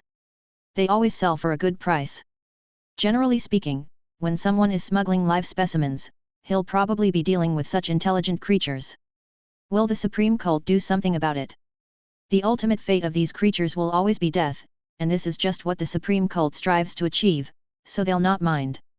It was a rare chance for them to talk about otherworldly creatures, so Angor tried to think of a way to divert the topic to how to prevent a smuggled being from getting rejected by world's consciousness. But Sunders interrupted his train of thought. You don't have to learn too much of it at the moment. I wanted to tell you something about bloodline. Bloodline. You made the right choice by rejecting Ness' offer. The bloodline of a succubus is a really good one, mind you. However, as a rare case of being a nightmare form, it'd be better if you use the bloodline of a monster native to the nightmare realm. Most of these monsters have counterparts in reality, but their blood tends to possess amazing powers that cannot be found in reality. Also, most of them help you learn illusions better. Some of my own illusion spells are connected to the blood of nightmare monsters. So is Flora's Red Reaper. Of course, it's up to you which bloodline you'll choose. I'm only giving you a suggestion that you should choose carefully. I understand, Professor. Angor did not know why Sunders suddenly decided to talk about bloodlines, but he was glad he learned something. That's it for today. You can go now unless you have something else to ask. Angor bowed to Sunders and prepared to go away. Sunders glanced at the demon falcon statue on the desk and spoke to Angor's back. I think Flora mentioned something about Lady Mirror's particular interest in small inventions. She did save your life, so don't forget to go thank her properly. Angor left the study and ran into Butler Good. Somehow, he expected this to happen. Butler Good, I'll take these clothes away and get them washed before giving them back. May I? Angor pointed at the suit on himself. The master won't mind. They're thrown away anyway. Please don't hesitate to discard them if they don't suit you. Angor quickly waved his hands. No, they're good on me. It's just, I feel a bit weird in them. Do keep them then, Mr. Pat. You remind me of Master when he was still young. It was such an enjoyable time. Good seemed to be enjoying something in his memory. Angor left quickly before Good could start telling his old story. Angor boarded a sky bus from Falling Cloud Stop. Inside the cabinet, he enjoyed the night breeze while trying to comprehend Sunder's reminder. Of course, he remembered Lady Mirror's favor. But, he did not really like Lady Mirror's character. Did he simply need to bring his handsome look to Lady Mirror as per what Sunders said? Truthfully speaking, Angor would not visit Lady Mirror like that. Small inventions. Speaking of inventions, Angor immediately thought about his unfinished music box. A music box was not really an invention. But, a beautiful illusion and pleasant music would make up for it. He did not have anything else that would interest Lady Mirror anyway. This toy was his only shot. He returned to Apprentice Town 8 while going over his thoughts. The town was quiet in the night. Only the marketplace in the distance was still bright. Instead of heading home right away, Angor went down into the underground market first. According to number 233, the schedule for tomorrow's matches was already set. There were 5 matches. He also needed to check the announcement and see whether he was placed for extra matches. Besides, he had to buy another wizard robe as soon as possible. The old one was tossed away by Sunders, and he needed something to cover himself up in the tower. He neither had time nor knowledge to craft his own alchemy robe, or he certainly would try to make one himself. It was late. However, the underground market was still bustling with people like midday. The clock suggested that it was past 10 o'clock. Only a few people were in front of the announcement screen. Angor read the screen from top to bottom and saw his name appearing 11 times. He had a match in almost every hour, from 7 in the morning till 7 in the afternoon. He was allowed to draw 5 opponents in one day, which meant 6 other people chose his name in the lottery pool. It was not normal that Sky Tower gave him so many matches in one day. Angor took a guess that Baroque simply wished he could finish this level quickly and be gone. His assumption was mostly correct. Although it was not Baroque who wanted him gone. It was the Sky Tower. His matches all ended in shameless ways, which did not help them attract audiences and ticket money, so the management team of the tower would like to see him finish his levels as soon as possible. Angor did a brief calculation and realized the 11 matches would get him enough points to reach level 15. As for his opponents, it did not matter. He was going to ask Toby to finish the remaining job anyway. Number 233's words did not give him a good explanation about how bad his name was. Here, however, Angor finally saw how much hate he attracted. He saw an apprentice trying to decide which match to watch when someone nearby quickly suggested that he should avoid one-hit man. Next, he explained all kinds of dirty moves of one-hit man while occasionally cursing something. Even Angor himself began to dislike Baron Milk a little. More apprentices joined the discussion to boycott Baron Milk. Even some mortals agreed with them. Angor slowly turned to leave. He was getting worried that he would join them as well if he stayed here too long. When Angor walked away, someone wearing a white bear costume appeared. Tonight, is the fated reunion. He walked to Angor's original position while muttering. When he arrived, he looked left and right without finding his target. Oops! Fate does sometimes go wrong. I came a little too late. Chapter 224, Professional Lackeys. The buildings in the underground market were placed together in a congested way. They all had very different colors and designs, but when joined together, they created a fantastic yet harmonious sight. Angor walked on a path where different shops stood on both sides. There were too many people that he could not help bumping into their shoulders now and then. It was unimaginable that the town above their heads was peaceful with sleeping residents. Smith shops, grocery stores, bars. Angor's eyes felt a bit sore when he finally noticed a tailor shop. This one was crowded with people as well. Most of the customers were female. Angor squeezed his way inside. Before he could talk to the shopkeeper, he noticed that there were only ladies' clothes hanging on the walls and inside display cases. May I help you with something, mister? A young lady with a round face walked to Angor. She was blushing for some reason. Out of instinct, Angor responded with a gentle smile. He then answered in a careful voice, "Do you only sell women's clothing here?" The lady was astonished by the question for a moment. "No, sir. We also have male customers. But our designer mainly makes clothes for young women. If you do request so, you can also place an order." "A fashion designer? The clothes aren't made by an alchemist? Do you have any wizard robes here?" Angor asked. "We have the base models here. You can choose a color you like and ask for custom pictures on them. Have you heard of Night Witch? Her robe was made by our designer. It's called the Lute of Night." Angor did hear about such a character. Night Witch was taken in as an apprentice by a philosopher of Night Kala 30 years ago, and she was now a level 3 apprentice who was about to break through soon. Salem once mentioned her, since they had the same mentor. But unlike Salem, Night Witch received a golden poster from Kala. The young saleswoman found a design paper from a counter and handed it to Angor. Lute of Night was a violet all-cover robe decorated with layered trimmings. The series of tassels and black diamonds gave the robe a really luxurious look. But it looked overloaded. There were extra sutures everywhere. The saleswoman waited patiently as Angor checked the design. A group of witches nearby kept glancing at him and hinting something at the saleswoman, who blushed harder and waved a fist at her friends. "How do you like it, sir? I did say that our designer prefers clothes for ladies, but he should have no problem making a male one and helping you look cooler."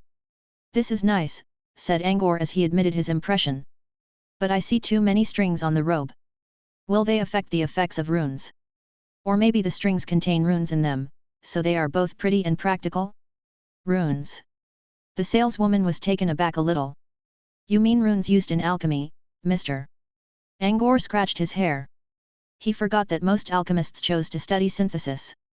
His previous robe came with a cleanse rune, so he thought every wizard robe should contain runes, which was probably not the case. "Well, yes," Angor admitted his mistake. "Sorry, are these synthesis runes on the robe?" The saleswoman revealed a stiff smile. Sir, we sell ordinary clothes here. We don't have alchemy robes." "You don't?" Angor was surprised. He intentionally avoided shops run by mortals. Besides, the customers were all apprentices. An ordinary robe would do. Like the one apprentices received from the resource center, Angor quickly said. The girl shook her head again. "We offer design services. I'm afraid we don't currently have the issued robe you mentioned. Where can I get one?" "Try to look from the other shop stands, but alchemy robes are usually costly to make. I don't think many people will sell them.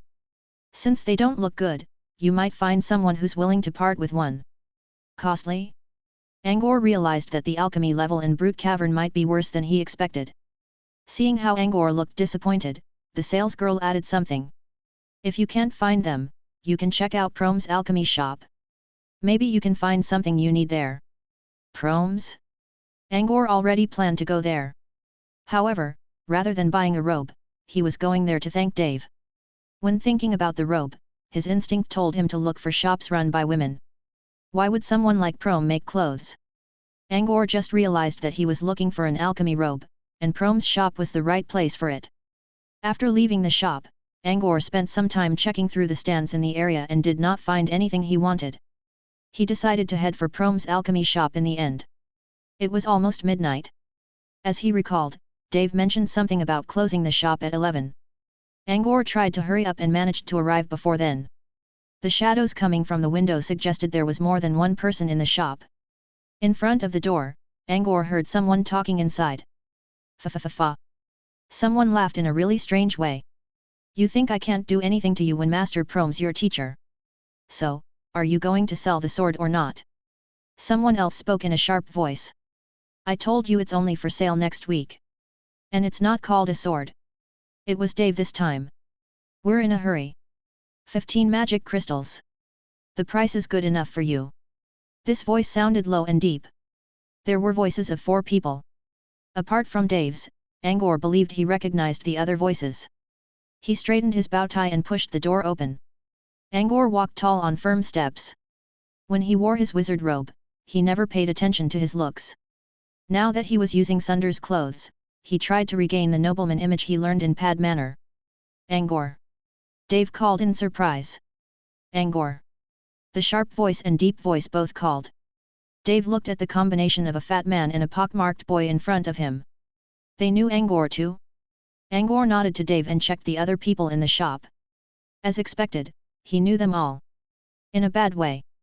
Foza, Lafitte and Blackjack, in his usual black gentleman attire. Fancy seeing you two here, Foza, Lafitte, Angor greeted them with a smile. The pair exchanged a look, then Foza stepped up and smiled at Angor. We weren't expecting to see you either. And good timing, I always wanted to apologize for last time. I really shouldn't have done that. Do forgive me, please. Angor was quite confused. What the heck? Aren't you Hoopdik's lackeys? Maybe you don't want to fight, but shouldn't you at least say something offensive? Hoopdik's gonna be disappointed. Angor glimpsed at Blackjack and realized something. Maybe these two chose another boss to follow? That woman, Melaner, Foza spoke up again, I'm really sorry. I was wrong about you. That bitch is just a cheap slut.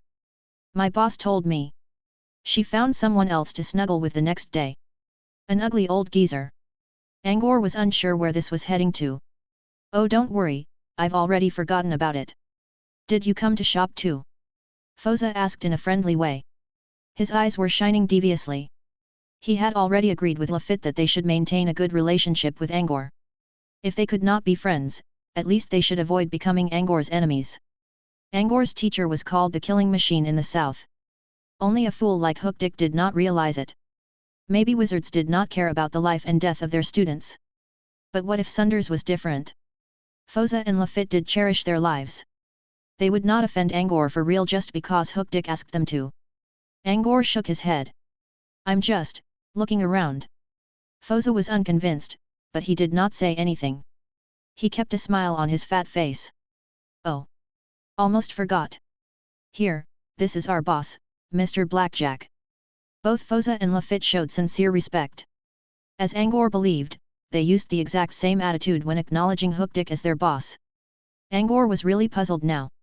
Did these two consider being lackeys as their profession? They changed their boss so soon. Blackjack humphed and walked to Angor with a really angry look. Angor was worried that Blackjack had recognized his identity and came looking for a fight. But in the next second, Blackjack calmed down and began to inspect Angor with a look of approval. Fa. Such good taste, man. Angor remained calm and waited for Blackjack's further reaction. Which shop completed your suit? Tell me. Such a gentlemanly design. It's almost. Everyone waited for him to finish. Almost what? Fa. I mean, it looks so brilliant. Angor felt as if the look of admiration in Blackjack's eyes was going to materialize in the air soon. Oh right. Blackjack is an admirer of Sunders. Sorry, I don't know. I received it from someone as a gift, said Angor. He walked around Blackjack and joined Dave. Dave quickly whispered something into his ear, they want to buy your Tang Dao. Tang Dao?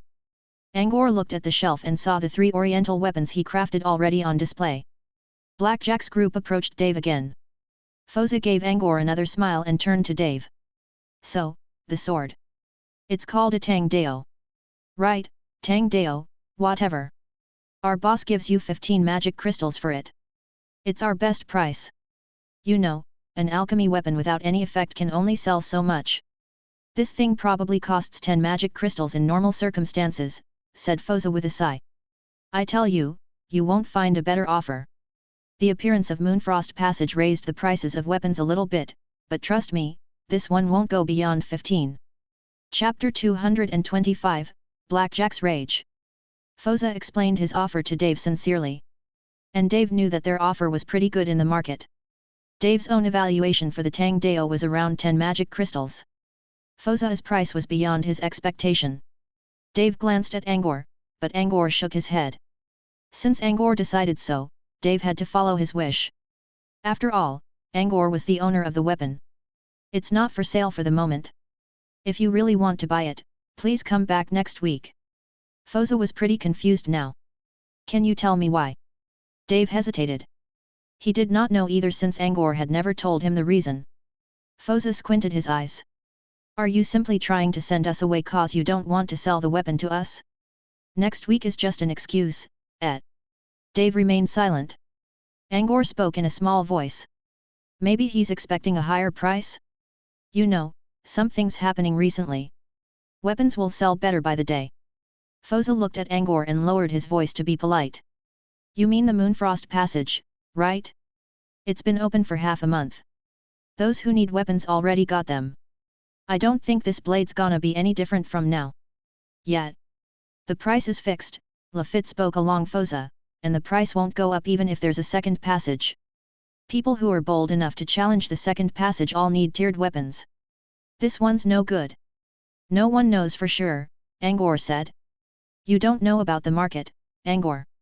My father is the Minister of Economy in my country, and I can tell you that the price will not get any higher, Foza and Lafitte concluded. They were trying to persuade Dave, not Angor. Anyway, I'll only put it on sale next week. Who knows, maybe something will happen by then, Dave insisted. However, he did not sound so sure himself. I'll bet my head on it. With 15 crystals, I can get 2 weapons of the same class from Twilight Auction, Lafitte yelled in protest. Dave did not change his mind. Go to Twilight Auction then. I'm not selling today. Why you? Lafitte pointed at Dave and was about to get violent. Unlike Blackjack, Lafitte and Foza were merely 2 apprentices who just came to Brute Cavern. Dave was not afraid of them in the least. Why, want to start a fight in Master Prome's shop? Dave stressed on the name of his teacher and grinned. There were only a handful of people in the underground market who were bold enough to offend Prome. A couple of days ago, Prome took Baron Milk away from the arena and in the process, he killed off a number of people in the mob. Until now, no one had come looking for trouble yet, just because of his fame as an alchemist. Hearing the name of Master Prome, Lafitte's agitated expression immediately deflated. He glanced at his boss, Blackjack. So was Foza. These lackeys were now officially depending on their boss to help. Blackjack frowned. Cowards. You two just keep buzzing him until he sells the damn weapon. And even if Prome comes later, it won't have anything to do with me. Blackjack was expecting his followers to help him attract enmity, and he was obviously wrong about Foza and Lafitte's character. When faced with a challenge, these 2 people would back out faster than everyone else. Since he was on his own now, Blackjack could only step up. He walked in front of his subordinate and pointed a finger at Dave's nose, without saying anything. He did not want to get on the bad side of Master Prome either. A moment later, Blackjack finally spoke something irrelevant, keep hiding behind Master Prome then. If you ever come out, het. With that, Blackjack quickly turned to leave while laughing in his strange style as if he just won a war. Foza and Lafitte exchanged a look and followed behind. Before going through the shop's door, Foza looked back at Angor with a smile. We'll be on our way then. Let's have a drink at the Pinky Pub next time. My treat. Angor did not respond. After the 3 left, Dave sighed in relief. I mean, 15 crystals is a decent price. They were right. This blade probably won't sell for any better price. Angor did not know whether he should agree, but he did not really care about the tiny extra profit. Don't worry about it. This thing's easy to make. You can probably make something similar. I don't know how to make weapons, Dave curled his lips. You wanted to join my project, right? Just watch me several times and you'll learn it, said Angor. He clearly remembered how Dave tried his best to save him from the mobs, and Angor was thankful for it. Alchemy knowledge would be a great reward for Dave. Also, Angor believed that practical experience was something he really needed right now. Working together with Dave also meant he could learn something. But I don't want to make a music box. Ask me again if you're planning something else, Dave grinned. You didn't stay at your house these days? Every time you finished a match, I'll go wait for you there, and I never saw you. Dave looked a bit frustrated. Oh, I've been staying at my professor's place. I'm only going home today. It was number 233 who was fighting on the stage, but Angor could not tell it to Dave. Oh, I forgot. It's Mr. Sunders. Heck, if he's my professor, I'll probably stay at Phantom Island all my life. Dave still remembered how he and Master Prome were terrified by Sunders' appearance in the shop. No wonder you're so talented. The talk reminded Dave of his sad experience with his previous teacher, and he really wanted to change the topic. So whatever happened to you during the match with Parasite Queen? Why did you suddenly faint? Dave was still a little disappointed at the fall of Parasite Queen, but he no longer admired her. That woman. Away from the shop, Blackjack and his lackeys already left the area. That arrogant bastard thinks he got a strong shopkeeper behind his back. Man, I want to punch his face so bad, Lafitte boasted and glanced at Blackjack. And to hell with Prom. Mr. Blackjack's gonna get way better than him, and the asshole will regret not joining us while he still has a chance. Yet. There are many people who want to join Mr. Blackjack. Foza chimed in. Blackjack's cold expression did not change, but he somehow felt better at all the flattering. So you know that kid? I mean the one wearing the same style as me but who looks less handsome. Angor? We're recruits of the same year, Foza answered. Those were pretty nice clothes. I wonder where he ordered them. Did he bring them to Brute Cavern himself? I wouldn't really pay attention to the clothes of a guy, Lafitte said when Foza quickly pulled his sleeve to stop him. Ahem. Foza continued, I think I heard that he's the child of a noble family of some place. But we never saw him wearing an adult gentleman suit before. Lafitte tried to remember as well. Yet, but I think I saw his teacher wearing similar clothes. Teacher? Who's his teacher? Blackjack grew curious. Well, he's called the Killing Machine in the South, Phantom Master Sunders. Lucky bastard. I don't know how they knew each other. Sunders was already giving Angor special treatment before we even reached Brute Cavern. Lafitte grew a bit jealous. Blackjack stopped his movement. What did you say? Blackjack grabbed Lafitte's collar and revealed a frenzied expression. Lafitte had no idea what he had done wrong. I said Angor was really lucky. Who is his teacher? Lafitte jumped at Blackjack's outburst and stuttered. It's son Mr. Sunders. Blackjack pushed Lafitte away. I heard that Mr. Sunders took a new student, but he chose such a useless brat. Balls. He turned around and stomped toward Prom's alchemy shop with an angered look. What's the matter, boss? I'm going to kill that shitter. I should be the one. I want him dead. Blackjack advanced on heavy steps as if nothing in the world would change his decision. Foza and Lafitte looked at each other in doubt. The one? What did Blackjack mean? More importantly, why did both of their bosses want to kill Angor so badly? Blackjack pushed his way into the shop in rage. He did not notice that a big figure entered the shop along with him. Blackjack went straight toward Angor. Get the heck out, you loser. I'm going to cut you in half and no one's stopping me. He took out a card at the same time. There was the picture of a wilted man whose neck was tangled in a rope on the card. Card, Death Invitation of the Hanged Man. As Blackjack called out, the shadow of a hanged man emerged from the card and rushed at Angor with a rope in his hand. Angor looked at the attack with unchanged expression. Get lost! Someone bellowed beside Blackjack. Blackjack found himself kicked out of the door by someone before he could react. The card in his hand was torn in half, and he vomited blood at the same time. Messing up my shop. Blackjack. You think I can't kill you? Chapter 226, Obsession. Blackjack felt the world around him spin around. Before he had even realized what just happened, he was sent away from the shop by a mighty kick and stumbled onto the ground outside like a barrel. Boss. Foza and Lafitte caught up to him and pretended to be worrying over his well-being. Blackjack pushed them away and struggled to get up. It's Master Prom. Foza pointed at a man at the shop's door and yelled out. Blackjack looked up. Prom was now standing on the stairs with Dave behind him. His target, Angor, was leaning on the doorframe and looking at him with a cold look. I didn't mean to trouble you, Master Prom, said Blackjack once he regained his posture in front of Prom. I'm looking for him. He pointed at Angor and gave everyone a furious look. Who you're looking for is not my business. You dare start a fight in my shop, and right in front of me. Did you lose your mind bullying weaklings in Sky Tower? Or did you forget what death means? Prom did not care about Blackjack's excuse. Blackjack attacked someone in the shop right under his nose, which was enough to make him angry. Angor's special identity was just an additional reason. Prom glimpsed at the broken card on the ground. You like being hanged? I'll help you then. Prom took out a thick rope from somewhere and ordered the rope to bind up Blackjack like a mummy before hanging him in front of the shop door. Their strength gap was too big for Blackjack to resist. A piece of cloth was stuffed in Blackjack's mouth. The man's eyes were now red with both great rage and too much blood in his brain. You two are with him. After ensuring that Blackjack was in place, Prom dusted his hands and looked at the remaining two. Foza and Lafitte had been staying still.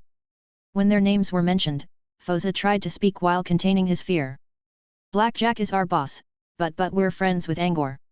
Friends?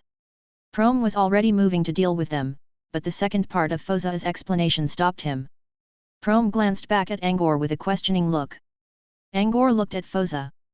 Foza and Lafitte responded with sad puppy eyes.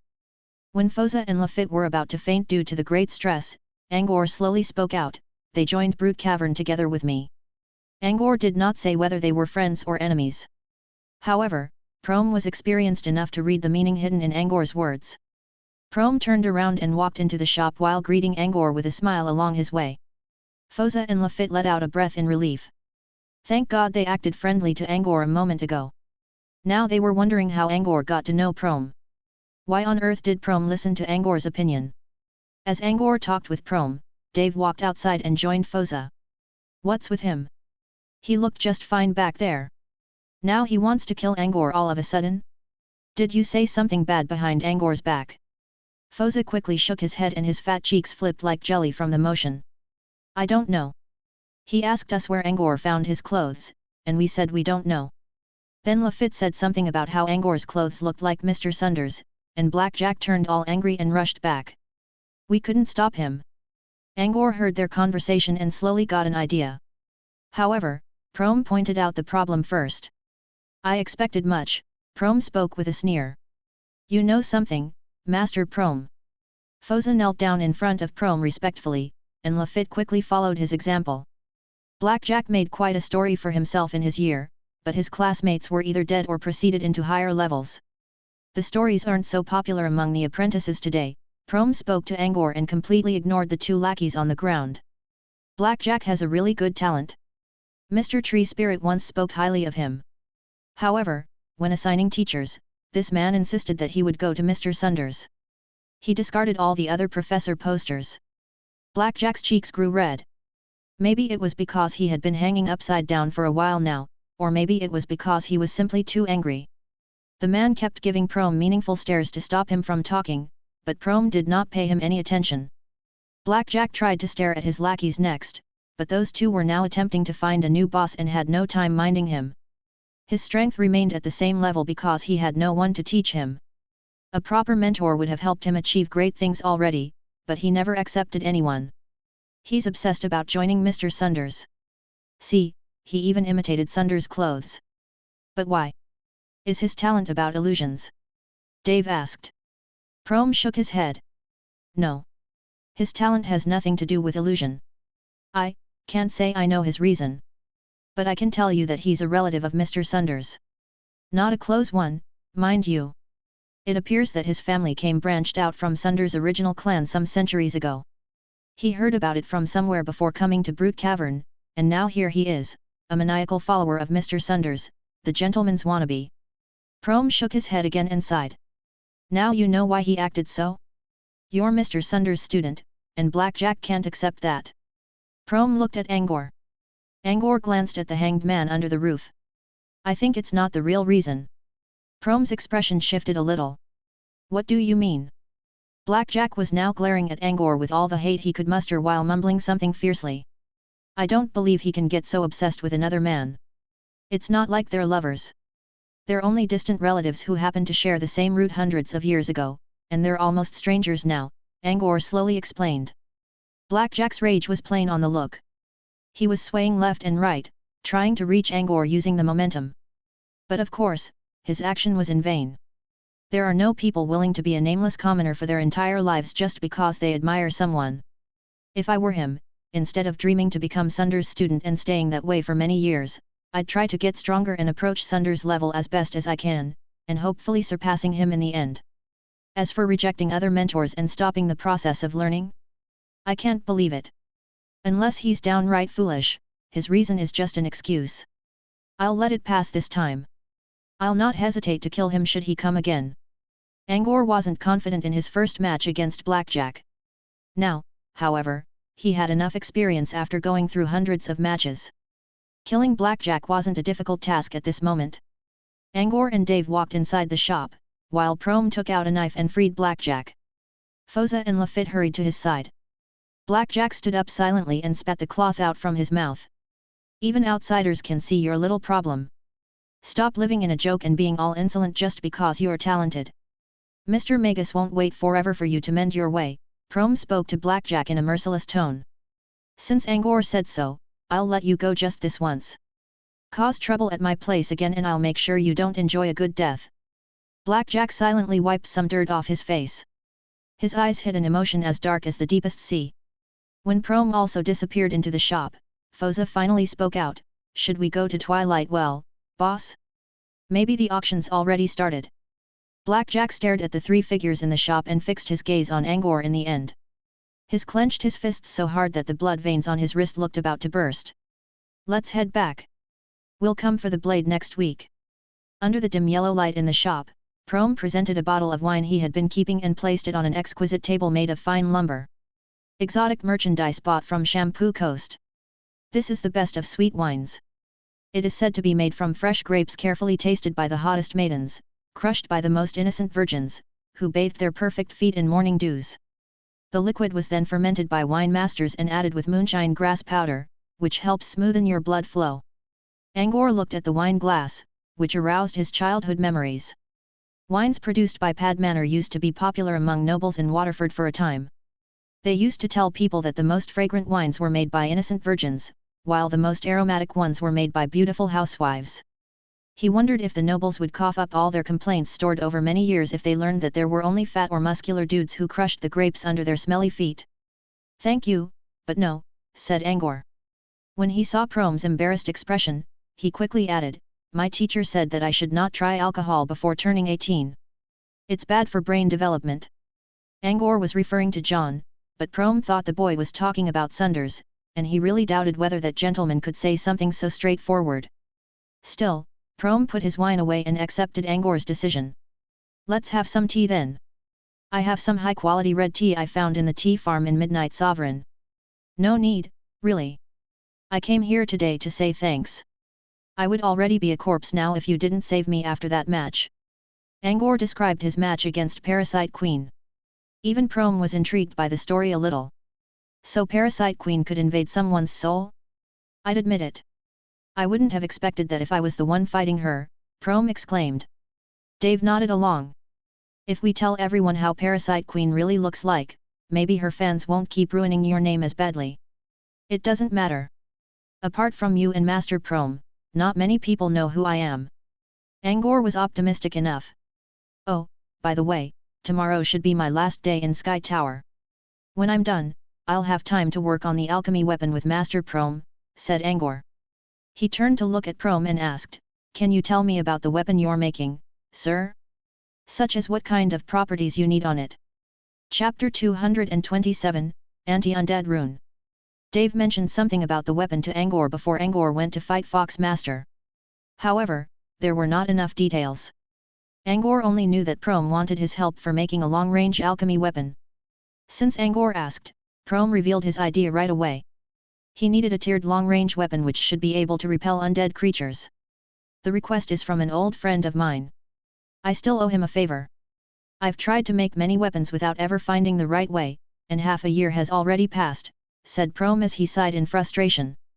Synthesis has the best potential, but it requires great innovation and experience. I don't want to keep my friend waiting for any longer, and here's when your enchantment skills come in, young man. Angor was not interested in Prom's story, so he cut straight to the point. I haven't spent much time in the field of alchemy, sir, and I only have a basic idea of synthesis right now. May I know what you can do via synthesis at your current level? If I try my best, I can give a weapon the effect of holy light, which requires constant mana to support it. This means the weapon must be used in close range. It loses its effect when it leaves the user. I've not read anything about runes related to undead creatures yet. Can you tell me where to begin? Prom looked a bit embarrassed as he explained, I'm afraid my knowledge on this particular subject is as limited as yours. I can only tell you several basic runes, and they may not help at all.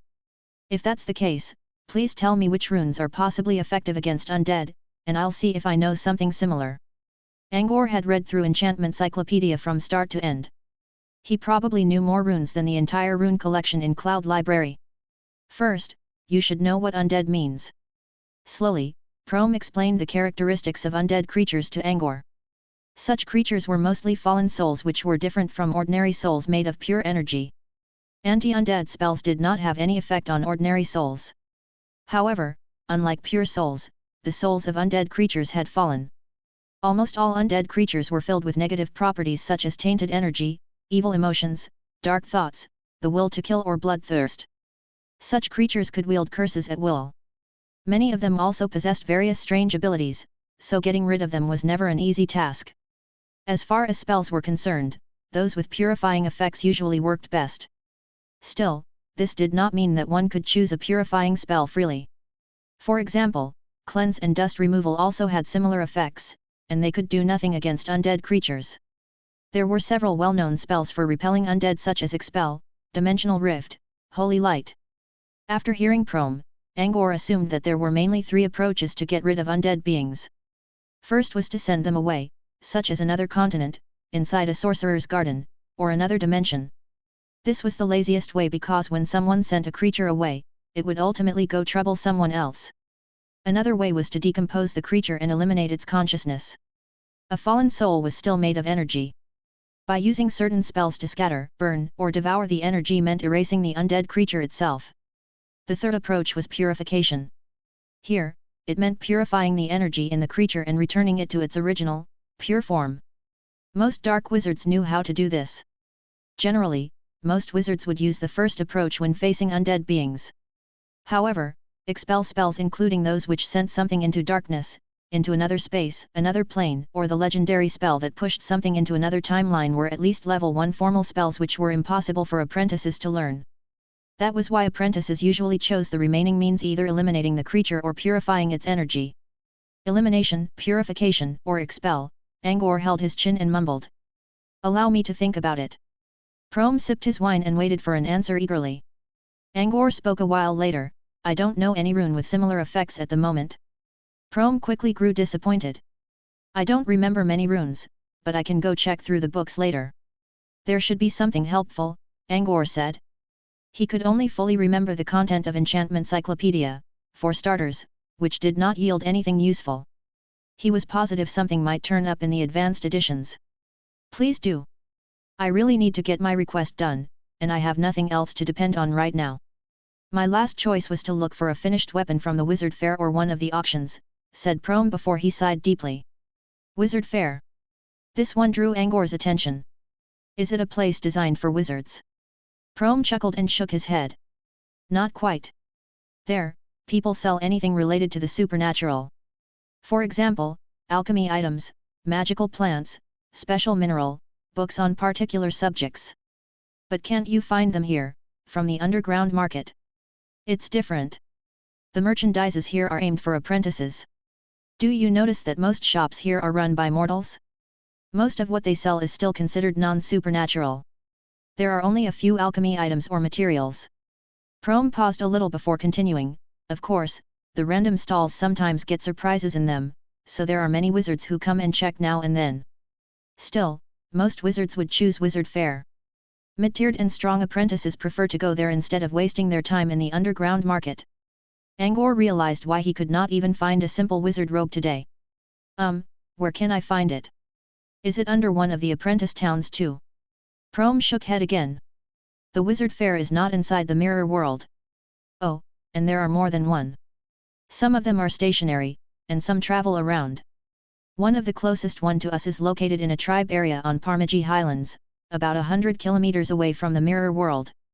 But I heard that a serious blood-dissolving epidemic broke out there and killed many wizards, so the fair has been moved away somewhere near the Evernight Kingdom. There's another fair close enough to Brute Cavern which lies inside the capital of Dark Evil Empire, 1,000 kilos from here." Blood dissolve? Angor remembered hearing about something like this which required Flora's presence. And she had not returned to Brute Cavern yet. 1,000 kilometers, that's pretty far. Too bad.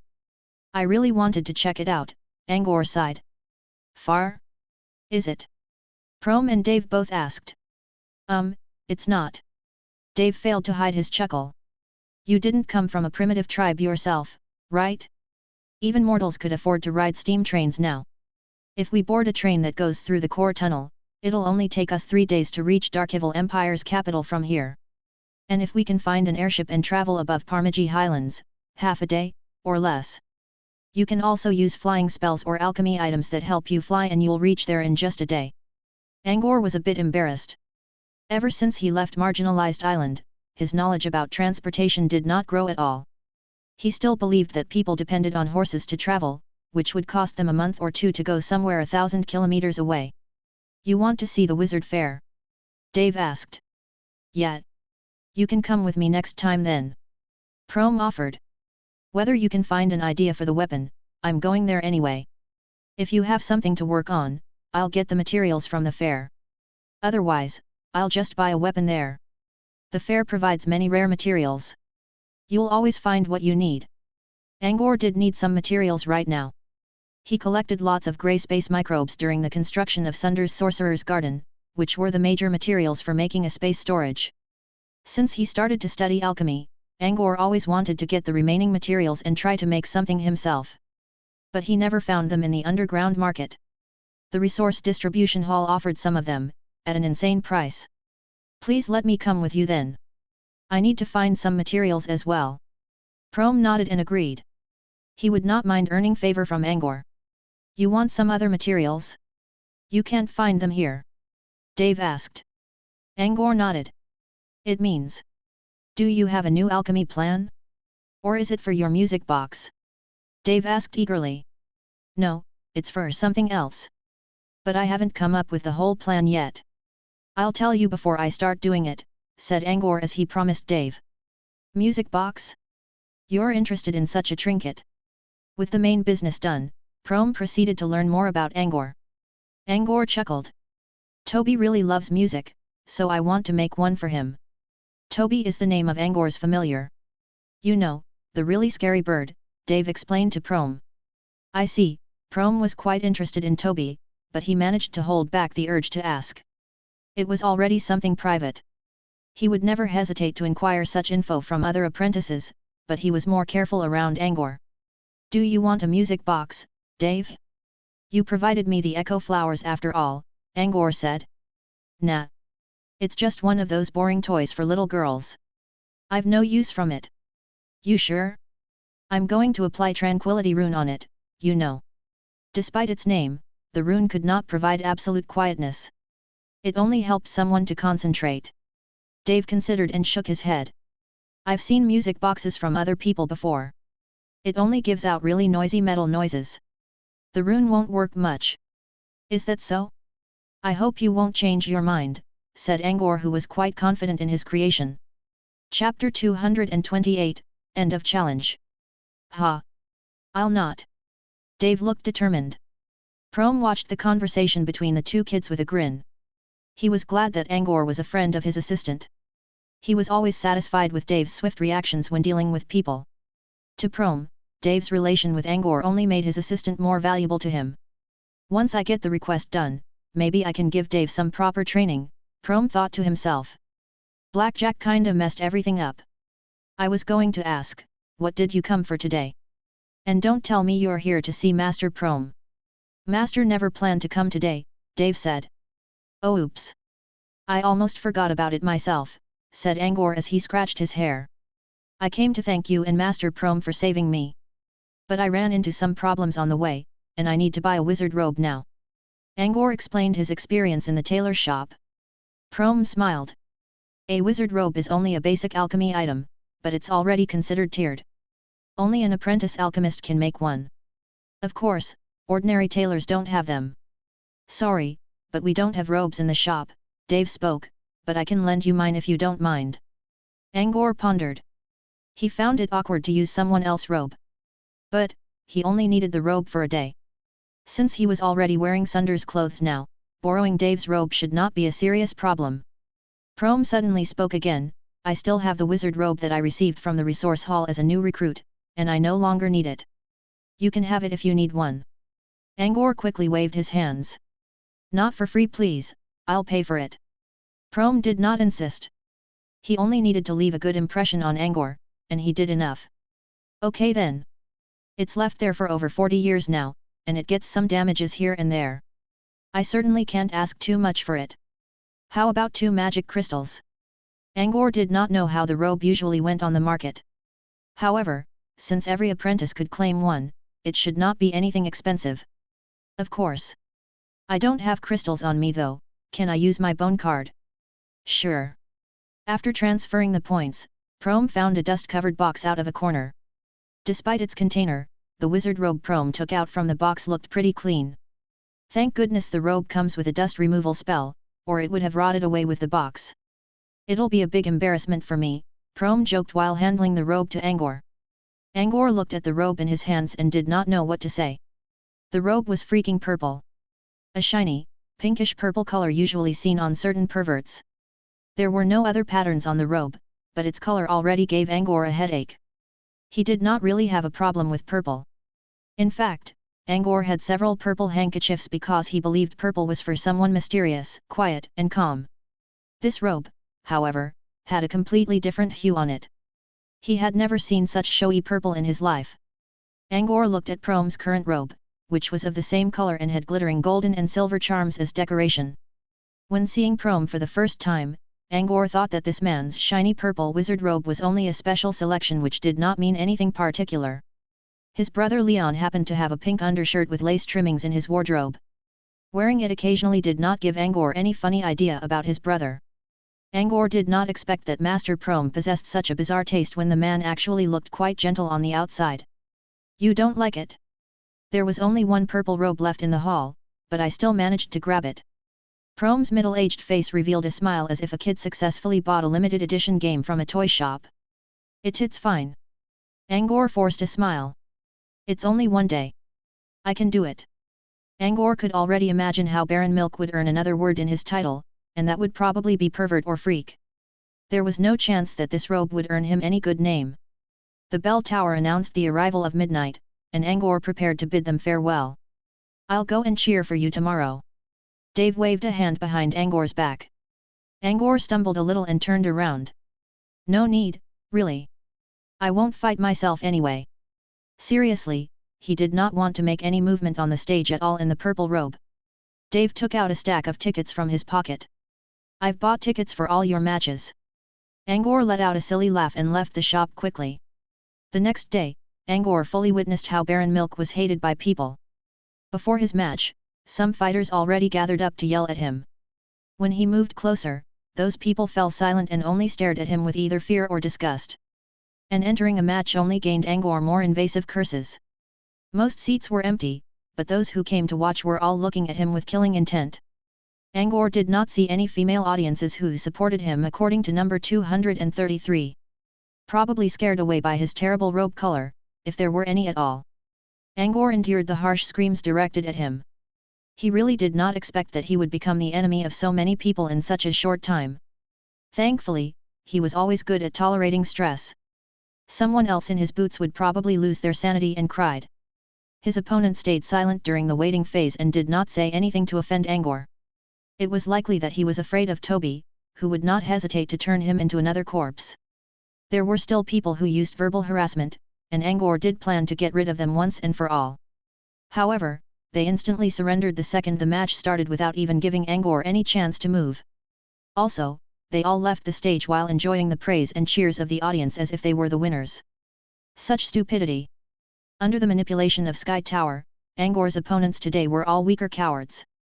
He seized 11 victories without running into a single enemy who put up a fight. After his last match, the shiny purple robe of Baron Milk had become a flying mosquito in people's dreams which would keep bothering them in their sleep. Angor took his profile card for level 15 from Baroque, which finally announced the end of his challenge. I see you've completed your goal, kid. Will you come again? Baroque closed his pornographic book and smiled at Angor. I don't know, Angor scoffed. He was glad he chose to give Baron Milk an indifferent and unfriendly character. He could not think of other ways to talk to Baroque. A piece of advice for a promising young man. You'll encounter someone completely different in level 15. It'll be difficult to get over them just using a bird who knows the sequence of gravity. Baroque was still smiling, but his words contained a hint of threat. Under his hood, Angor's eyes glimmered with hatred. Is that so? Thanks, Angor spoke in the same cold tone and turned to leave. Baroque watched him go and grew a bit puzzled. I was expecting a different attitude from him. The figure of a decent-looking woman appeared behind Baroque. The green velvet spores in his body vanished. It must be Sunders who can deal with them so quickly. Also, Sunders sent a phantom servant to fight matches in his place. It seems Angor is really important to that man.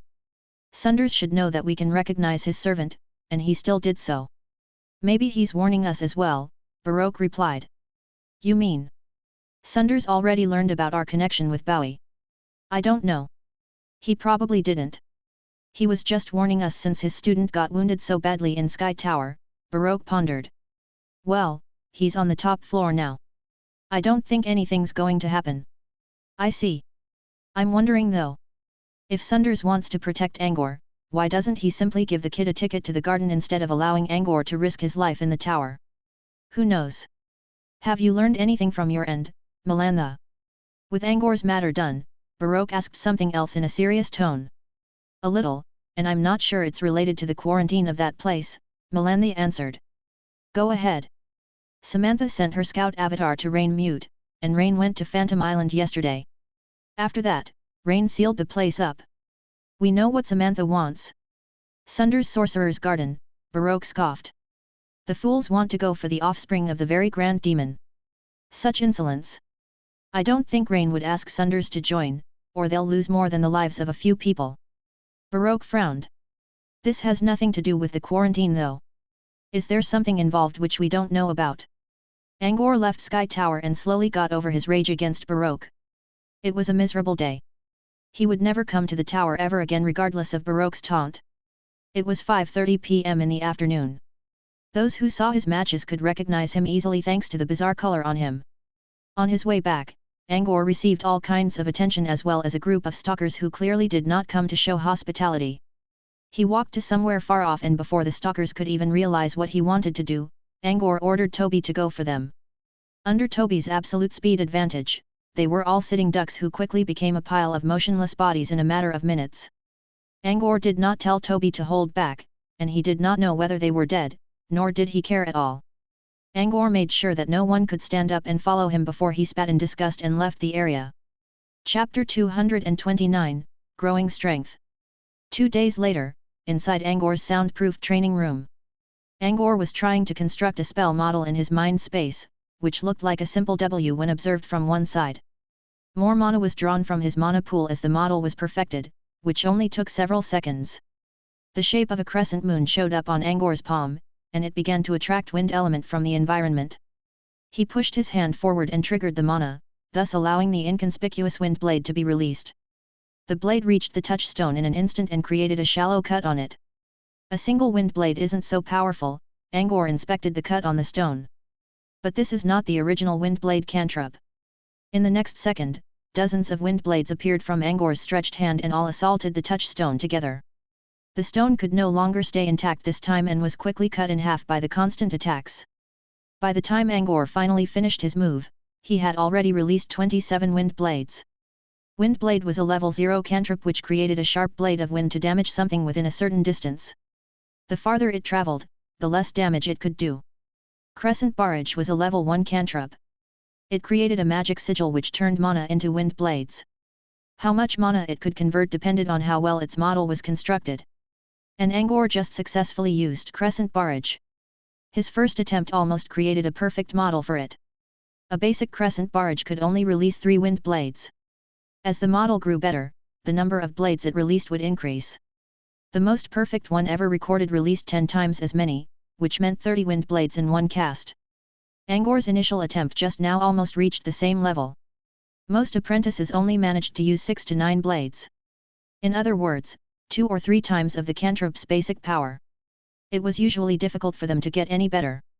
Angor had the axes of the universe to help him build a superior cantrip model. With just a little more effort, he would likely wield the most powerful version of Crescent Barrage. In other words, he turned a single level 1 cantrip into something as powerful as a level 0 cantrip used 30 times. This was a miracle in the history of wizards. Angor took out his notebook to note down the important factors of his first level 1 cantrip. At the same time, he activated his hologram tablet to rearrange the element combination for the cantrip. The tablet showed that it would take 126 hours to gain 417 different results. Angor simply left the device working on its own. During his tower matches, he always left the tablet inside the soundproofed room to work on altered models for the cantrips he already learned. Apart from today's Crescent Barrage, he now studied 23 level 0 cantrips in total, most of which were defensive ones. During the last 2 months, Angor already got the possible different combinations for each one of them. The cantrips led to 14,000 variations. Most of them were useless, but a few of them were potentially outstanding. Only potentially. Angor had not done anything to test them out yet. At least the tornado he created out of cleanse was not bad. He put the tablet aside and began to sense how much mana was left in his mana pool. A 9-fold Crescent Barrage cost him around a quarter of his mana resource. Angor was glad at the result. It meant he could use the cantrip 4 times under full condition. A powerful level 1 cantrip for 4 times. Just 2 days ago, he still could not find enough mana to cast a single level 1 cantrip. Forcing his way despite the lack of mana would result in magic backfire. To gain so much strength in only 2 days. Naturally, Angor was satisfied. Although the achievement was not a surprise, Angor already expected it. The quantitative change led to qualitative change. Angor sensed that one of the new spirit tunnels on his singular point felt different from before. It changed his mana flow efficiency to a whole new level. Unlike the other tunnels that stuck out from the singular point, this one went around the point and surrounded the singular point in the center. Also, this particular tunnel connected with 6 other spreading tunnels on its way. Successfully constructing the tunnel increased Angor's mana capacity 10-fold. This was why Angor finally decided to try out Crescent Barrage. Inside his mind space, Angor's spirit model had just taken on another look. Most apprentices would have their spirit models fixed in a short time, which also determined their mana flow efficiency and capacity. Angor's model, however, did not seem fully developed at all. This meant he held more potential compared to his peer. At this moment, his spirit model consisted of 3 parts. First, the singular point, a sphere in the center. The second part was made of tubes that stuck out from the surface of the sphere. He had constructed 81 of them, and it made the model look like a spiky sea urchin.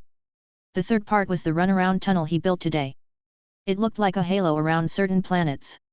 However, it also connected with 6 of the tubes which allowed it to transfer mana with the singular point. As a whole, these 3 parts gave his spirit model a really strange appearance. However, this model also granted him the ability to channel mana efficiently better than any other channeling methods known in the South. Once he could fully build the model according to the book, what the model could bring would be unimaginable. However, that would not happen for now since Singularity Dispersive Meditation was an unfinished book. A perfect channeling method still could not help someone to grow strong overnight. Meditation was a training process which required lots of time.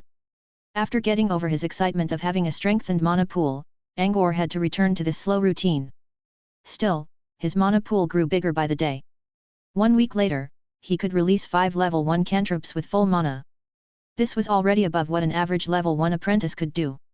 If added together with other factors, such as his alchemy weapons and Toby, he could probably defeat average level 3 apprentices by this point. Angor did not give up other jobs at the same time. After spending 10 days, he had read through the first 2 editions of Enchantment Cyclopedia. In the end, he found an anti-undead enchantment in Enchantment Cyclopedia, Advanced. The enchantment was called Prelude to Elimination. The name itself was way different from the runes recorded in Enchantment Cyclopedia, for starters such as Rune of Something Something. Its creator obviously tried to give the rune an outstanding name, which meant it was something powerful. The difficulty of the rune was plain to see. From a quick look, Angor believed that this one required 100 times more work compared to Rune of Sharpen. Or, this was not a rune at all. It was a magic array. Runes and magic arrays were both used for enchantment, but they were of completely different levels. A magic array consisted of multiple functioning runes. Also, unlike a single rune, a magic array allowed the user to actively trigger its effect. For example, when Angor applied Rune of Sharpen to his scythe, it only improved the tool's sharpness, which was a passive effect. With the correct magic array, he could make the scythe release energy and freeze up everything it connected with, or toss the weapon in the air and fly away while standing on the weapon. With proper materials, he could even make the weapon into a kind of space storage.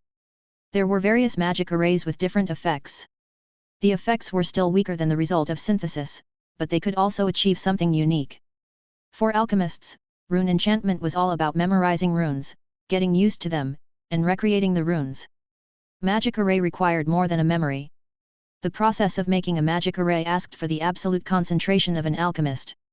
Looking away, even just a little, would cause fatal flaws in key points. Besides, one had to also comprehend how different runes could work with each other. When drawing runes, Angor could cheat with his tablet by copying runes with the help of projections.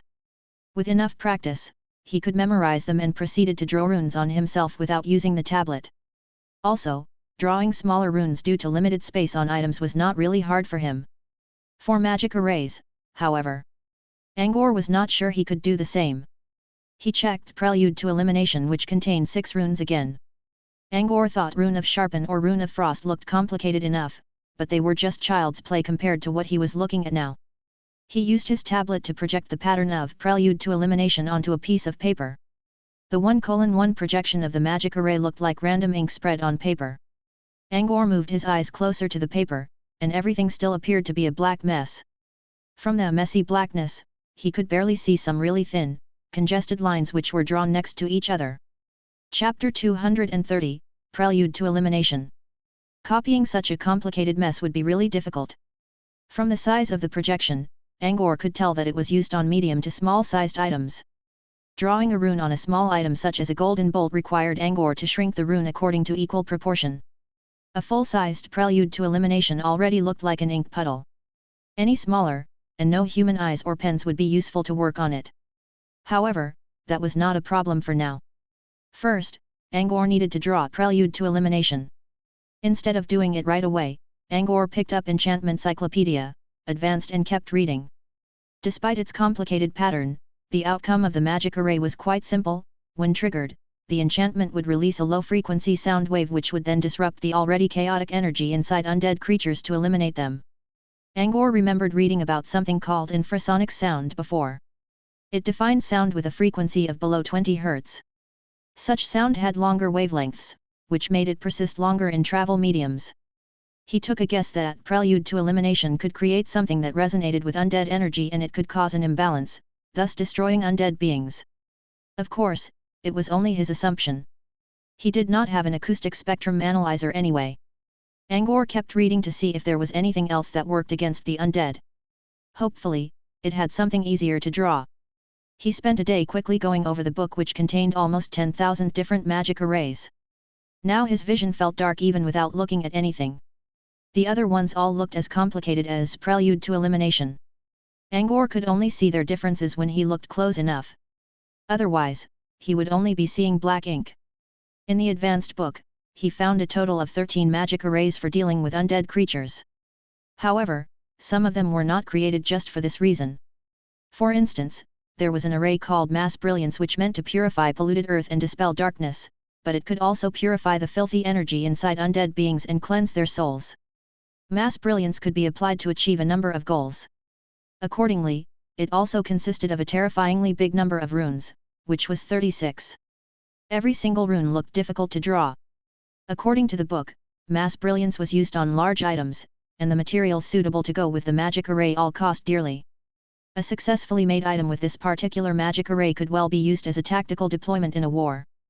Before even thinking about whether he could draw the magic array, Angor knew he would never find enough money to afford the materials at his current state. It would probably cost the entire centurial income of a small-scale wizard organization. Furthermore, having enough money did not mean the materials could be found easily. Some of the key materials were nearly extinct in the wizarding world as well as the plains nearby. Also, even if he had them, it was impossible for Angor to do anything about the materials. Perhaps he would have a chance after turning into a wizard. The other anti-undead arrays were either too difficult to achieve like Mass Brilliance or were simply more complicated than Prelude to Elimination. In the end, Angor had to consider Prelude to Elimination. He hesitated for a while and decided to open the next folder, Enchantment Cyclopedia, for Masters. He had only opened this folder when he was arranging the pictures of books he recorded. This was the first time he actually tried to read its content. A great number of images were presented in front of him.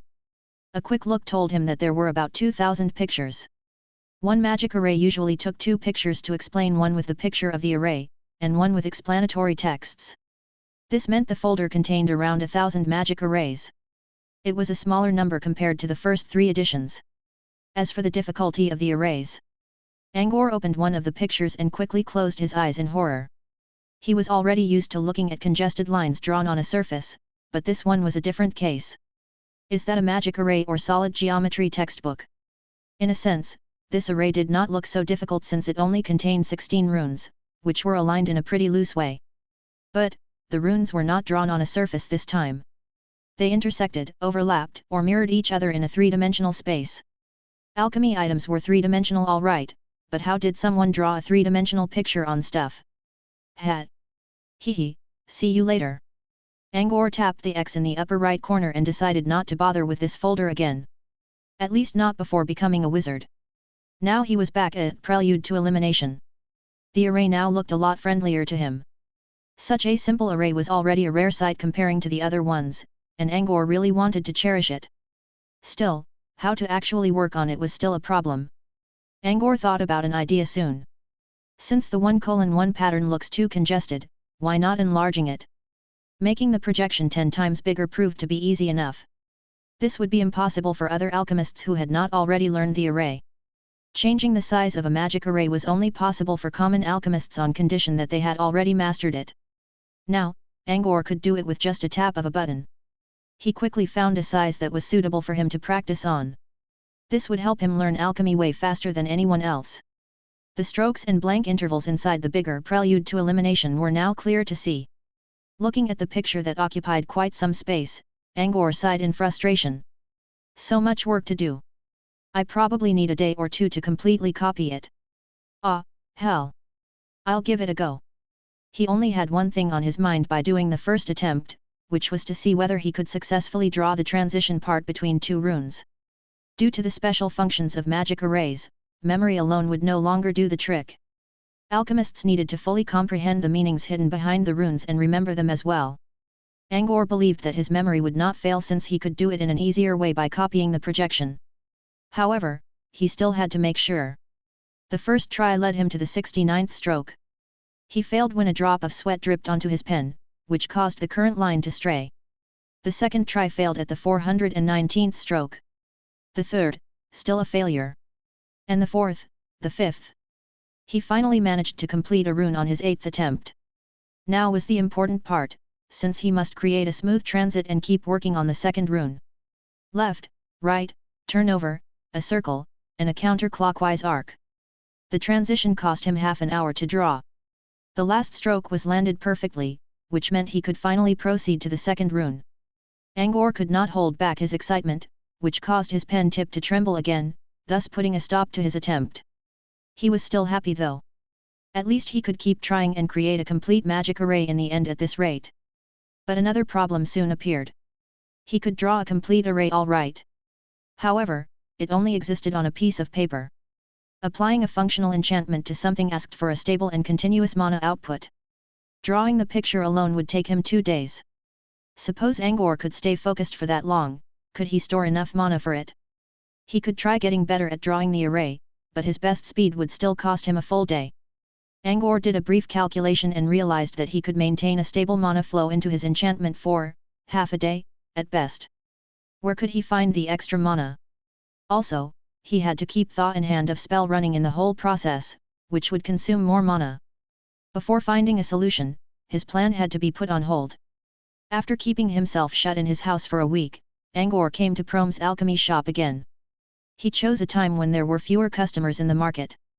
Upon arriving, he saw Dave cleaning the surface of a chopping blade with a wild design by using some kind of green liquid. The blade possessed a look that could not be found anywhere in the wizarding world. A Chinese kitchen knife. Angor had placed most of his alchemy creations in the shop so Dave could help him sell them. The kitchen knife was his second creation when he tried to make a one-piece item. Aside from its above-average sharpness, the knife did not have any special traits. Dave applied his green liquid to the entire blade before he noticed someone had come. Angor. Dave put the knife aside. Finally. Master Prome's been waiting for you in the shop the past few days, but he left yesterday evening. Angor felt a bit sorry upon hearing this. He had been focusing on his training and was not expecting that Prom waited for his answers so diligently. I had too much information to check. Ahem. But I finally found a clue, said Angor as he coughed and pretended that he was tired from his research. Chapter 231, Info about Sky Tower. I see. Dave believed him. Truth be told, I'd really hope you don't come here too soon. Master Prom has been teaching me lots of alchemy knowledge these days. I think I can start trying out basic synthesis once I digest what I learned. Right away? You're not starting with enchantment first? Angor asked. No. I'm afraid that I might no longer have the motivation to do synthesis in that case. To alchemists, both rune enchantment and magic array enchantment were only temporary solutions. They considered synthesis to be the ultimate way of alchemy. Dave was showing the same extent of enthusiasm about alchemy just like how Nausicaa was eager to get stronger. He knew that Angor could provide good enchantment knowledge, but Dave still chose to aim for something higher instead of going for a chance when he saw one right away. I understand. Enchantment does not have as much potential. Angor nodded. Dave seemed to be worried about something. Would you ever study synthesis, Angor? Angor considered for a while.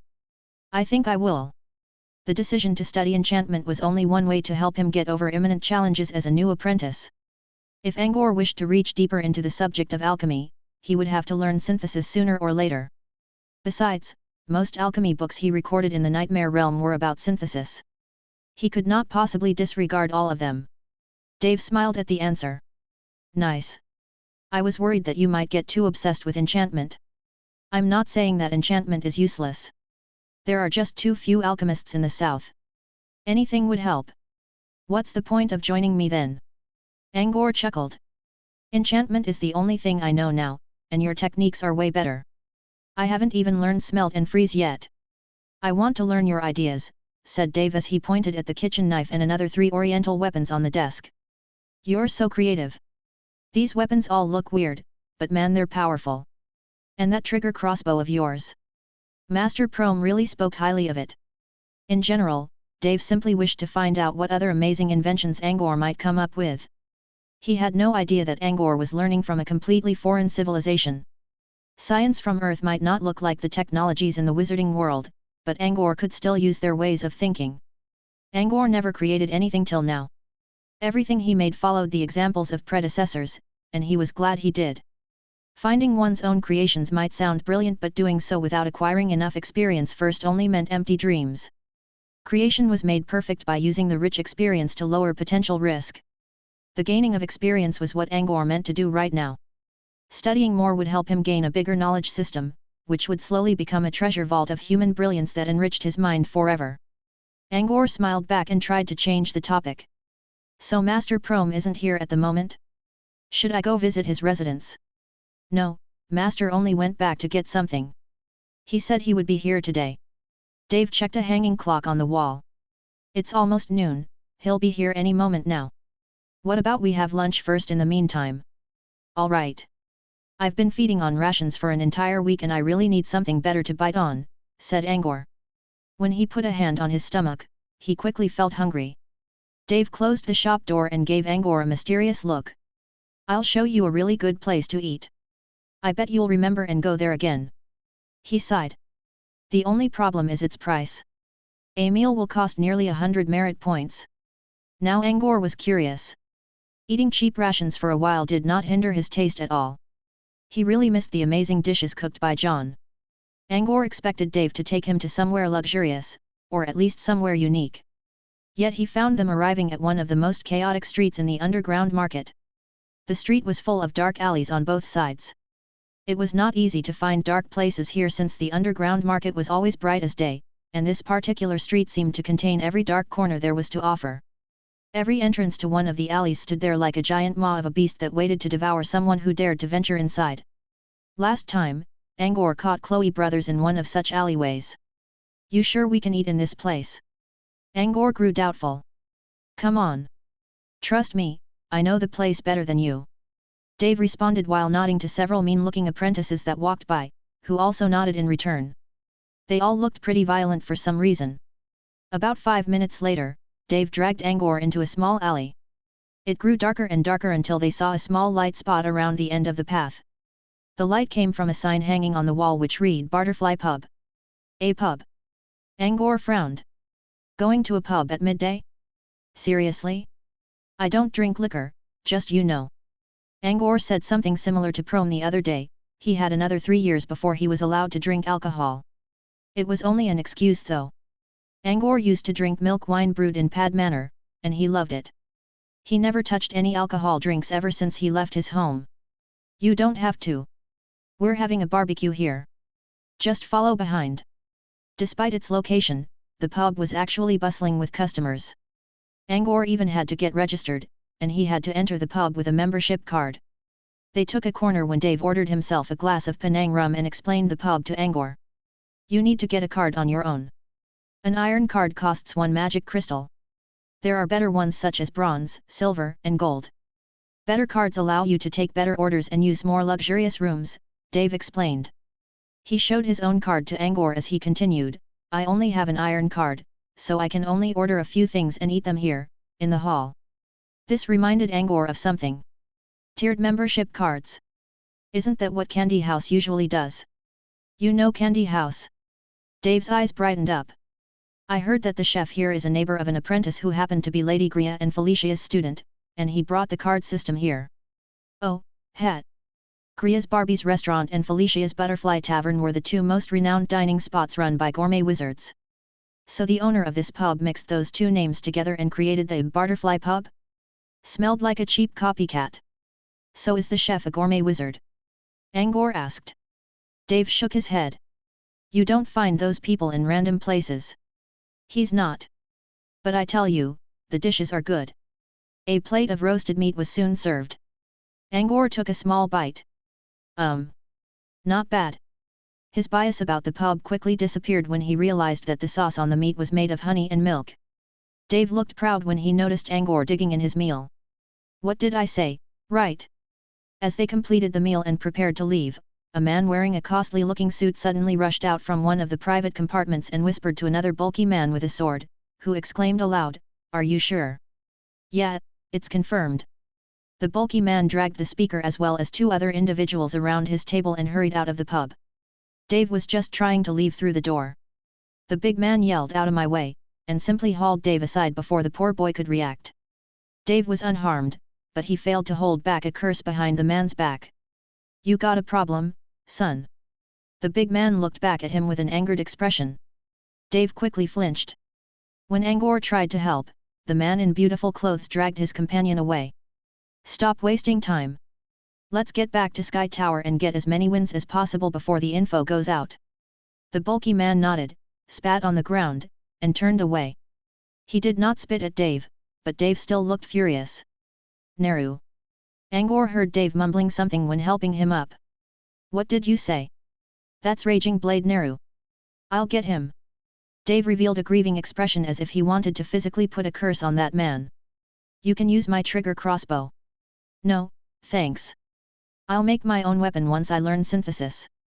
I'm trying to say, we can go and deal with him right now, said Angor, who also looked offended. Outside the pub. Butterfly Pub provides something else to gold card owners too, Dave spoke, they sell information to them. That man must have heard something important about the Sky Tower. Something important about the tower. Angor pondered. The purification garden maybe? They soon reached Prom's alchemy shop and saw a pair of people sitting on the stairs in front of the shop while chatting. They quickly stood up and greeted them with smiles on their faces. Them again? Such coincidence, Angor muttered. This was the same combination of the fat and the thinner lackey Angor met last week, Foza and Lafitte. Chapter 232, A Blade. Hey, Angor. Foza greeted Angor with a bright smile. What lucky day. We meet again. So, are you going to study alchemy from Master Prom too? Good day, Angor.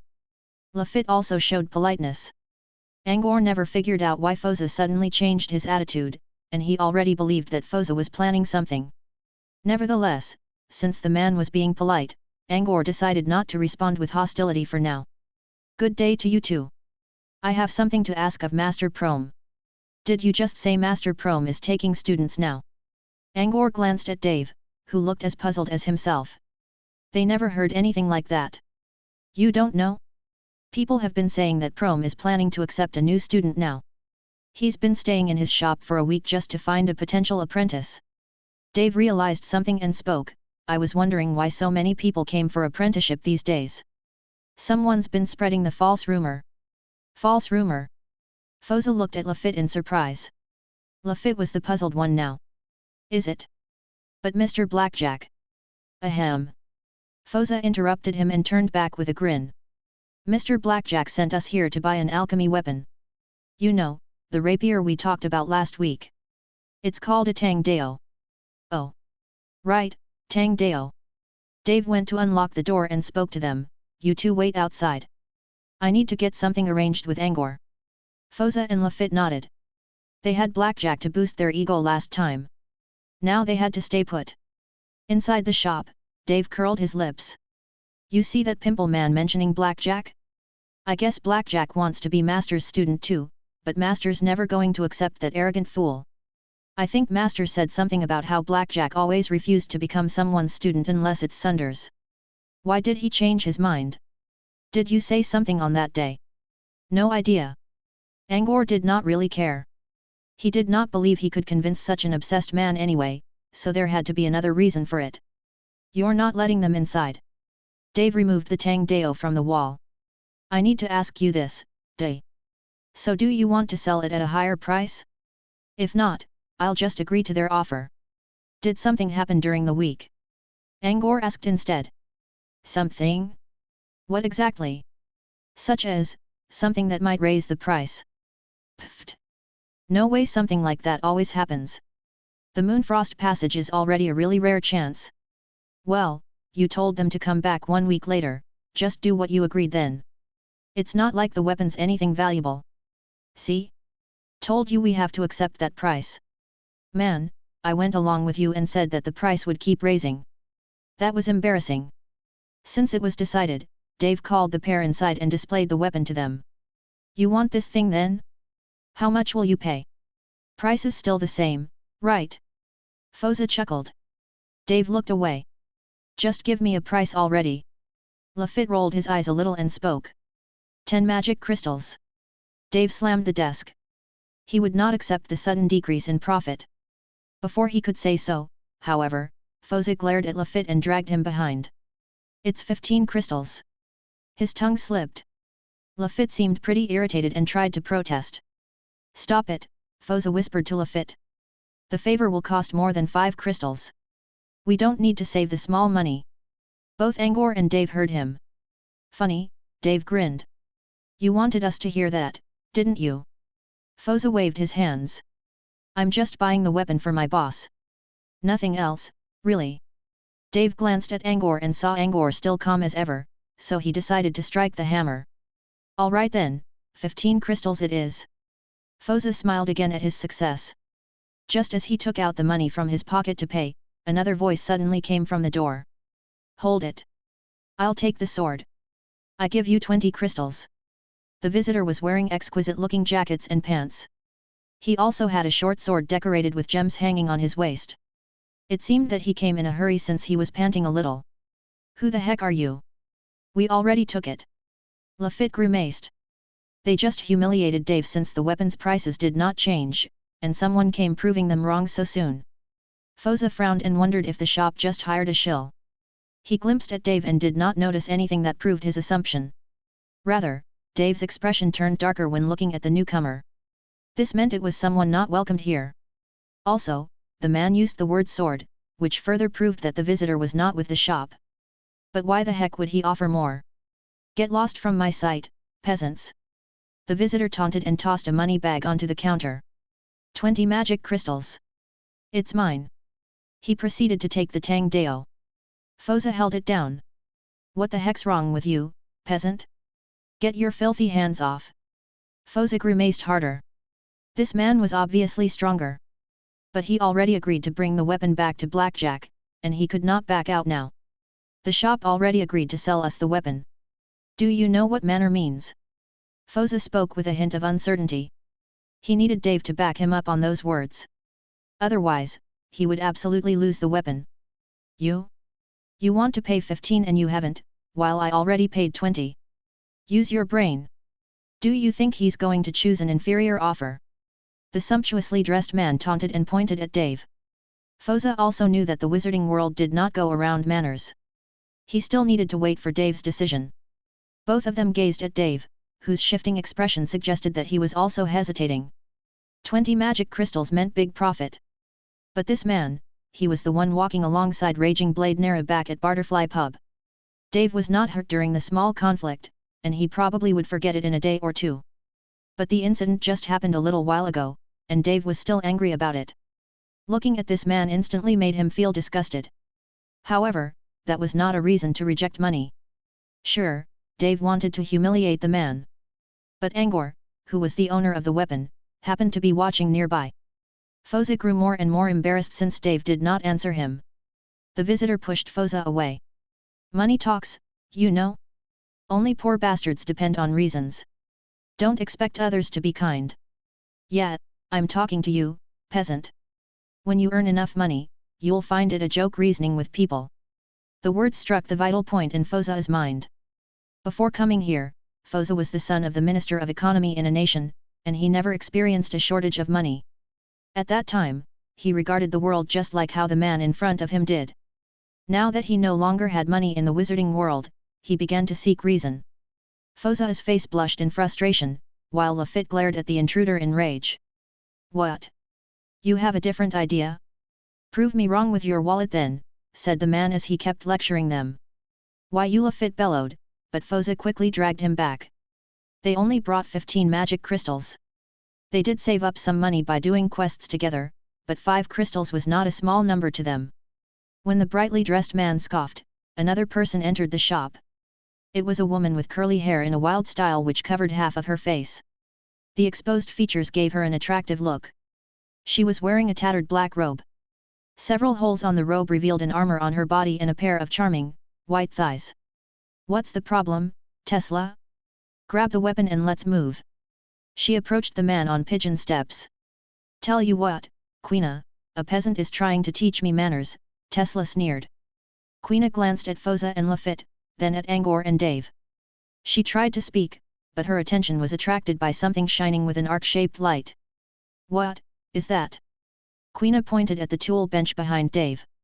Everyone looked that way. There were all kinds of miscellaneous objects scattered on the bench. At a corner, there was a glass case which contained a crescent-shaped object that glimmered with a cold aura. Hey, boy! Can I check that out? Queena pointed at the object. Dave also recognized this Queena as someone who accompanied Neru, but he showed them the glass case anyway. He placed the case on the counter which drew everyone's attention. Inside the case was a short-bladed scythe with inconspicuous patterns on it. The elegant arc of the weapon was releasing a faint blue light which was reflected on the glass and gave them the delusion of seeing a moon. It's a tiered alchemy weapon. Queena sensed the power of runes on the blade and revealed wild excitement. Every new item created by Prome would attract countless people to the shop to fight over it. A stock of tiered alchemy weapons would get sold out in a matter of minutes. They were not expecting to see an available one here at all. As people inspected the scythe, Tesla tossed an even bigger money pouch onto the desk without a second thought. I'm buying it. Chapter 233, Talking Reason. Tesla dropped his money pouch and reached for the scythe. Dave quickly took it away. Not yet. We haven't agreed on a price yet. Tesla pointed to the pouch on the counter. That's 100 crystals. Absolutely a decent market price. Usually, a weapon enchanted with Rune of Sharpen would sell for a similar price. However, this one might go a little lower since a scythe was not a common weapon used by people. Dave hesitated. He really did not wish to sell anything to these two people. What was more, those were Angor's weapons, and Angor had not provided his opinion yet. What, you want more? How about selling it to the peasants? Tesla pointed at Foza and Lafitte. Foza was still staring at the Tang Dao in Tesla's hand, unmoving. Are you selling it or not? You got a good offer. Tesla tapped on the desk impatiently. Dave struggled a little and finally decided to place the case back on the desk. Queena smiled and winked at Tesla, who then glanced at Foza again. See that? Give me reasons when you earn enough money or don't be an eyesore. Queena sneered, enough wasting time with these lots. Neru's waiting. Okay. Just let me grab the weapon, said Tesla with a chuckle. He believed he had everything under control and that no one would oppose him now. Those two peasants already lost their speech, and the shop clerk only needed money. Money was the rule. With enough money, he managed to receive the message earlier from Butterfly Pub and even asked them to keep it from others for a while. Tesla reached for the scythe slowly while giving everyone a proud look. Wait. Why is it so heavy? He looked down and saw someone's hand holding the weapon down. Telling from the healthy features on the hand, it had to be someone really young. Tesla moved his sight up and saw the young man who had not made a sound until now. Hands off, peasant, Tesla spoke in a cold tone. Everyone else in the shop stared at Angor. So, you're rich, said Angor as he smiled at the man in front of him. I'll reason with you. His words startled everyone, especially Foza, who suddenly felt a bit relieved. Was Angor trying to help him? Quina raised an eyebrow and placed a polished finger on Tesla's chest. Oh my, little handsome. Do you want to reason with him? I'm afraid his reason is bigger than you expected. As she spoke, Quina slowly moved her finger down toward Tesla's abdomen and stopped at a convenient spot to draw a circle. What she meant was obvious. Tesla sneered again. Good. I'll show you some reason then. He let his hand go from the case. So, how much can you offer? Let's see who got more reason. Angor remained calm and pointed at the other weapon in Tesla's hand. Let's talk about this blade first. Tesla was surprised a little, then he laughed out. And I thought you were going to show me some real money. So you want to talk about this cheap shit? Okay then, I'll give you a chance. Angor took the Tang Dao back from Tesla's hand. Tesla frowned a bit, but he did not try to stop Angor. The man was curious to see what this particularly stupid kid was going to do. And Angor's move shocked him for good. Instead of offering a price, Angor tossed the weapon to Foza under everyone's gaze. Foza hurried to catch the weapon with a blank expression. He had no idea what just happened. What's the meaning of this? Peasants helping each other. Tesla scoffed. I'm reasoning with you, Angor said. What reason? Where's your offer? Angor only smiled. Even Dave began to chuckle and placed a hand on Angor's shoulder. Man, he's either deaf or blind, Dave spoke, you already showed him the reason. That angered Tesla a little. He realized that this kid was referring to something different by mentioning reason. I see. So, you want to help those two? Tesla was losing his patience. Not at all. As I said, I'm being reasonable, said Angor. He extended a hand to Foza. 15 crystals and the Tang Dao is yours. Foza was still not sure what was going on, but he reacted quick enough and placed the money in Angor's hand. Since Angor meant to sell him the weapon, he would not let the chance slip. Next, Angor picked out 2 crystals and handed them to Dave while putting the rest into his own pocket. What the heck are you doing? Tesla grimaced. Reasoning, Day. They came first, you second. I agreed to sell the weapon to them, and I'll keep my words no matter how much you pay. That's how my reason works, Angor said. Tesla looked at Dave. Hey, you. You're letting an outsider decide for you. Dave shrugged without speaking and pretended that he was staying out of this. So, 20 crystals aren't enough? And you'll join these peasants against me? Ha! You're just a lowly worker in the shop, no? I bet Master Prom will fire you for good when he hears about this. Fire him? Of course not. Another voice came from the door. Everyone looked outside and saw a middle-aged man in a shiny purple robe walking in on casual steps. Master Prom. Foza saw his potential boss and quickly went to kneel down. Master Prom, Tesla was shocked. He mentioned Prom's name to scare off Dave, but Prom came for real. Speak of the devil, and just in time, Angor thought to himself. Prom did not know what a bunch of people was doing in his shop, but he already heard Tesla's previous words. He was pretty satisfied with Dave's outstanding performance recently. Earlier this week, when he taught Dave alchemy knowledge, Dave showed an open mind as well as great determination. Added with the friendship with Angor. Naturally, Prom would never kick Dave out of the shop. Master, greeted Dave as he welcomed his teacher inside. Prom's action slapped Tesla's face really hard. However, when Tesla thought about how the stupid kid took the income of the shop for his own, the man was confident that Master Prom would do justice. What's going on here? Prom asked. Before Dave could explain, Foza and Lafitte rushed to Prome's side and quickly described the whole matter. Prome did not reveal his standing. Deep inside, he would support Tesla this time. However, since Angor was the one opposing Tesla, Prome was fine with selling a cheap alchemy weapon at a bad price. He could always make another one. He had no idea that the Tang Dao was not from his shop. Prome was going to speak up for Angor, but Tesla spoke first. Master Prome, the young man gave the weapon to these two, and only gave 2 magic crystals to your clerk, while he kept the rest. That's why I'm unsatisfied. Since Prome was here, Tesla would not call people peasants now. Prome looked at Foza, hoping that a third party could prove Tesla's words for him. Foza hesitated a little and nodded. I see. Prome was not sure how to comment now. Angor should have many ways to earn money. Why would he use such a bad trick in broad daylight? Prome pondered whether he should still support Angor. Tesla was satisfied to see Prome doubting the kid. Angor spoke up, I'm not done with my reasons. Let's talk about who should get served first. Tesla pointed to Foza. I think you should ask him. Say, if he has enough money, will he care about who comes first? Foza felt like crying when he became the center of attention again. However, since Angor just helped him, he decided to tell a lie for now by declining Tesla's assumption. He nodded firmly. I will. I'll let whoever arrives first to buy the weapon. Despite his sincere look, no one in the shop believed him. Not even Angor. I see what you mean, Angor said, and I do believe that Foza will not tell reasons if he's rich. Foza looked at Angor in shock. Hey brother. I'm trying to help. What gives? Angor's words also caught Tesla by surprise. The man already prepared some speech to hurt Foza, but he no longer needed to. Angor continued, so you don't reason, Foza doesn't reason, we'll not find reasons from both of you. But that doesn't matter. I'll tell you the reason. Angor gave them a bright smile. Tesla humphed. What's the point? You think you can decide on behalf of Master Prome? Angor shook his head. Of course I cannot. He then pointed to the blade in Foza's arm. But I have the right to decide the fate of this weapon. How? Because the weapon is mine. His words startled everyone in the shop again. Well, except Dave.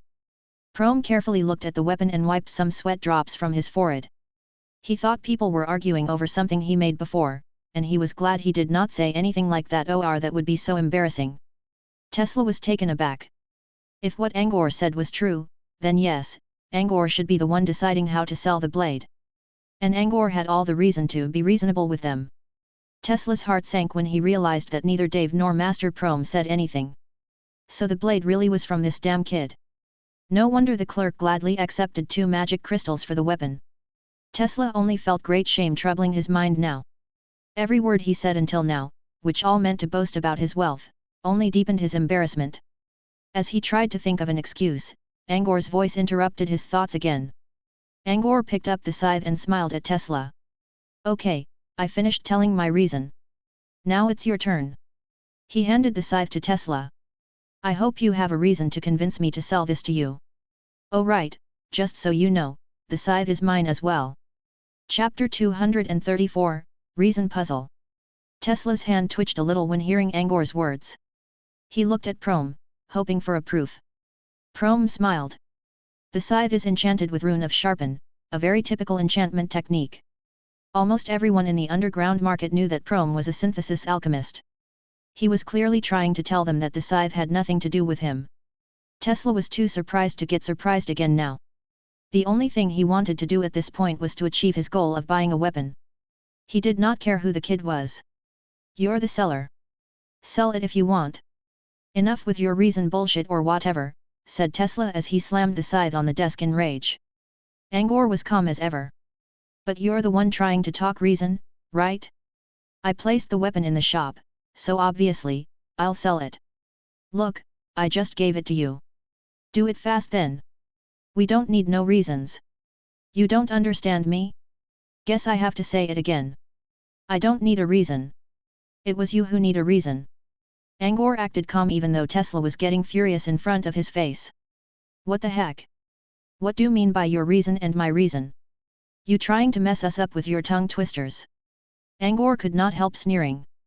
Dave, Foza, and Lafitte all shook their heads. Even Prome looked away. Tesla was still dumbfounded. Queena quickly whispered, "He's asking for an offer. Don't get it complicated." She began to feel embarrassed as well. "You haven't had enough? Let's buy the weapon and be on our way. Boss is waiting for us." Tesla finally realized what was going on. He was one saying money is the reason, and Angor was asking for money. And he repeated sell me, like a fool. Tesla felt his face burning. "Shame ye. So you know how to blush? I thought you can't since you never remember what you said yourself." Lafitte taunted. Tesla had been calling him peasant all the time, so he could not give up the chance to humiliate Tesla. Tesla's shame quickly turned into rage. He gave Lafitte a threatening look. "Shut your trap, peasant. Or else." "Or what?" Prome spoke up with a cold look. "Dear me. Why are there so many people making scenes in my shop these days? You all looking to die faster?" Prome's mighty aura as a level 3 apprentice already caused Tesla to flinch in horror. His fame as an alchemist only made it worse. I didn't mean that, master. He used foul words at me, so I argue however you like." Prome frowned. "But don't you dare attack people for real at my place, or I'll make sure your days are numbered." Tesla was trying his best to remain calm. Now he was losing it. Angor chose to add fuel at a proper time. "So, your reason? If you don't have one, leave the weapon and get lost." Tesla's rage built up, but he deflated again when Prome snorted as a warning. Queena facepalmed herself. Tesla tried his best to contain his emotion. "I already paid the money. It's on the desk." There were 2 pouches on the counter, one big and one small. The small one contained 20 magic crystals Tesla paid for buying the Tang Dao, while the other had 100 crystals for the scythe. Angor picked up the bigger pouch and felt its weight. "Nah, this is not enough to convince me.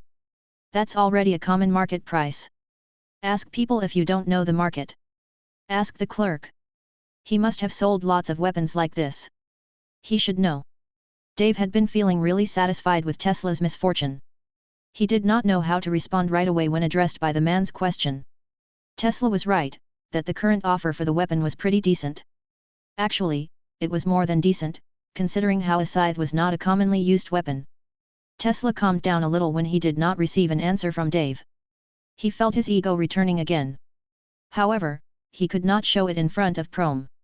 Angor spoke up, "Again, the scythe's mine, and I need a reason to convince me. The market price is not a regulation anyway. It always changes."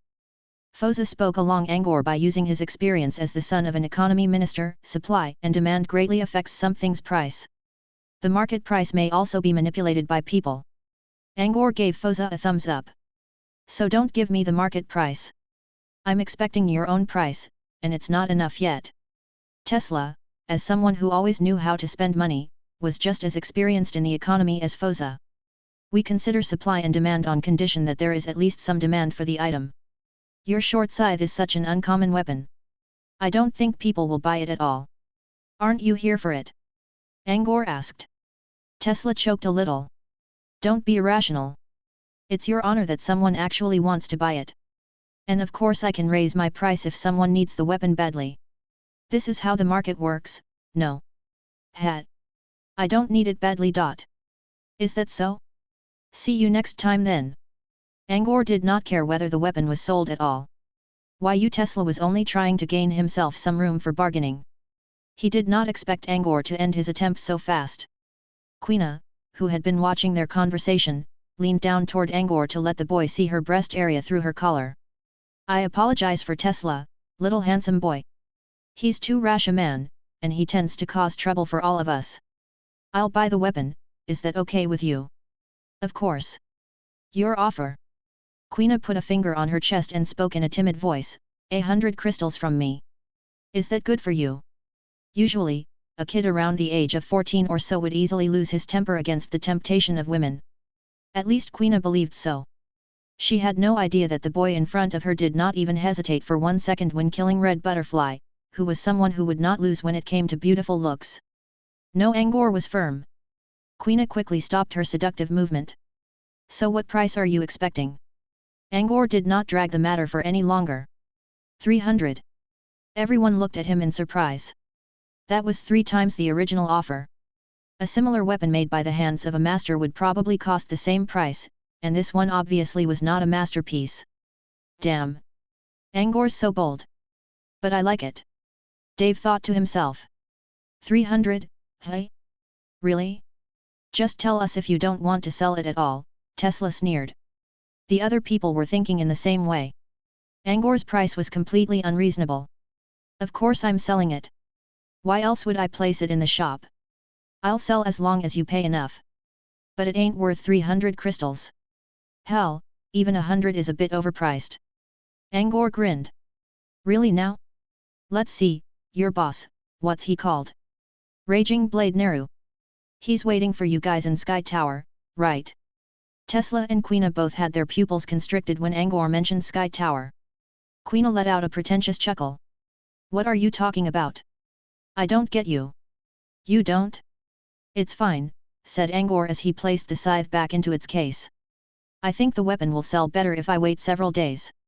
Don't you think so, Mr. Tesla? What did you know? Tesla asked. You're asking me now? But didn't you guys just buy the information yourselves? Information? What information? Foza and Lafitte looked at each other, puzzled. Angor only smiled. Something that helps me sell the scythe at 300 magic crystals. Tesla and Queena both stared at Angor with an uncertain look. Who the hell are you? And how did you find out?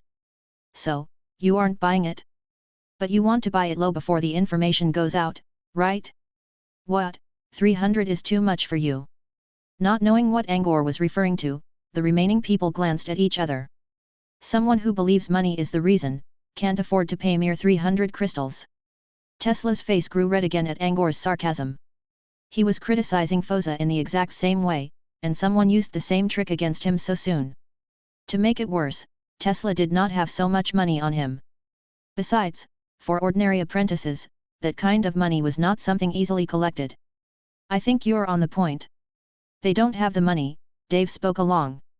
He was also wondering what the information was, but he was glad he had something to add salt to Tesla's wounded ego. Chapter 235, Swap Places. Tesla was only a level 1 apprentice. The 150 crystals he carried included the fund for his team. There was no way he could find 300 crystals. All right. I'll remember this. Just you wait. This was the first time Tesla was humiliated so badly in his life. He always believed that money was the only thing that dominated the world, and he was confident in his wealth. Now a kid just ruined everything, including his personal image. He cursed and turned away to leave the shop.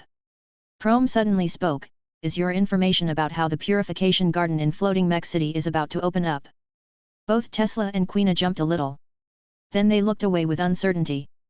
On my way, I saw the questing hall already announced the message to everyone. Before anyone could comment on Prom's words, a group of apprentices rushed into the shop.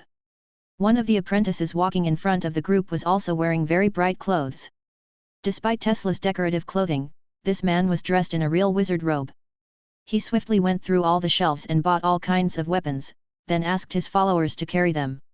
Even Angor's kitchen knife was among his purchase. The man suddenly noticed the glass case and widened his eyes. How much for this one? He asked eagerly while glancing at Tesla anxiously, fearing that someone might beat him to it. 400 crystals, Angor said without a second thought. He startled everyone else by increasing his price by another 100 crystals so soon. That was 4 times of Tesla's original offer.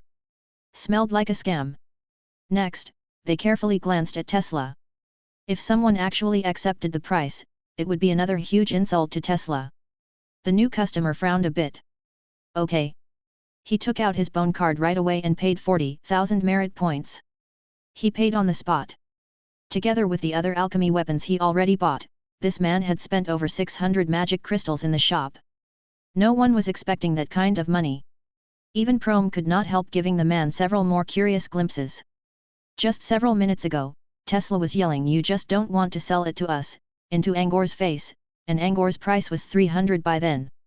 Now that someone paid even more for the scythe, Tesla's cheeks were now of a pure, bright red color due to his great embarrassment. His partner, Queena, was in no better condition. The woman just helped him by saying Tesla's got a bigger reason. Bigger reason? Queena only wished to get away from everyone as soon as she could.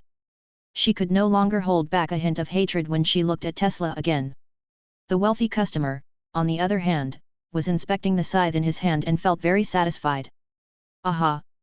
I hit a treasure vault today. With this baby, nothing's stopping me from reaching the top floor. The man laughed out. Most of the time, there would not be any level 3 apprentices in the Sky Tower, which meant a level 2 apprentice who owned a tiered alchemy weapon was very likely to succeed. Besides, he had great talent. I'll remember this, friend. If you need help, just call my name Ramen Bell. Ramen Bell told I'll remember this to Angor for the same thing, but with a totally different intention. Someone bought the scythe for 400 crystals and was content with it. He even thanked the seller sincerely. On the contrary, Tesla gave Angor a mouthful of curses for a lesser price, and earned himself a sarcastically different impression to others. Tesla's cheeks had changed from red to grayish black. He had not escaped from the shop yet because he considered it even more embarrassing when people were looking. Thank you kindly. I'm Angor. Angor nodded in acknowledgement. Without further ado, Ramen Bell took his goods and left right away. On his way out, Ramen Bell saw the Tang Dao in Foza's hand and did not comment. When moving past Tesla and Queena though, he noticed them empty-handed, and could not help ridiculing them. Lousy beggars!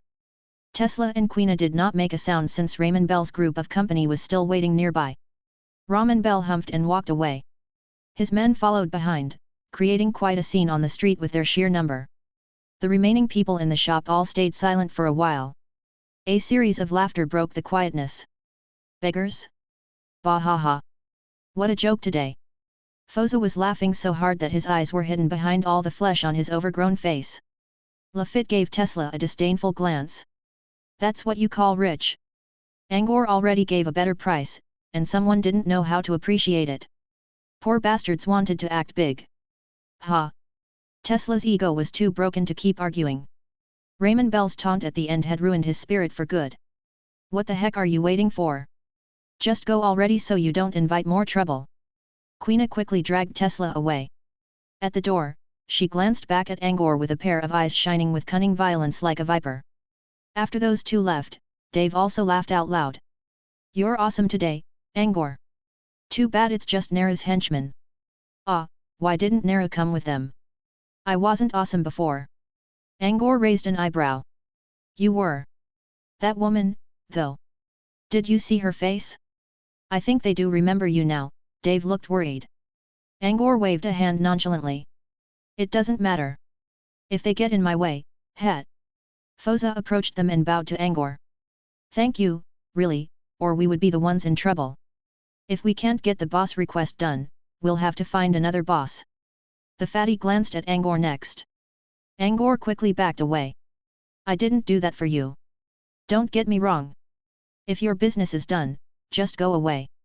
Foza was planning to ask where Angor got the other two alchemy weapons. Now that Angor openly rejected his friendliness, Foza only chuckled and took Lafitte away from the shop. What's about the purification garden, master? Why's everyone buying weapons? I mean, 400 crystals. This is insane, Dave spoke. Prom grinned. You should ask Angor about this one. He knew about the information way earlier than us. That's why you went to challenge the tower so early, am I right? Angor smiled and explained everything to them. Ah. That's why you asked me to sell the weapons a month and a half later? You already knew their prices are gonna go up. Dave commented. Dave did not mind Angor's decision to withhold the information. Even if Angor told him, he did not have what it took to challenge the tower. Prom was still waiting for an answer from Angor and he could not really wait any longer. Angor, you. Did you find an anti-undead rune? Sadly, I didn't find a rune to repel the undead. Prom looked down a little. But I saw a magic array for that purpose called Prelude to Elimination. Have you heard of it, sir? Prom went through his memory and shook his head.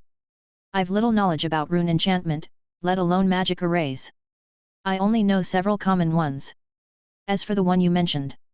No, I have no clue. You, learned magic array enchantment, Angor? Dave asked in surprise. Dave knew that something enchanted with a magic array was at least a mid-tiered alchemy item or something better. With such a technique, Angor could already be considered a better alchemist than Master Prom. Prom also gave Angor a curious look. I don't know if I can do it yet. I tried. Before I can see any result, I don't have enough mana for it. How can I draw a magic array without mana? I see. You'll have a hard time drawing arrays even if you know how, said Prom as he sighed. Looks like I'll have to check out the wizard fair. Is there a way to address this problem? Angor tried to ask. I've been experiencing a lack of mana before when trying to draw some of the runes. If you have problem with mana, this is pretty simple. One direct approach is to spend money. You can use magic crystals as a source of mana. Angor already knew that magic crystals could be used as a power source for alchemy items, however. But the crystals only provide primal mana, right? I still need to convert them into my body. That will be too slow. Chapter 236, Energy Stabilizer. Every problem has an answer, Prom said. People have always been tackling this problem with primal mana in magic crystals. There are many solutions today. Considering your current condition, the only one suitable for you is to buy an energy stabilizer. Energy stabilizer? I think I saw it somewhere before. From one of the books in Cloud Library, I assume. Prom chuckled. If my memory serves me right, the alchemy draft about energy stabilizer has a rental fee of 1.1 million merit points. Million. Dave was agape upon hearing this. That meant 11,000 magic crystals. It would probably take his entire life to make so much money. Angor remained calm. He did see the book Prom mentioned, but he was also sure that his encyclopedia, Basic Alchemy, contained something like this as well. However, Angor never read the book for real. He only saw the name of energy stabilizer when arranging his pictures, so he had no idea what this thing did. As we commonly believed, primal mana is untamed energy which is almost impossible to control.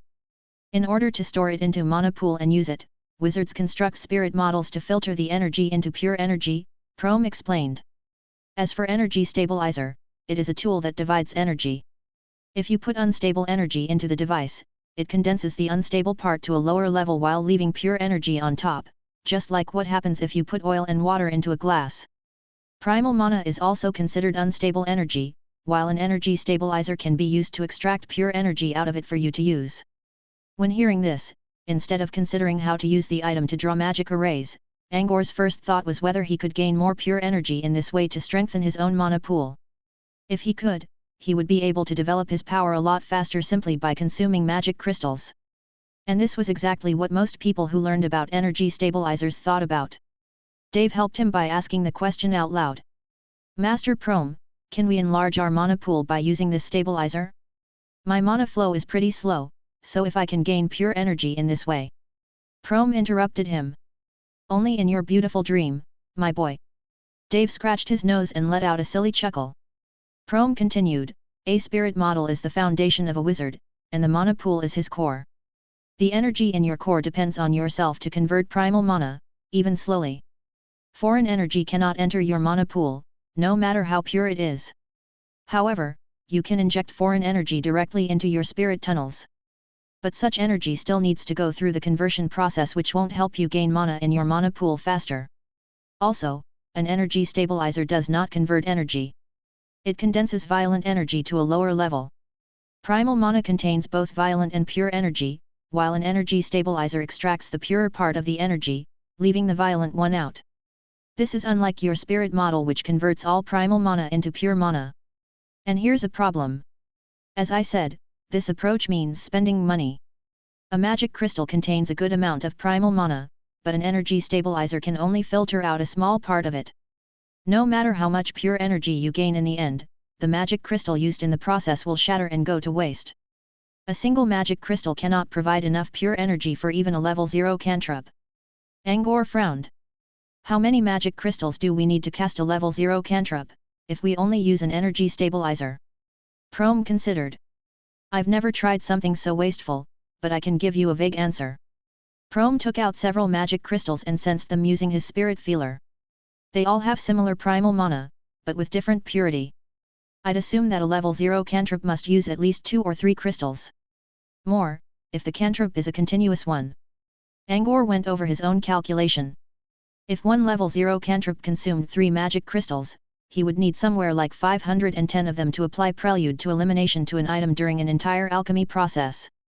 Considering he also needed to use Thaw in Hand of Spell, it would take 600 crystals or so. 600 magic crystals just to craft an alchemy item enchanted with prelude to elimination. And this was based on the condition that his attempt was successful. Should anything go wrong, everything would go to waste. Angor hesitated. He wanted to give up. However, when he recalled how Prom did save his life back there, he decided to give it a shot anyway. He did not reveal his plan since he still had many problems to solve, such as where to find the magic crystals and materials. Besides, if Prom could actually find a usable weapon from the wizard fair, he could avoid wasting money. Dave asked a question in the meantime. Master, from what I heard till now, an energy stabilizer doesn't seem so useful. Why is the draft so expensive to rent? And how much does it cost when a full functional stabilizer is sold? Prom sneered. I didn't say anything about the true potential of a stabilizer. It isn't used for extracting pure energy only. Any experiment that involves energy application could use such a tool, and any wizard who strives to achieve something good should get one. It has a high demand on the market, thus it's an expensive blueprint. You should already know that anything related to alchemy knowledge costs a fortune.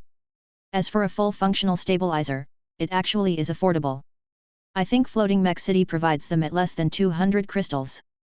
We don't have many alchemists here though, so you may find them in Brute Cavern at a higher price. Can you make one, Master? Dave asked. Prom cleared his throat. I wouldn't be running a shop in this place if I can. If I go to Wizard Fair and sell stabilizers there, even if only one each day, I'd become richer than most people. Prom noticed Angor's expression and thought the kid was still thinking about energy stabilizers. No need to worry. I was planning for the worst already. I've found enough magic crystals so I can go check the grand auction held in Twilight Well next week. Twilight Well, the name of the wizard fair in Darkevil Empire. Apparently, auctions in Twilight Well were managed by their local wizard families. But in truth, they were sponsored mainly by Brute Cavern. Aside from routine auctions every month, they also held 2 grand auctions each year. One during the middle of a year, and one at the end. I'll go as well, maybe I can learn something. I really need some new alchemy materials too. Angor already mentioned this last time. He was glad he was just in time for the mid-year grand auction. Of course. You come with us too, Dave. Go find a space capsule so we can stock up for the shop. Since it was decided, Angor needed to prepare something for his own. The foremost task was to earn some money.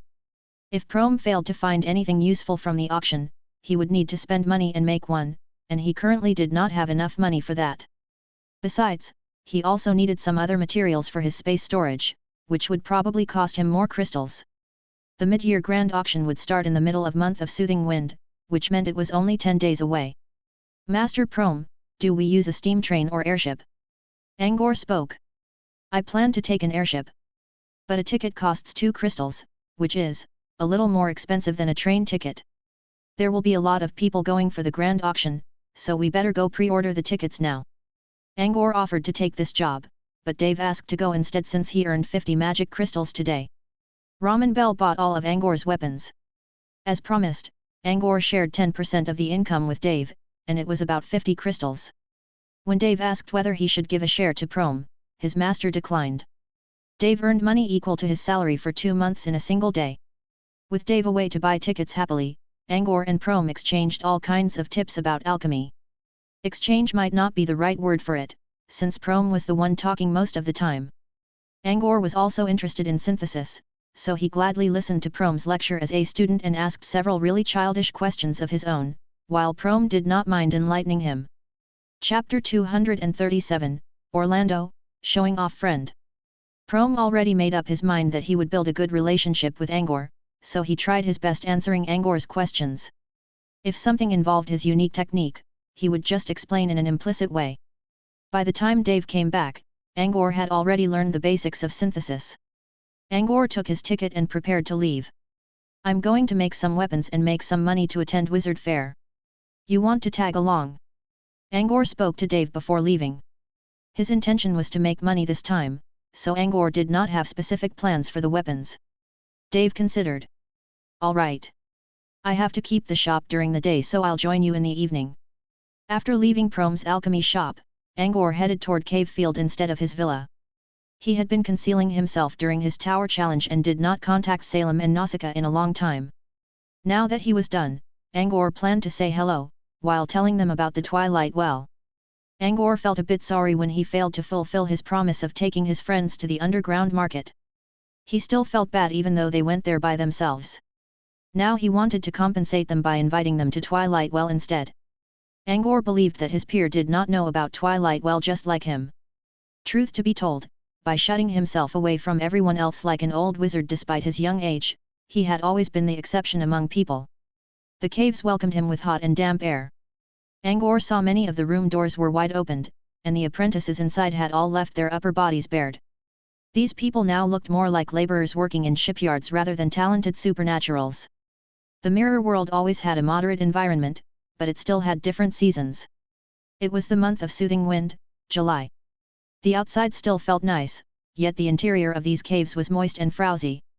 Living here for too long would gradually cause people's bones to rust away. They should have made some savings by now. I should tell them to get out of here as soon as possible, Angor thought. Unfortunately, both Salem's and Nausicaa's doors were shut tight. Seemed like they were both away. Are they doing quests again? There was nothing Angor could do at this point, so he decided to head back. Before reaching the exit to the caves, he ran into Foza and Lafitte again. The pair also had no idea where Salem and Nausicaa had been. Maybe you should go ask Orlando. That guy seems pretty close to them, Lafitte suggested. Salem did mention Orlando's name several times. As Angor remembered, the information about how Hookdick kept slandering his name also came from Orlando. Angor still had time to spare today, so he agreed to check out Orlando. He rejected Foza's offer of leading the way. Last time when trying to find Balba, Salem already took him to Orlando's room, so he still knew the way. About 15 minutes later, Angor stopped in front of one of the doors. The door was slightly ajar, revealing faint candlelight inside, as well as the sound of someone snoring. For some reason, it sounded pretty rapid as if someone just came back from strenuous exercise. Angor was going to knock on the door, but his hand stopped when he thought about what could possibly be going on inside the room. Of course, he should not knock if there were two people who just finished their exercise. He wondered if he should use his spirit feelers to check the room first. Someone suddenly mumbled in the room. Raw fig. I want more. Raw fig? The image of a giant man with handlebar mustache flashed in Angor's memory. Raw fig was Orlando's great friend. But according to Salem, Raw fig was assigned to somewhere outside the mirror world. Was he back already? Nevertheless, nothing could go wrong if Raw fig was with Orlando, so Angor decided to knock on the door anyway. No response. Next, Angor spread his spirit feelers through the opening of the door, only to see Orlando alone in the room, snoring heavily while sprawling in an awkward manner on his bed.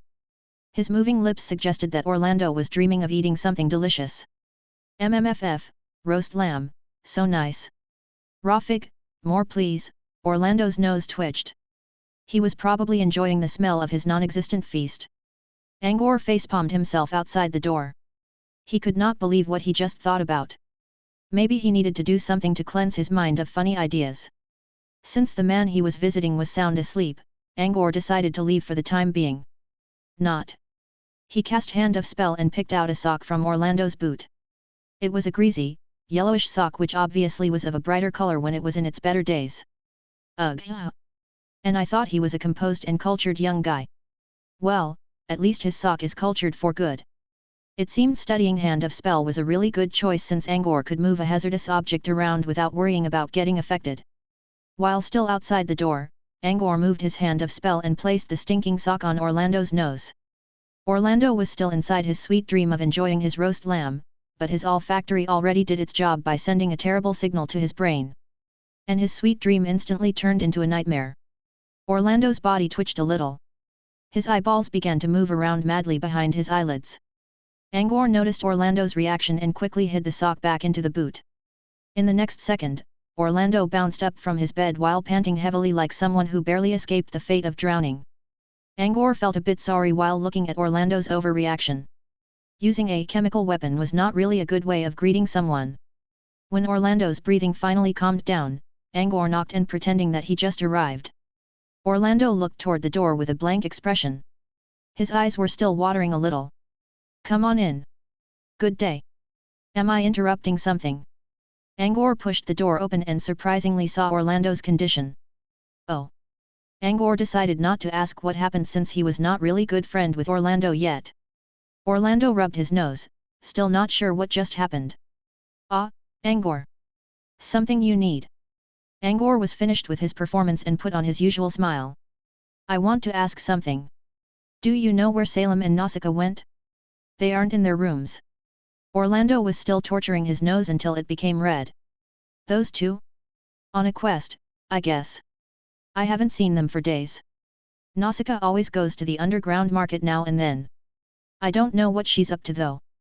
Angor believed he had an idea about that. Oh, thank you. I'll not take more of your time then, sleep well. He knew well he was the one waking Orlando up. Why are you looking for Nausicaa?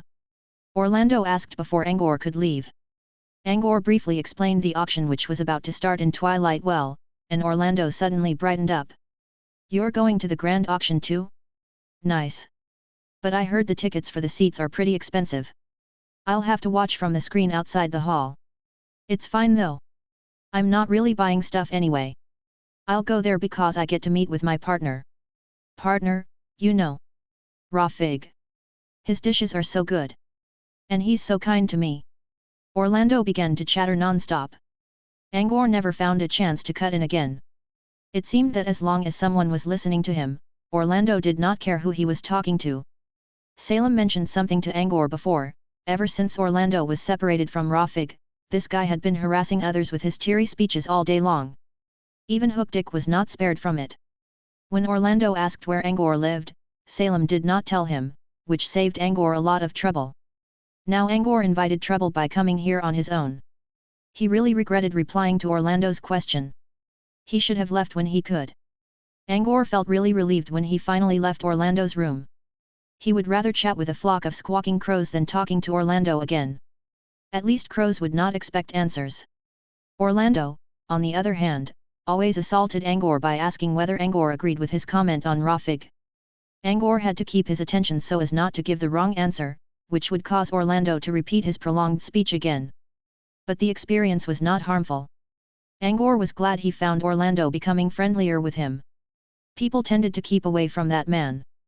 But at the same time, Orlando did not receive any foul treatment from them because he was quite the socializer and was never discouraged by people's unfriendly gazes. Those who were troubled by Orlando might feel like kicking his ass, but they could not really find a reason to. Angor did not know about Rafig. However, this did not prevent him from admiring this particular figure. Anyone who managed to become Orlando's best friend would not be anyone ordinary. At any rate, Rafig should at least possess great patience. Next, Angor went to Underground Market again and headed to Sky Tower. He just decided that he would never come here again a week ago, but now here he was, not as the notorious Baron Milk but as another bystander. He came here looking for matches Nausicaa participated recently. The dense crowd on the first level of the tower caught him by surprise. They were all fighters who were waiting for their matches since the waiting room could not take in any more people. Angry yelling, unfriendly grumble, heated quarrel, the entire main hall felt like a chaotic wet market. Oof! The information about the garden was a bomb. It blew so many chilling apprentices out of the water, Angor complained while pushing his way toward the inside. It took him a lot of effort to finally find a worker. However, this worker was too busy dealing with other people to give him any information about Nausicaa.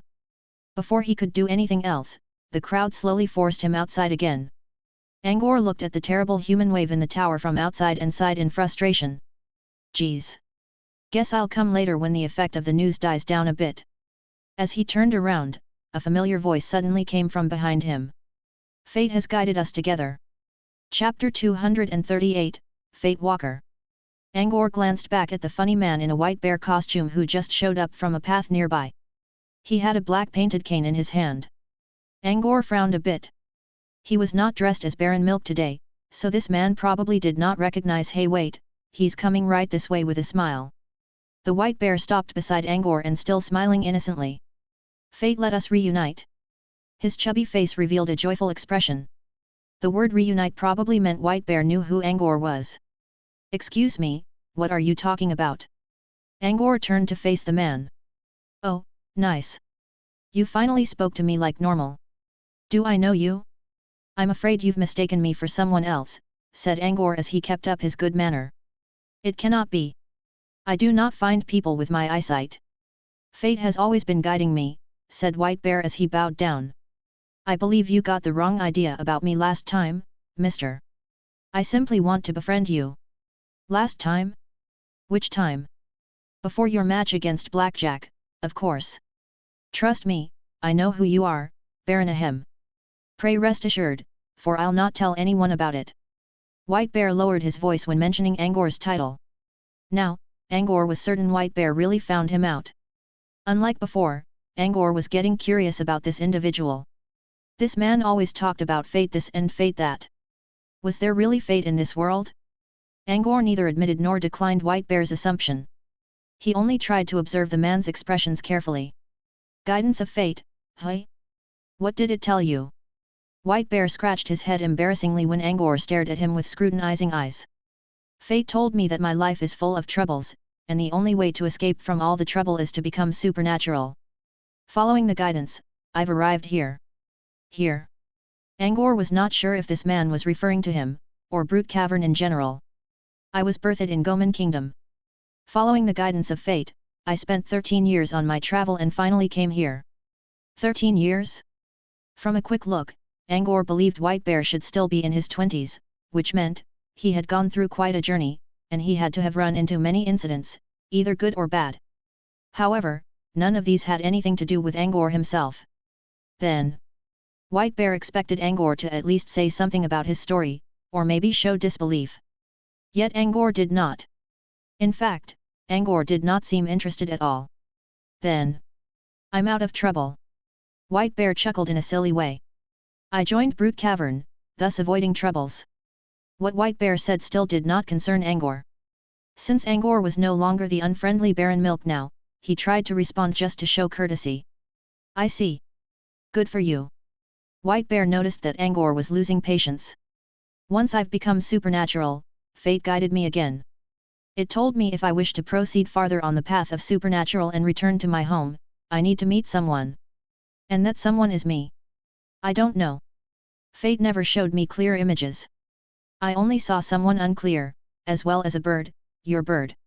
White Bear gestured at the sky, then at Angor's shoulder. Angor was now sure that White Bear was talking about Toby. He did not bring Toby today because the bird could easily give his identity away. Fate must be telling me about the owner of the bird. White Bear concluded. Angor nodded. I guess so. You do? Wonderful. So are we friends now? It seemed there were many steps missing before they could become friends. However, Angor did not really care. Nice story. I'm sorry to tell you that Tobio, I mean the bird who refused your proposal, is not my bird. His real owner asked me to take care of him for the moment.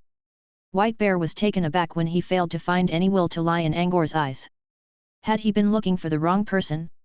I'm sorry, I'm not the one you're looking for. May I ask how you recognized me? Angor always wanted to know the answer. He was confident that only wizards were powerful enough to notice his true identity. However, reality had proven him wrong more than once. The first one was Sokka, who could sense his soul, which was totally understandable. Now White Bear did it again. Unlike Sokka, White Bear was only a level 1 apprentice. How did this man find out? White Bear was still thinking about whether he got the wrong man, and responded out of instinct, fate has guided us together once more. Fate? Again, Angor sneered. If fate does exist, she must be someone really busy who worries about you every day regardless of whether it was important or unimportant matters. White Bear finally realized that Angor was being sarcastic, and quickly shook his head. I was referring to something else just now. Please don't get me wrong. But I didn't. Your story doesn't necessarily concern me. You're looking for Toby's owner, and I can tell you that she's not in the wizarding world right now. Angor believed he had told White Bear enough and decided to leave. The fate which has been guiding my path in my life is a very mysterious sequence of the world, while the fate that asked me to come to you is this. White Bear pointed at the black cane in his hand. A wooden cane. It is. But to us Fate Walkers, it's called the Telltale of Guidance. Fate Walker? Angor remembered reading about something similar. You're a prophet? Yes. White Bear nodded. I'm an apprentice studying fate knowledge under the subject of prophet.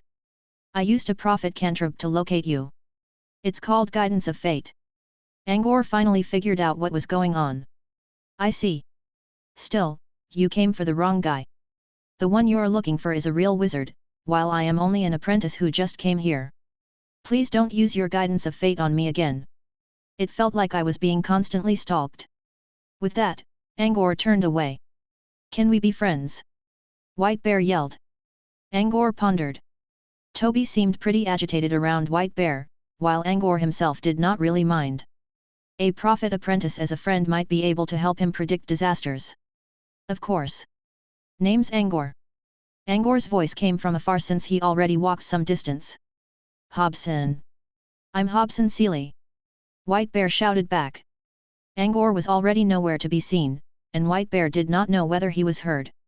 White Bear was still wondering whether Angor was the man he had been looking for.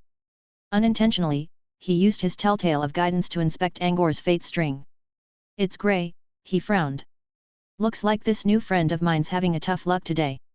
Angor was now too far to hear White Bear's mumbling.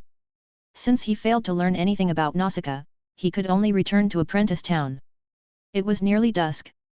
Both the mountains far away and the structures in the town were coated under an orange aura. Dave said he would come in the evening. Angor decided to check out the questing hall when it was still bright. According to Dave, the hall provided many quests which asked to buy alchemy weapons. It was 10 days away from the grand auction in Twilight Well, and Angor really needed some money.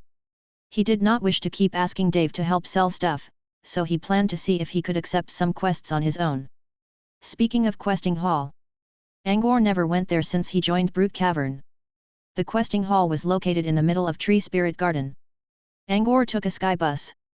There was another young apprentice on the bus with him. However, Angor failed to notice this since he only spaced out on his seat in his own thoughts.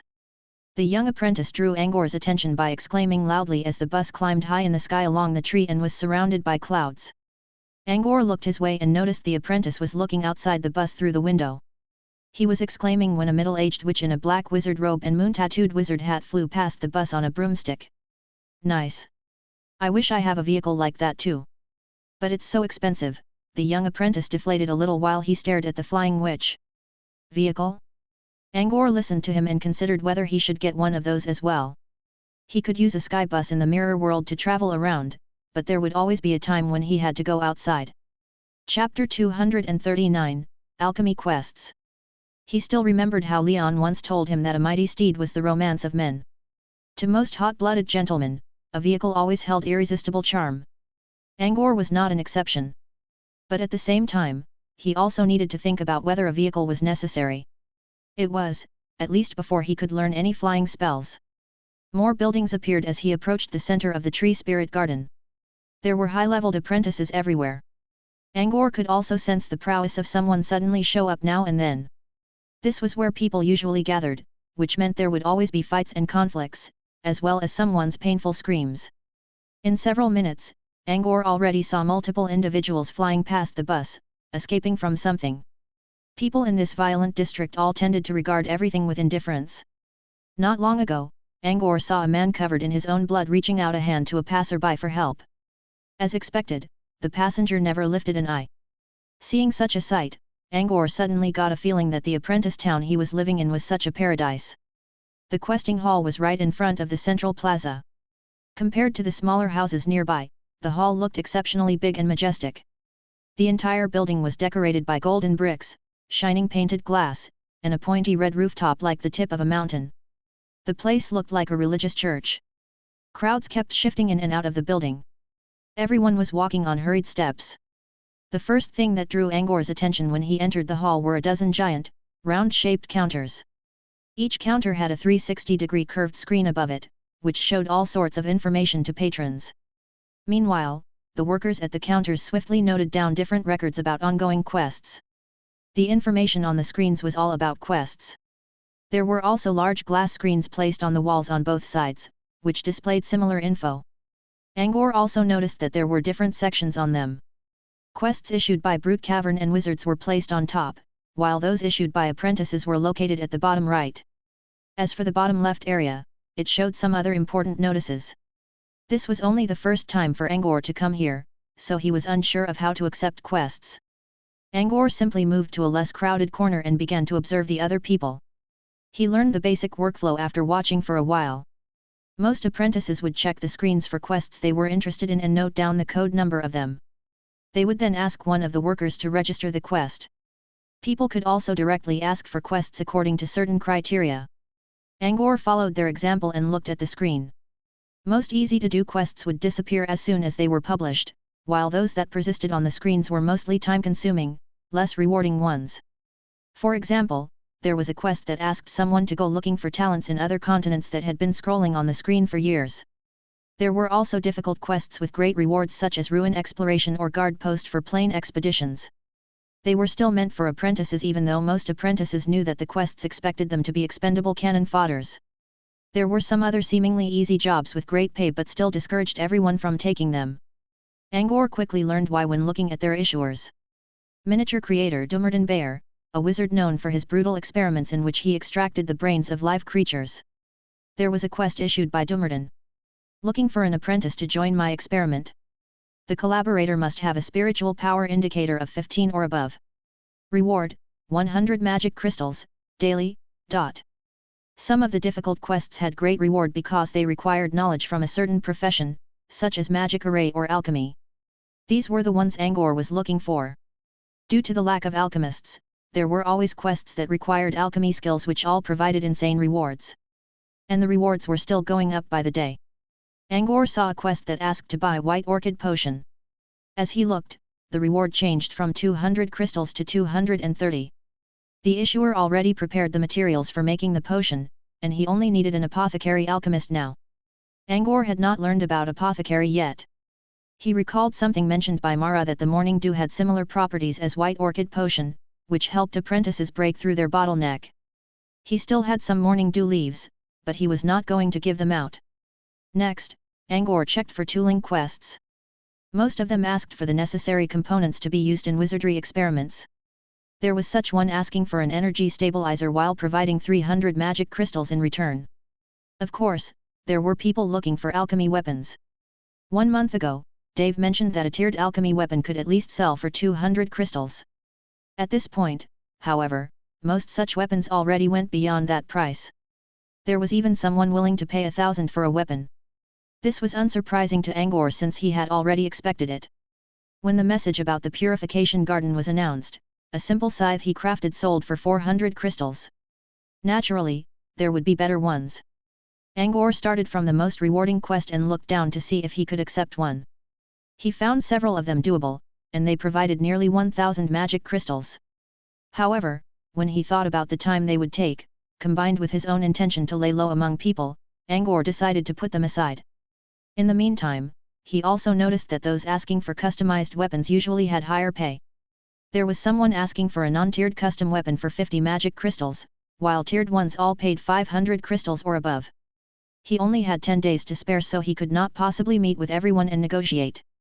Angor went for quests with easier requirements which provided raw materials. He chose 7 quests in the end. Upon finishing, they could probably earn him 3,000 crystals. When this was done, Angor took some time to look through the announcements displayed at the bottom left of the screen. Most of these announcements were important matters related to apprentices. As expected, the info about the purification garden was there. The second message said that the second Moonfrost passage was about to open. Nothing else caught his attention. Angor turned away and headed toward a less occupied counter. The clerks at the counters were mostly mortals who paid good respect to the patrons in the hall. Angor told the clerk the code numbers of the quests he accepted. Accepting multiple quests was not something rare, so the clerk did not express anything in particular. "Please show me your bone card, sir." When Angor complied, the clerk revealed a strange expression. "Sir, the record says that you haven't done any quests before, so you need to pay a 10% security payment for each quest. Also." A young man wearing a gold-rimmed white robe came from behind Angor and interrupted the clerk. "Also, you need to pay assurance for materials provided by the issuers." The clerk nodded. As this gentleman said, sir. Angor frowned and inspected the stranger behind him. The young man smiled at Angor. Sorry to barge in. I happened to hear the quest numbers you registered, so I knew you accepted alchemy quests. Happened? Not likely. Angor was sure that this man was nowhere near him just a moment ago. He came straight to this counter after the clerk checked the bone card. Angor humphed and looked at the clerk, who looked away to avoid his gaze. Just as I thought then. The white-robed man did not mind Angor's success in finding out his little trick. Excuse me, sir, are you an alchemist? Angor put up his cold expression. What's it to do with you? The stranger kept his bright smile against Angor's indifference. Oh, please don't be like that. Trust me, I highly respect all alchemists. Maybe I used a small tactic to find you. But even if I didn't, someone else will. Ask this man if you would. Every alchemy quest you accepted had countless people watching from behind. The mentioned clerk trembled a little. He's right, sir. Angor grimaced. You gave my information to someone else too. The clerk shook his head quickly. No. Not yet. The white-robed man chimed in. I paid a higher price, so I should be the one receiving the information first. But I think I drew enough attention by speaking to you, which meant they would come to you soon. Just because I accepted alchemy quests.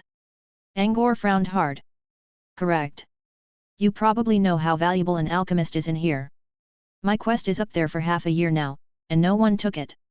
But don't worry, people who looked for your information, including me, simply wish to establish a friendly connection with you.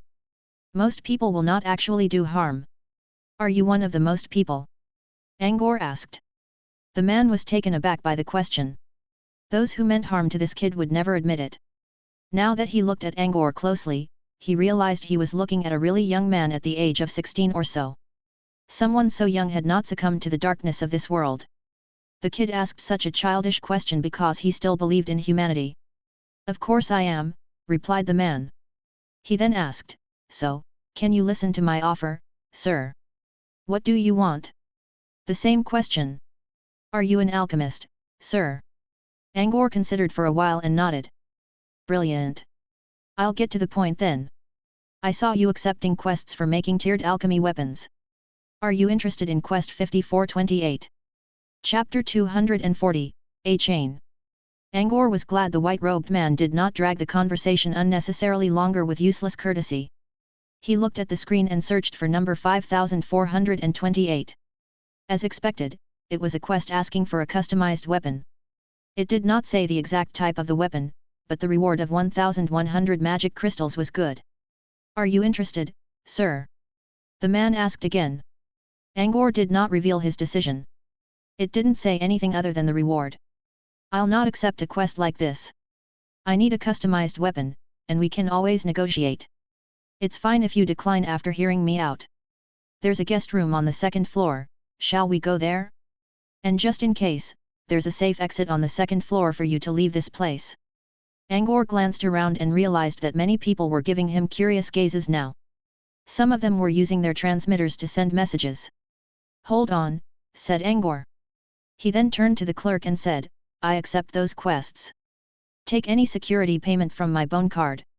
The clerk was still terrified by Angor's questioning gaze a moment ago, but he quickly complied and worked on a machine on the counter. I'll get the money back after I'm done with the quests, right? Angor questioned. Yes, you will. However, some of the quests have a time limit, so if you miss the deadline. Don't worry about that, said Angor as he waved a hand. The white-robed young man frowned a little when seeing Angor's decision. The kid accepted so many quests, which meant that his own quest would probably take a long time. Yet as a mere bystander, he could not make up decisions for Angor. He only sighed in the end. His quest had been left hanging for half a year now. Some extra waiting would not hurt anyway. For now, the most important thing was to befriend this young alchemist. The registration process took several minutes. 3 out of the 7 quests Angor accepted already came with materials provided by the issuers. When Angor took back his bone card, he also received 3 one-time space capsules from the clerk. Angor turned to the stranger. Lead the way. Along their way to the second floor, Angor learned that the man in front of him was called Babata. Everyone who learns about my name for the first time will find it strange. It's kind of a tradition from where I came, that we must use a name that leaves enough impression to others, said Babida with a chuckle. Letting our names be forgotten by people is the biggest insult to us.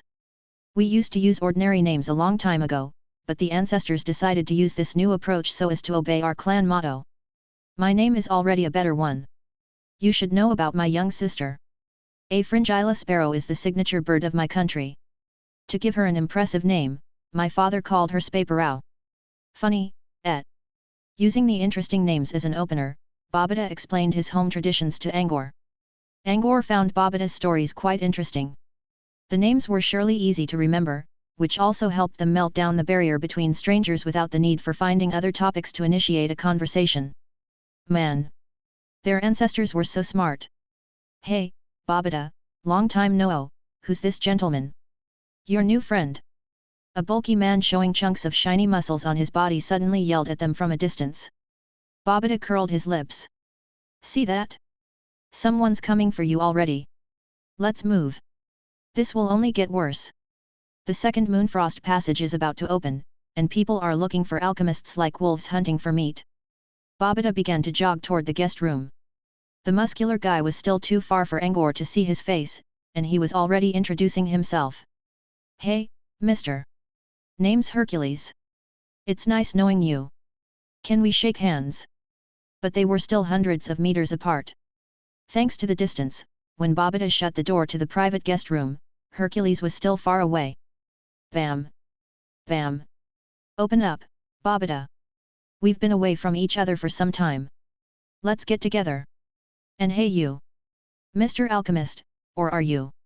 Check out number 5487, please. The reward is... Click. Babida activated the soundproof ward of the room. Everything quieted down. Don't mind him. Even his brain is filled with muscles. Thank the lords that I rented this private room yesterday, or that guy will ruin our talk, said Babida. He pointed at a teleportation array in the corner of the room as he continued, you can use that to get to any teleportation node in Tree Spirit Garden, so don't worry about anyone waiting to catch you outside. Angor made sure that the array could be activated anytime and finally nodded. Like before, Babida asked Angor to take a seat and got to the topic right away. He did not even ask for Angor's name. First off, Angor tried to speak first, I don't know what you're looking for. Just so you know, I only make alchemy weapons. A weapon was the only thing he was confident in making now. No problem. Just what I'm looking for.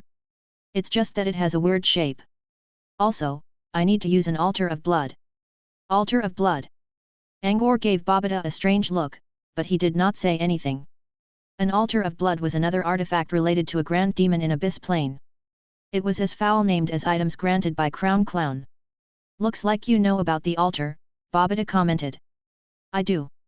I don't care what you want with it, just keep in mind that I do enchantment alchemy, not synthesis. The effect I apply to weapons is fixed beforehand. Don't expect a random surprise because it's not likely to happen. Babida looked pretty satisfied with this. A qualified wizard does not depend on chances. One last thing. I'll arrange my quests according to their difficulty, and I can't tell you when your item will be finished. Angor said that because he feared Babida's request would prevent him from making enough money in 10 days. Babida nodded. Since he had been waiting for half a year, he did not mind waiting for a little bit more. Besides, that matter would not happen any time soon. Once Angor finished explaining his own conditions, Babida explained about his request. Angor frowned after listening to Babida's item. It did not sound too hard. But, was that a weapon at all? Babida asked him to craft a chain while using the heaviest material Angor could find so that anyone who was trapped in the chain would never get out. Plus, he needed a rune of silence on the chain. A chain enchanted with rune of silence? Why not just use a ward of silence? A synthesis alchemist might need enough experience as well as to look for proper materials to make such an item. It explained why the quest was not taken up by anybody after half a year. To Angor, however, it was not really difficult, he simply had to apply the rune of silence onto a chain and that was it. Still, Angor wondered what Babida planned to do with such an item, and what was the deal with Altar of Blood. Can you do it? Babida looked at Angor eagerly. Angor pondered for a while and nodded. I can. Whatever it was used for, he only meant to earn money out of it. Furthermore, the chain was not complicated. Nice. Babida stood up in the excitement and clenched his fists out of joy. Half a year. If he could achieve that matter, he would find his path of wizardry becoming smoother than ever. I don't have knowledge of alchemy materials, so you have to prepare them on your own. My only requirement about the material is its weight. The heavier the better, said Babida as he took out 200 magic crystals and handed them to Angor. This is down payment. You'll get the remaining 900 crystals once you give me the chain. We're not going to the questing hall. The hall will ask for a share as a service fee. We can avoid that if we do it in private. I won't trick you. Let's see. You decide where we finish the deal so you can make sure I don't do anything funny. It seemed legit enough, and Angor did not decline. Angor exchanged contact method with Babida and left through the teleportation array. Babida stayed in the room for a while to calm his excitement. His was determined to make sure nothing went wrong during his job. Another must-do to ensure the outcome was to silence that young alchemist once and for all. However, he needed to figure out who he was first. Babida still had no idea who the alchemist was called. He considered a little and decided to go to somewhere which happened to be familiar to Angor as well, the Butterfly pub. A moment later, Babida walked out of the pub with a dark expression. He used his transmitter to record Angor's picture so he could ask for the boy's information. He thought it would take some time for the informant to find him a result. Instead, the informant immediately told him what he needed by looking at Angor's photo. Babida was a bit shocked when he learned that he was dealing with Sunder's personal student. Looks like I can't do anything to him. For now. Chapter 241, Troubles Keep Coming. While Babida went to investigate Angor, Angor was having a really bad day on his end. He rode a sky bus away from the tree spirit garden, and when he got off at the cave field stop, he was attacked before he could enter the apprentice town. The ambusher was a woman's soul hidden in the woods. Sylvia. Again, Sylvia used her howling of souls, which tingled Angor's mind just a little. Next, Angor heard someone laughing in a low voice. As I expected. Attempts to shock your soul will not have much effect on you. The speaker stood on a tree branch. The hood of his loose wizard robe completely covered his face. However, Angor already recognized the individual by the strange yet distinctive laughter of the man. Sokka, you came looking for death so soon. Angor revealed a grim expression. He had not planned to deal with Sokka yet, but the man came to him first. Sokka smiled nonchalantly. Oh, don't be mad. I'm just delivering a message for you. Well, maybe also use this chance to do a tiny test on the soul of my third star. As Sokka talked, Angor began to construct a spell model in his mind space. Angor could not use quickened spells, but thanks to his axes of the universe, he could cast spells a lot faster than an average apprentice. By the time Sokka noticed the mana ripples from Angor, Angor already had his spell ready. A faint crescent-shaped object appeared around his palm. Whoosh! A semi-transparent wind blade was unleashed toward Sokka. In the last blink second, Sokka jumped away, and the wind blade only managed to tear a part of his robe off. The blade crushed inside a tree trunk behind, causing branches and leaves to scatter. With a swift backflip, Sokka landed beside Sylvia. As I said, I'm only giving you a mesa. Angor's second attack came at Sokka, along with another shadow which pierced the air with great speed. Angor used both Windblade and a golden bolt this time. One aimed at Sokka's center, one at his head. Battles between apprentices were mostly determined by who moved first. Wasting breath before a fight could well cause someone to lose the entire fight. Sokka was not a bloodline user, and he did not have enough physical reflexes to avoid both attacks. However, he was not alone when the smoke cloud caused by the attacks cleared up. A muscular figure showed up in front of Sokka. Venus Harrington, the second soul owned by Sokka. There was a faint barrier made of air in front of Harrington which deflected Angor's Windblade and Golden Bolt. Okay. I thought you'd accept the test as a thank you after receiving my message. If this is what you want, I'll take the initiative. Sokka's voice came from behind Harrington. I wonder. Harrington moved. The bulky soul rushed toward Angor at an insane speed. You can resist negative effects on your soul, but can you stand against direct soul attacks? I'm going to get the result today, Sokka spoke from under his robe. Out of instinct, Angor created an ice wall in front of him to prevent the sudden attack. However, he immediately regretted it when he saw the form of Harrington's semi-transparent soul moving through the ice wall like it was nothing. Angor rolled aside and barely avoided the rush. He did not know anything that could cause damage to souls yet, so he still placed his attention on Sokka. If he could take this man down, all problems would be solved. While supporting himself on his left palm, Angor released a series of wind blades from his right hand. More than 10 wind blades went for Sokka's vital spots as well as the possible escaping routes around him. Angor was confident that Harrington would not help Sokka survive this one. "Ho! You've grown pretty fast. You can use Crescent Barrage already? And a 5-fold one at that," Sokka sounded cheerful. "Now that's my precious." Angor was sure Sokka could not get away this time. This psycho might use defensive spells to repel the attacks. However, Angor never expected to get rid of Sokka so easily. He had his revolver and trigger crossbow as well as enough mana to cast a 30-shot Crescent Barrage, so he planned to wear Sokka down bit by bit. But what happened next quickly voided his plan. Sokka did not use anything to protect himself. The wind blades all landed on Sokka's body, tearing the man into several parts. He died so fast?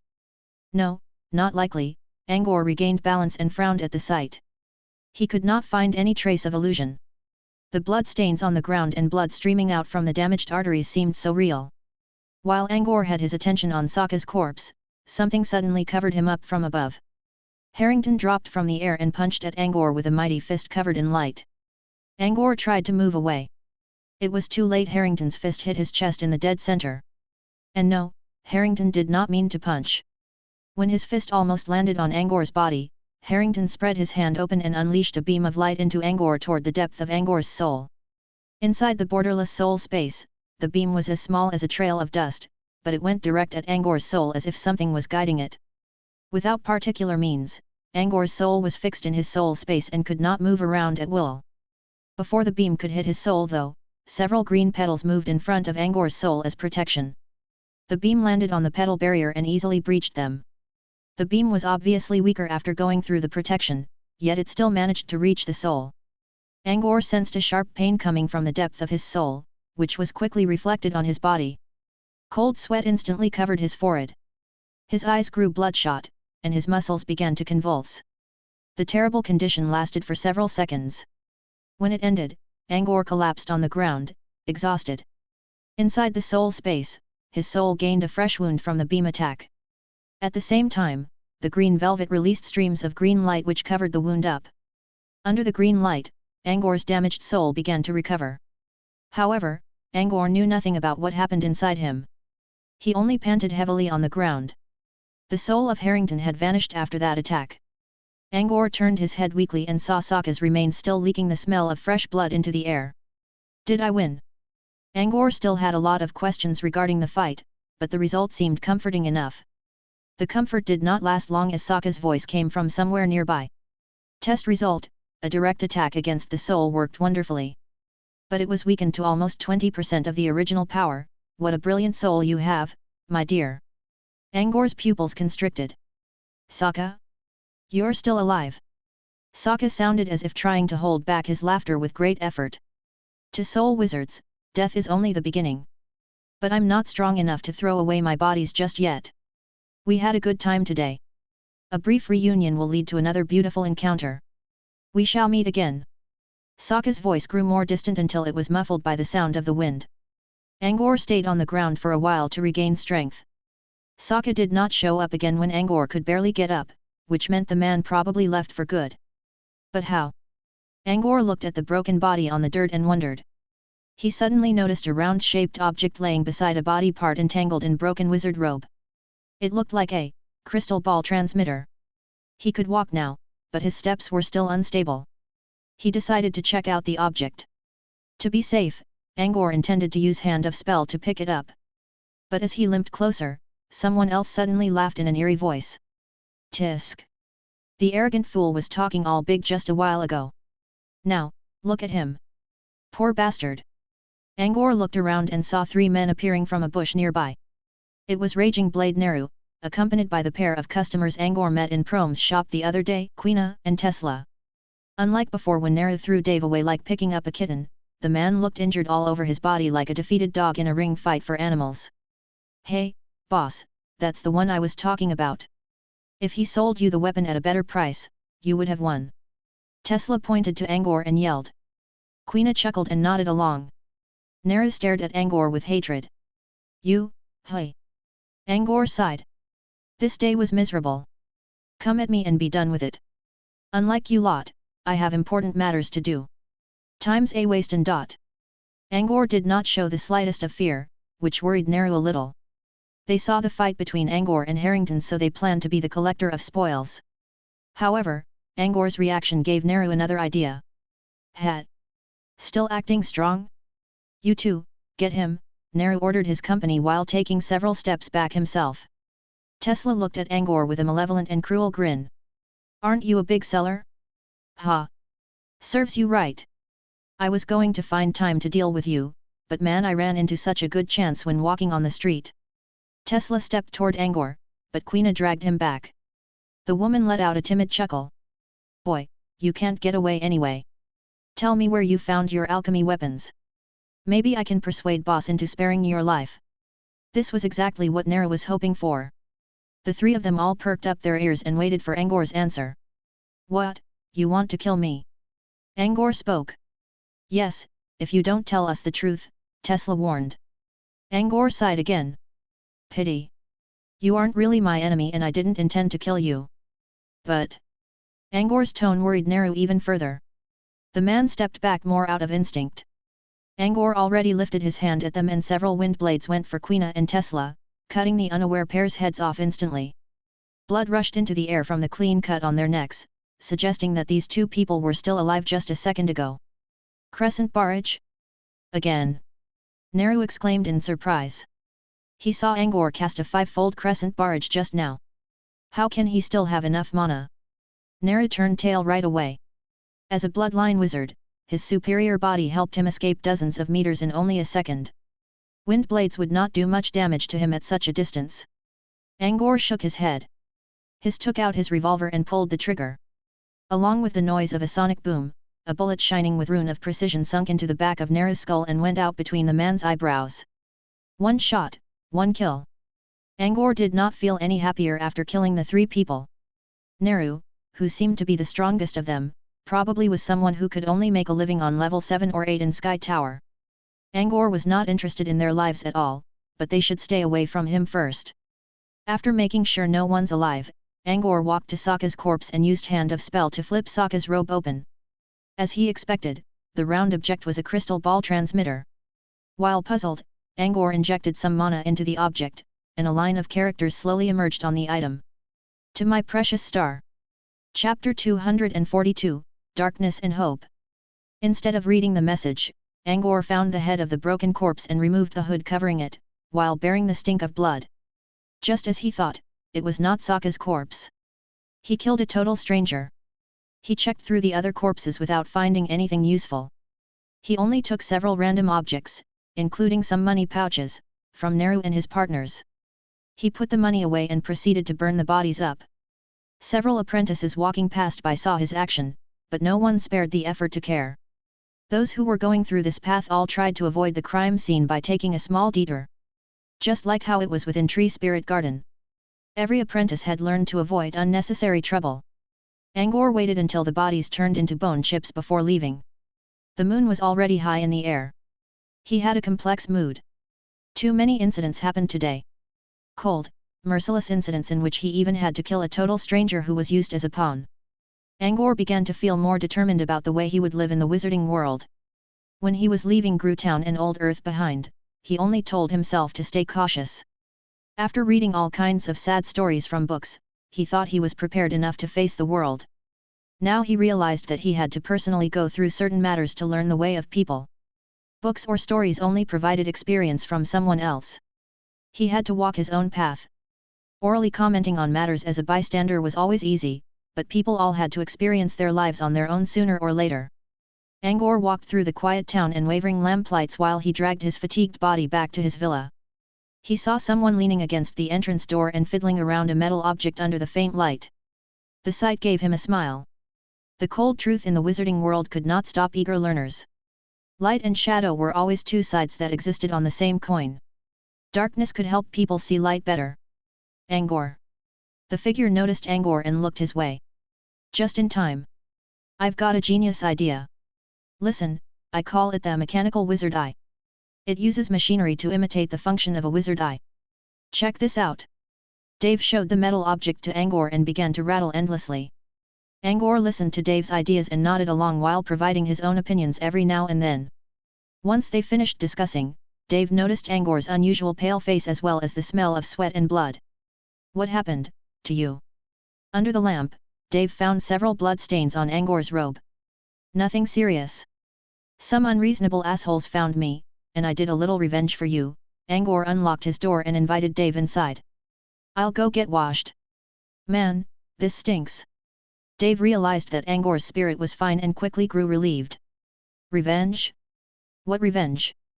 Angor shut himself in the bathroom, removed his clothing, and poured a bucket of warm water onto his head. That Neru guy. He took his 2 lackeys, Tesla and Quina, and tried to pin me down. I got rid of them along my way. Raging Blade Neru? You got rid, you mean you killed them? Dave yelled. Yeah, kinda, Angor mumbled while washing his greasy hair. But I told you I wanna deal with them with my own alchemy weapon. Dave exclaimed in sadness. Dave clearly knew that Angor was strong enough to fight those 3. Angor had reached the highest level in Sky Tower after all. He just felt it a pity that he could not face Neru personally. I didn't mean to. But they meant it. Angor left his bathroom as a fresh and handsome young man. His hair was still dripping with water. I accepted some alchemy quests today. Shall we start with them? He tossed his bone card to Dave. The quests were shown on it. You decide. I'll work as your assistant anyway. I've never created any weapon before as the materials are too expensive, Dave replied. Don't worry about the price, just do as you like, said Angor. He showed Dave several quests which asked for blades and swords that did not have specific requirements on materials. You'll make these models while I'll do the enchantment in the end, so we can get them done quicker. And don't worry about breaking the models. The mats are cheap. Dave perked up when he heard about Angor's wealth. Dave had good knowledge of alchemy theories, but he was too poor to try them out and gain practical experience. Now Angor was doing him a giant favor. He would learn something good from the quests even if Angor did not show him any new ideas this time. They entered the underground lab and each took an alchemy stand to work on. Angor kept his attention on Dave during their work and saw Dave handling the materials with extreme care. Even occasional mistakes only cost a small part of the materials. Angor was unable to exert such caution and any mistake he made was too fatal, which only caused him to give up the entire process. Angor tried his best to learn about Dave's preciseness.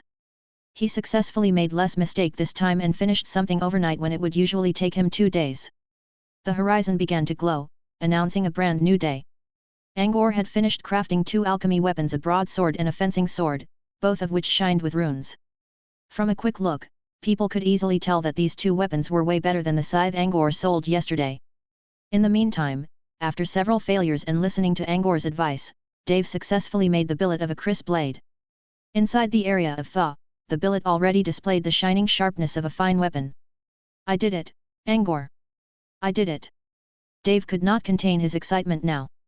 Making an alchemy weapon, even an untired one, could help him solve his money issue. Angor's Tang Dao was not enchanted with anything, and it sold for 20 magic crystals. The materials for making it only took something like 1 or 2 crystals. 18 magic crystals meant Dave's monthly salary. Calm down.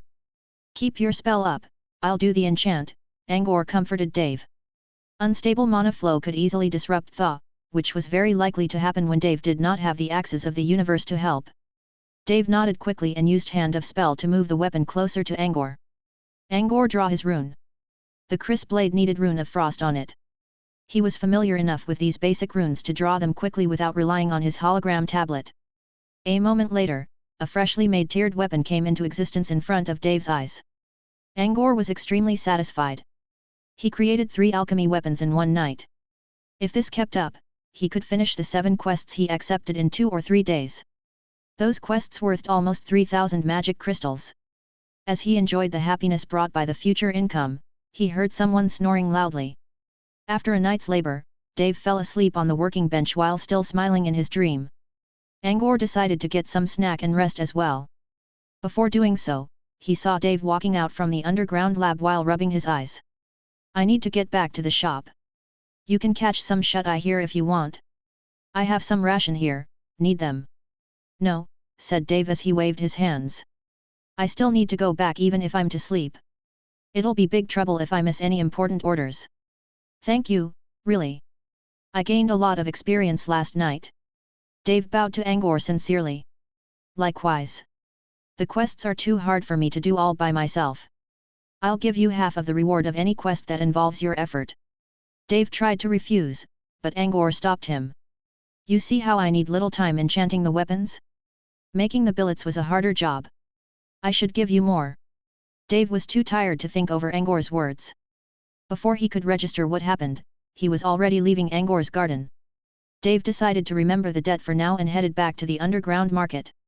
Angor, on the other hand, went back to his bedroom and slept to his heart's content. It was 2 in the afternoon when he woke up. Toby was doing his little music concert in the attic again.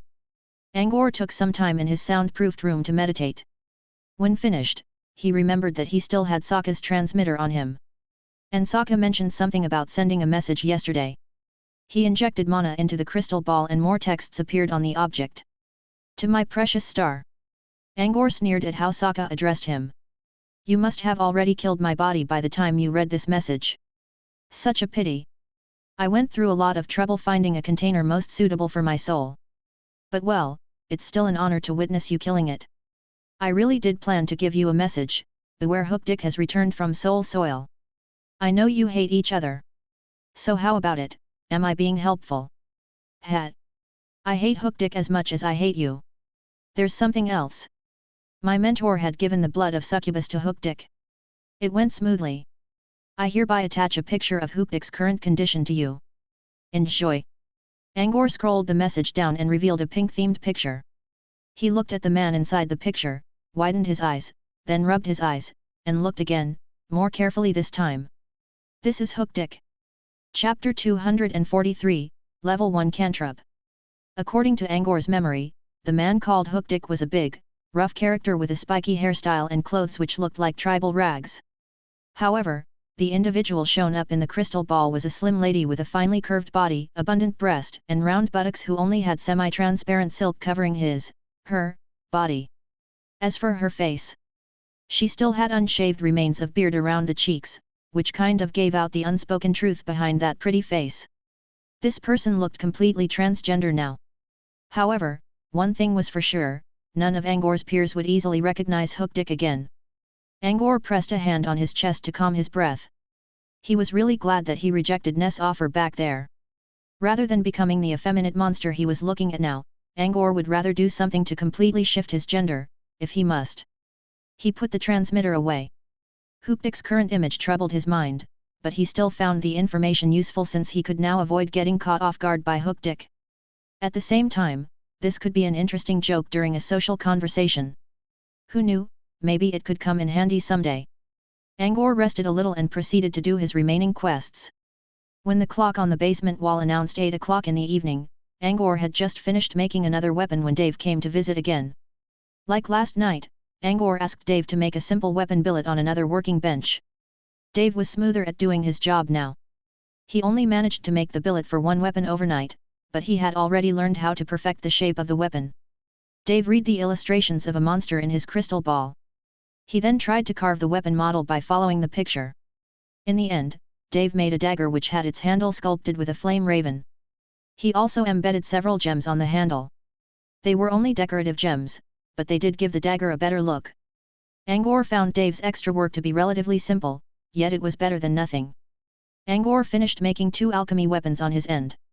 He did not have any time to decorate them, so his weapons looked a lot more inferior on the outside. I thought I need a week or so to finish all these quests. It only took 2 days. And all thanks to you, Angor commented happily. Next, they discussed whether they should go accept more quests. Dave quite enjoyed being able to waste materials to his heart's content, so he immediately agreed. Meanwhile, Angor simply wanted to make more money. With this decided, they planned to go to the questing hall again. Dave offered to go find quests this time. Many people were familiar with this assistant from Prome's shop. For this reason, Dave would not have to worry about being caught by someone looking for Angor. As for the finished weapons, Angor planned to keep them for now in hand and everything all together in the end. Due to Dave's work, he had to wait until evening to go to the questing hall. With nothing else to do, Angor decided to learn some new cantrips. He was aiming for level 1 cantrips, which were something of a totally different difficulty compared to level 0 ones. For example, Crescent Barrage was one of the easiest level 1 cantrips, which only required a perfect spell model to function. Still, a good number of people would find this cantrip challenging because they could not construct decent models to maximize the outcome of the cantrip. A moderate Crescent Barrage was only as powerful as several level 0 cantrips added together, which was weaker than an actual level 1. Angor, however, could easily master Crescent Barrage with the help of Axes of the Universe, and this was why he chose this one as his first level 1 cantrip. But not all level 1 cantrips had such a simple requirement to fully display their potential. Level 1 cantrips were difficult to learn because many of them asked their users to possess certain knowledge. For instance, there was a commonly known level 1 cantrip called Detect Disease. As its name suggested, the cantrip could be used to tell if something was infected with a disease. The outcome sounded simple enough, yet actually using the cantrip was not. The prerequisite of learning this cantrip was expertise in human bodies. One without such knowledge would not be able to leverage this cantrip no matter how well he constructed its model. Another example of level 1 cantrips were 3 cantrips with similar effects: Voice Transmission, Distance Sound, and Spirit Synchronize. Voice Transmission packed up sound and sent it to a target. Its user should have basic knowledge of sound waves. Distant Sound was divided into 3 levels. A high-leveled distant sound cantrip could push sound directly to a faraway target through air. The user had to be experienced in dimensional knowledge. Spirit Synchronize could be used to connect the spirit of someone as long as the target did not resist the attempt, thus establishing a spiritual conversation. Those who wished to learn Spirit Synchronize had to learn to read spirit waves just like how they learned sign language. And learning a new language always took time. These examples described how most level 1 cantrips required knowledge in various subjects. There were many level 2 apprentices who could only wield level 0 cantrip, because of their lack of practical knowledge. Angor had been receiving systematic and academic education from John since childhood, which put him in an advantageous position compared to his peers. He knew a little of everything including human bodies and sound waves. Since knowledge from Earth tended to be a lot different from those used in wizardry, he had to work out the differences before applying his knowledge to cantrips. Angor once heard about a classroom in Tree Spirit Garden that was designed to teach such knowledge. However, the tuition was quite high. Still, he planned to take several courses from there in order to learn about the differences between civilizations so as not to stray off the correct path. For now, he did not intend to study any cantrip he was not confident in. There was, however, something he could study right now. A cantrip about which he received a lot of pointers from Sunders, Melodious Illusion. This cantrip also asked for specific expertise. Angor already learned a lot from Sunders, plus the fact that he had read about sound waves before. He could definitely try this one out. He succeeded without spending much effort. Apart from his talent, Angor's knowledge base was superior after being John's student for many years. He could also fill in any missing spots by referring to the hologram tablet. If Sunders was here, the gentleman would also get quite surprised by how fast his little student could learn. Angor fully comprehended the theories of the cantrip and stopped there. Knowing the cantrip did not mean he could apply it in reality, which was the key point. Being able to create a perfect illusion merely by using someone's heartbeat was his ultimate goal for now. So, instead of going for something else right away, Angor was going to see how well he could wield Melodious Illusion and realized as much as potential as he could. Time passed by quickly as he was fully devoted to his study. As the color of the night covered the land again, Dave came back from the questing hall with another 10 new alchemy quests. When Dave entered Angor's villa, he saw Angor snap a finger in front of him for some reason. In the next second, Angor was sliced into 2 halves. Blood immediately came surging out, and several blood drops landed on Dave's cheek. Dave's legs gave out on the spot. He could do nothing but trembled in horror. An Angor. I would prefer that Red Butterfly does not use my name to scam others. But, she's still my woman. A fat-looking male walked from behind Angor's corpse with a knife in hand. I gave you a quick death, and you should be thankful. Vice. Dave called out the man's name. But Dave immediately realized something wrong. How did I know his name? Is that Vice? Is Vice fat? Next, Dave looked at his hand, which was tainted by several drops of blood from Angor's body. Dave took a sniff and could not smell anything. He felt it again and noticed that the blood-covered area was still dry. He realized what was going on at this point. Angor, don't test your illusions on me, alright? You scared me. And you got so many things wrong. Did I ever tell you that Vice looks rather cool, which gave him more admirers than Parasite Queen? Besides, Vice doesn't talk much. There's no way that man's going to kill you and declare the reason. What do you think he is, a drama actor? Oops. Is that so? The reality in front of Dave suddenly shattered, revealing Angor in his usual condition. Angor's hand was still lifted in the air after he snapped his fingers. Angor held his chin. Looks like I need a lot of work before making an illusion. Someone with the right knowledge will see through it so easily. Maybe I should let him say I've eaten too much lately so I gained weight. Dave rolled his eyes. That's even worse. Who the heck says that after killing someone? Maybe someone will buy it. You never know. Idiots, you mean? And if you're dealing with idiots, just point behind him and say look. Alien, and get him when he's looking back. You don't need illusions for that. You do have a point.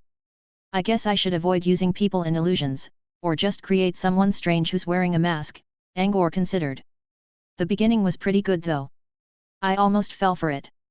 If I'm an intruder, you can catch me when I was surprised and gain an upper hand from it, Dave suggested. Chapter 244, Whereabouts. Angor already knew the trick. However, currently in his early stage after learning the cantrip, he had to stay fully focused at all times. Any distraction would cause the illusion to fail. If he could use simple sound to trick someone and inject terrible terror into their mind, the effect of melodious illusion would grow tenfold and become deadlier. However, to achieve that, he had to learn how to manipulate the minds of people, which he still had no clue yet. Man, the more I get into illusions, the lesser I feel about myself in this world, Angor sighed. Alright, let's get to the quests. What did you find? Dave passed his bone card to Angor. Every subject is like this. Alchemy isn't an exception. Alchemy? I don't have much problem yet, Angor was looking at Dave's card and only replied absent-mindedly. Dave was terrified at Angor's comment. However, he soon remembered that he was looking at someone with insane alchemy talent, which explained everything. Dave brought 10 quests in total which were all about a similar difficulty as the previous ones. These new quests had about 4,500 magic crystals as their total reward. Good. We should have enough crystals to attend the grand auction once we get them done, right? Angor commented. Only if you're not planning to compete with wizards over valuable stuff. In that case, you should have enough without doing these ones. You already earned enough money to buy some of the common materials, even if it means bidding against others. But you still need to worry about taking them away in one piece if you try that. Dave thought but did not tell Angor. Well, I don't need valuable things. I'm not at that level yet. Then we're good. We can probably keep some crystals in the end. Dave knew about the prices of materials since he often helped Prom purchase them in Twilight Well. They worked hard in the coming days and successfully completed all 10 quests in the morning of the 4th day. This was already longer than expected since Angor failed several times when drawing runes, which caused them more time. Angor was a bit sorry for his mistakes while Dave did not mind at all. Rather, a 100% success rate when drawing runes should be the wrong case. Dave already found Angor's success rate these days to be frighteningly high. Had he not seen it with his own eyes, he would not believe that someone could apply runes so smoothly at all. However, it did not bother Dave too much. He had seen too many surprises from Angor. I'll get you in the afternoon, and we'll go report the quests together, said Angor after he made his decision. The quests were registered in Dave's bone card so Dave had to be present when reporting in. Sure. Angor could at least find time to rest during the day while Dave had to keep the shop running. He had developed terrible panda eyes after all the hard work the past few days. However, fatigue on the body did not prevent him from being extra happy. Every billet he made could get him 200 or 300 magic crystals. He was always happy with more money. The quests had earned him thousands of crystals as well as sufficient practice. Dave would not mind experiencing such tiring yet rewarding days. Compared to them, he felt his previous life was almost useless. We got enough quests so we'll stop here. Good job. Have some good rest from now on, Angor spoke. Dave really hoped he could do more, but he was content enough. With Angor's help, he gained huge experience for the first time in many years during which he almost made no progress in alchemy. "Thank you, Angor. I mean, really," Dave could not find better words to express his gratitude. "No need. We helped each other. I'd definitely need more days if not for your help." Their teamwork convinced Angor of the convenience of streamlining. He would have asked Dave to keep working with him if he was not trying to hide many secrets from people. Angor rested for a while and walked into the underground lab again. He still had another private quest to do, to make a chain for Babata. The chain was not complex to build, but this was the first customized item he was going to make, so Angor intended to give it his best. Since it was easy to make, Angor planned to give the chain some extra decoration, so as to go with Babata's great reward. Angor picked up his tablet and searched for runes suitable in limited space. Babata required weight on the chain as well as the ability to be used on a blood altar, which meant Angor had to choose something not corrodable by blood. In the end, he chose the vacuum iron, which was of a pale blue color the same as clear sky, as the main material. As for decorating the color, Angor decided to engrave white clouds on the chain which would look perfect along with the color of the sky. It took him about half a day to make a 6-meter-long chain. Before applying Rune of Silence to it, he began to paint cloud patterns on the item carefully. The work bestowed a significantly better appearance to the otherwise ordinary iron chain. The item now looked like an ancient yet elegant tool from a foreign civilization. Angor could already imagine what kind of beautiful sight could be created when someone wielded it. The next step was giving the chain Rune of Silence. This was still an uncommon rune to him, so Angor had to rely on a projection to draw it. It went smoothly. After going through condense, an exquisitely crafted chain shining with the power of magic rune came into being. Angor was quite satisfied with his work. Now he only needed to find out whether Babata could say the same. It was around 4 in the afternoon. Angor placed the chain into a space capsule while storing all the other weapons into another separate one. The capsule for the chain was provided by Babata. The remaining ones came from the questing hall, and that would cost a small fee. With the capsules, Angor left his villa. His first stop was the cave field. Unfortunately, Nausicaa and Salem were still nowhere to be found. Angor began to worry that those two might have already moved away. However, if that was the case, their rooms should have changed owners. He went to the underground market next and checked out the Sky Tower. The place was still overcrowded. Now Angor was feeling a little anxious about the safety of his friends. When arriving at Prome's alchemy shop, Angor pondered whether he should hire someone to look into Nausicaa's information. Dave also noticed Angor's unusual mood. After hearing Angor out, he suggested with a smile, "If you want to hear from your friends, you can always pay some money to Barterfly Pub. They usually provide any information as long as it's not something extremely uncommon." Angor recalled that Tesla found out the information about Purification Garden in the same way. However, the pub only provided the info several hours before the questing hall announced the info to everyone, so he did not really trust the place. Besides, Barterfly Pub sounded like a very cheap copycat to him. Still, he would check out the place anyway. Dave closed up the shop and accompanied Angor to the pub. The middle-aged bartender working in the pub was their informant, who instantly recognized Angor when he approached. "Mr. Pad, how can I help you? You know me. You've earned yourself quite a name when you entered Brute Cavern, have you not?" Angor remembered the day how he drew everyone's attention in the resource distribution hall. Many random people around the bus stop already learned his name in the same day. Besides, someone who sold information to people had to have his own sources, so Angor decided not to ask too much. "I want the information about someone." "Who is it?" "Nausicaa Aspel." The bartender pondered and took out a gold-colored booklet whose cover was decorated with a pair of eyes. "You mean a lady who goes by the title King of Blackberry, sir?" Angor nodded. "Can you tell me something about her?" "2 magic crystals." The bartender extended a hand, and Angor paid without much of a thought. If my intelligence is not mistaken, this lady accepted a quest and went to the Moonfrost Passage. Moonfrost Passage? She didn't keep up her tower challenge. She spent a week on the 11th floor. Judging from the result of her matches, her challenge did not go very well. It was already a miracle for her to make such an achievement by using a mere tiered alchemy weapon and several scrolls. She would need more than that to keep going. I assume she went to the passage looking for destiny. Angor understood Nausicaa's decision. The Moonfrost Passage was connected to the Abyss Plane, where tons of monsters lurked. Many bloodline wizards would find bloodlines from those monsters to power up themselves. The vial of succubus blood that Sokka found also came from that place. Is she accompanied by a boy called Salem? The bartender reached out his hand again. 2 magic crystals. Angor complied. Yes. Dave spoke up before Angor could ask something again. That's it? A yes for 2 crystals? Man, easy money. The bartender did not look up from his glass. You're asking for personal information, and I charge money by how many people you're interested in. Simple as that. Dave wanted to protest, but Angor quickly stopped him. How are they doing now? Are they safe? The bartender shrugged. I do not know about that. They went to the passage in a team 1 week ago. I don't think they have run into any serious danger yet. So they are safe. Angor stopped here. That was exactly what he wanted to know. Chapter 245, Hercules. Angor and Dave left the pub and took a sky bus toward the questing hall. Before they could go for a counter, they saw Babida waving at them. Who's that man? Dave said. Someone who gave me a quest. You go and report the other quests, I'll get you later.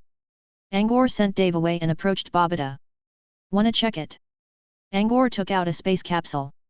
Babida seemed surprised. Finished? Already. Babida did find it necessary to verify Angor's work. However, the hall was too crowded for that, so they went to the private guest room again just in case. Inside the room, Babida eagerly crushed the capsule open, and a sky blue chain materialized in the air. Out of instinct, Babida reached for the object. However, a frighteningly solid touch immediately caused him to back away. The chain fell down and created a loud noise, causing the floor to crack up a little. This had proved the item's weight to Babida. Next, the man proceeded to test the silencing effect of the chain, which worked wonderfully. As Babida checked the chain, Angor explained the materials he used as well as some key points when wielding the item as necessary. When Angor's explanation was done, Babida was also finished with his inspection. The effect, weight, and its looks are all perfect. Good. Babida held up the chain and grew excited again.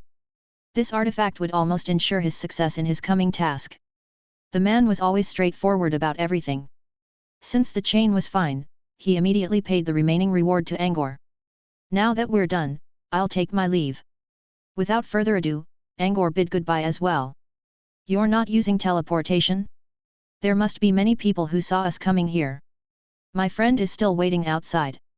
Angor left through the door. Despite his neat display, Babida still felt a bit sad when looking at his now near empty balance. But he quickly got over it when thinking about the possible profit he would soon earn from the chain. However, the task would determine the fate of his clan, and he would prefer that no outsiders knew about it.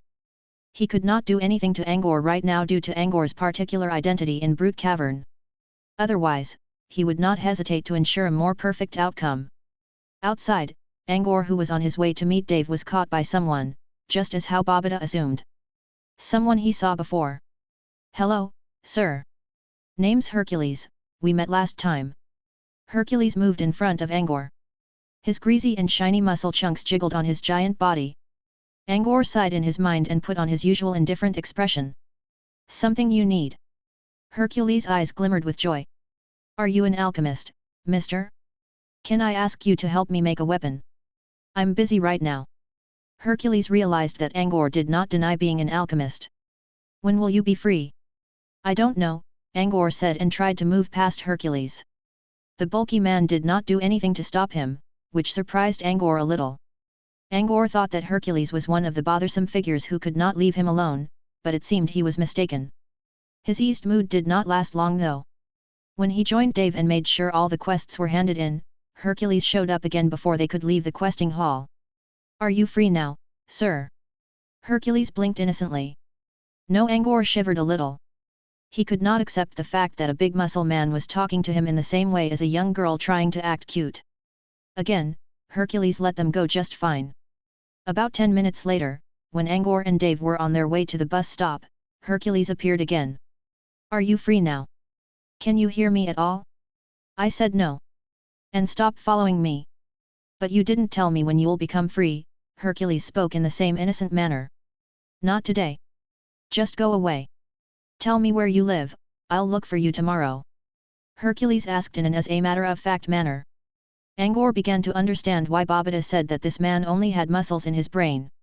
He could not read human speech properly. Let's hear it first. What kind of weapon do you need? Angor sighed helplessly. An axe. With a long handle, Hercules described the weapon in his mind. And I hope the axe can have a burning effect. Is that okay? A long-handled axe with rune of flame? Angor pondered. That did not sound so hard. How much would you pay? Angor would rather get rid of this lubber as soon as he can. A lower payment was fine, as long as he could get away. Hercules scratched his hair. I have no magic crystals on me. Can I reward you with my body?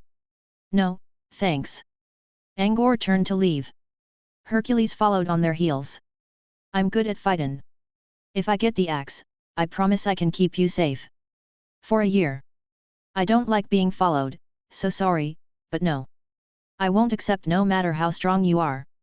Angor did not tell the man that Toby would easily do a better job as a bodyguard. Hercules slumped down. Before they could keep moving, Dave suddenly spoke to Hercules. Can you defeat a steel hedgehog? Hercules hesitated. I think I can if I have a proper weapon. Dave perked up all of a sudden and turned to Angor. Hey Angor, can I pay for his weapon? Angor already realized Dave's plan when steel hedgehog was mentioned. You want to go to the Moonfrost Passage too? A steel hedgehog was a weak monster living inside the abyss plane. It provided a bloodline which gave someone decent defense, and nothing else, so almost no bloodline wizards would choose to use the blood of this monster. However, the defense helped people withstood most explosion attacks, so there were many alchemists who found the trait useful. Using the bloodline of a steel hedgehog meant permanently gaining a high-leveled magic barrier, which was extremely helpful during alchemy experiments. Dave nodded and confirmed Angor's idea.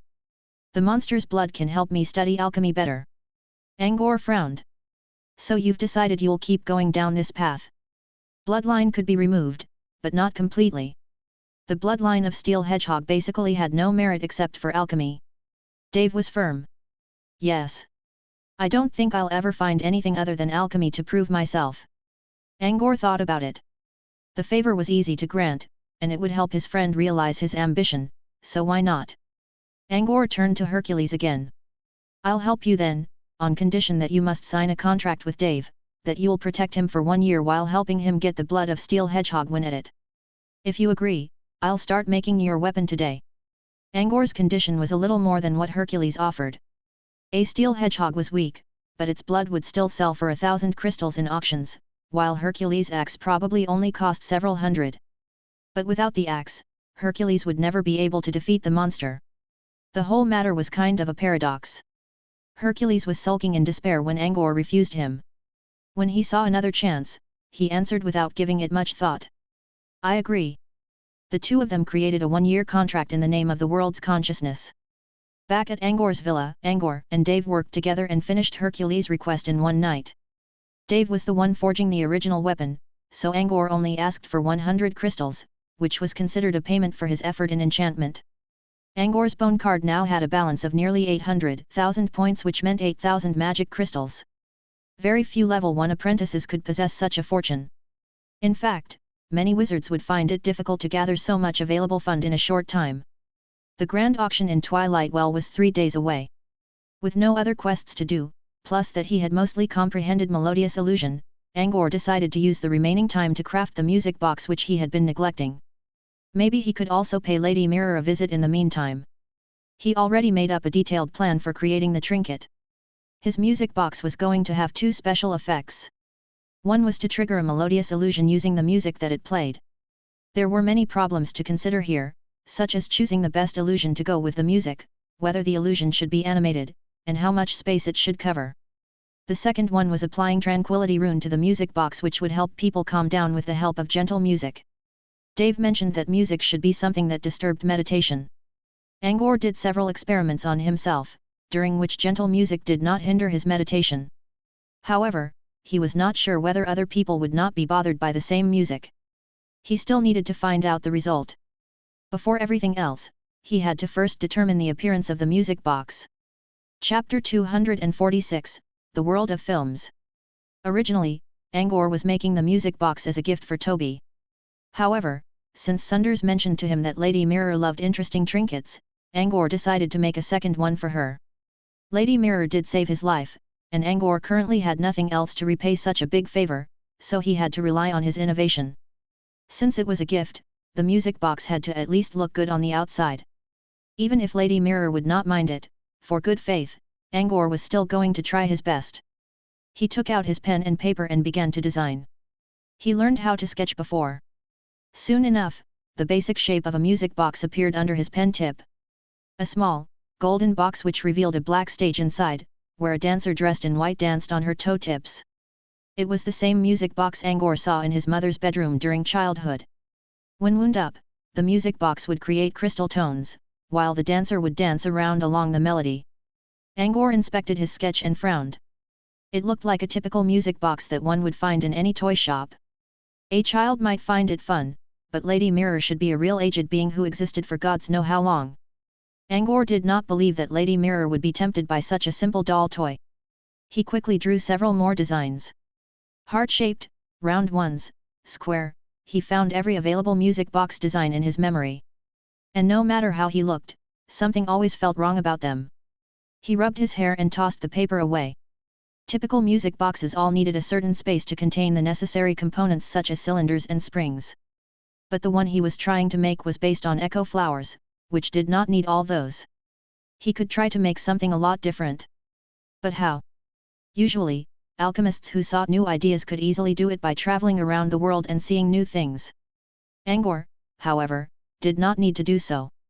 When he realized that his vision and experience were still too limited, he simply gave up on thinking further and took out his cheat, the hologram tablet. The system always held more things to discover. The Earth only witnessed the era of science for a few hundred years, yet thanks to various indescribable human natures, people from Earth had created many ways to satisfy their spiritual needs. From some of the novels, Angor could see that humans from Earth had not achieved total prosperity. Even then, many of them tended to idle their lives away in pleasure.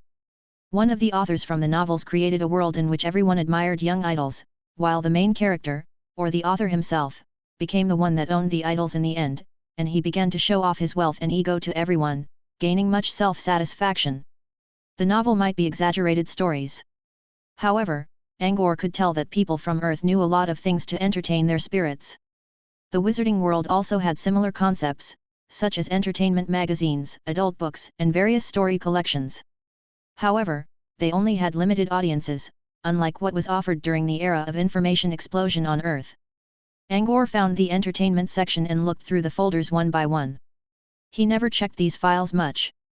He only once read several novels to kill time when he had nothing else to do on the Cloud Whale. But ever since he came to Brute Cavern, he barely had enough time to meditate, study spells while doing other jobs, so he never checked them again. The last time he opened these folders was when he chose a piece of music to play. He went for random files this time, believing that there had to be something that would give him the inspiration he needed. Literature? No, they kill too many brain cells. Cheap novels? They always make something big in another world and do everything that looks fun, they don't have much professional knowledge. How about science articles? I guess not. Cuisine recipes? Angor checked through several food menus out of curiosity. The pictures of different bright dishes quickly reminded him of John's cooking. His mouth watered. A folder named Art Galleries caught his attention. He opened the folder and saw various artworks performed by all kinds of famous artists around the Earth. Angor's eyes widened again and again when looking at the masterpieces displaying their creators' great emotions and ideas. The paintings from both worlds all had similar levels. Well, maybe the wizarding world was better since this world existed for way longer than the history of civilization on Earth. Angor saw many modern pictures as well, which showed sky-piercing buildings, streams of vehicles and crowds, as well as all kinds of strange-looking shop signs that shined with different colors. His curiosity about Earth rose again. He really wished to find out how a metropolis that accommodated tens of millions of people looked like. And he was answered soon enough. He saw a folder called Films and Movies and wondered what film meant until he opened one of the files within and realized he had been missing out a whole new world. The file was called Mystery of the Deep Blue. Under Angor's command, the tablet projected a new reality around him. As a narrator told a story in a gentle voice, the scene of an ocean appeared in front of Angor, and the camera suddenly went down from the air and dived into the water, causing schools of fish to scatter around their coral homes in panic. Angkor was shocked speechless by the wonderful display. So this was what film meant. He could not understand the narrator. However, he could see subtitles below that explained the speeches in the same language he learned from John, which told him that Mystery of the Deep Blue was filed by a foreign storyteller group which meant to tell knowledge about the sea. Angkor quickly got an idea. Since there was something that described the sea, there had to be films about cities. He quickly scrolled down the files and saw a film called A Man in a City. Upon opening the file, someone spoke beside his ears in a language he knew well, Mandarin. This was the first time Angkor heard the language again after leaving John. It felt even better when the narrator talked in such a clear, emotional tone. As the storyteller spoke, beautiful scenery emerged in front of his eyes. The film described a number of cities with the views of the local residents. Angkor's dream of learning about the cities of Earth was finally satisfied today. He had been dreaming about the fantastic and mysterious places since he was young, and now he got to witness them by his own eyes. Angkor quickly grew addicted to the film and completely forgot about his original plan. He spent the entire day watching films until midnight. After A Man in a City, he watched a number of films of different genres, including romance, sci-fi, even ancient wuxia. And he felt greatly satisfied. Of all the films, he preferred watching documentaries, which always helped him learn something about Earth with their neutral, unbiased comments. When he grew tired, he finally realized it was already the next morning. Angkor looked at his blank draft paper and sighed in frustration. He planned to find innovation from the films and only got dragged into them instead. He spun his pen between his fingers while trying to recall what he watched. He was not thinking about the music box at all while watching the films. Now that he calmed down to think them over, he noticed he just learned a lot from them which could be helpful in his creation. Using the great ambition still lingering on his mind, Angkor quickly expressed a new idea on the paper and created something with an exotic yet intriguing design. A number of crystal tubes climbed downward in a spiral manner. Each turn on the rubes was marked with a star, which meant there would be an illusion node placed. The tubes all moved in different patterns. The simple twists and turns created an overall design which looked like a growing tree. Angkor placed a flower-shaped component in the center of the tubes. This idea came from a gramophone he saw in one of the films. Instead of copying the bronze-colored flower-shaped speaker, he used transparent crystals plus pale paints to express the form of shifting sea waves. The simple sketch on the paper already looked luxuriously artistic. Angkor hoped that his final product could be as astonishing. Since the shape and illusion nodes were determined, Angkor would need to find proper materials and decide which music and illusion to use. Chapter 247, Story Illusion. Angkor hoped to make something crystal clear, so he spent some time selecting materials with proper colors. Next, he needed to choose a piece of music as well as an illusion that went with the music. He already had something in mind. He would use City of Sky. Now the question was, what kind of scenery suited the music best? Different people might have different views about this one since they all had different tastes. Angkor did not expect to find a perfect answer. However, the least he could do was to try and find something commonly accepted. He would go for something that was relatively perfect to accompany the City of Sky. Something that most people would find acceptable. And he would do so by listening to the music carefully, just like how people comprehended books by reading them a lot. He opened the music folder and played the song. The gentle melody quickly soothed his stressed mind. His brain grew less and less active before he finally fell into a deep sleep. He dreamed about cruising the vast skyline on the back of a demon falcon. Floating clouds decorated the blue background which was Angkor's path. Even occasional thunderclouds did not stop the avian from advancing. Whilst flying, he could forget all troubles and concerns. His mind spread wide and became one with the great sky. More dark clouds appeared in his way. They gathered and swirled, declaring hidden danger.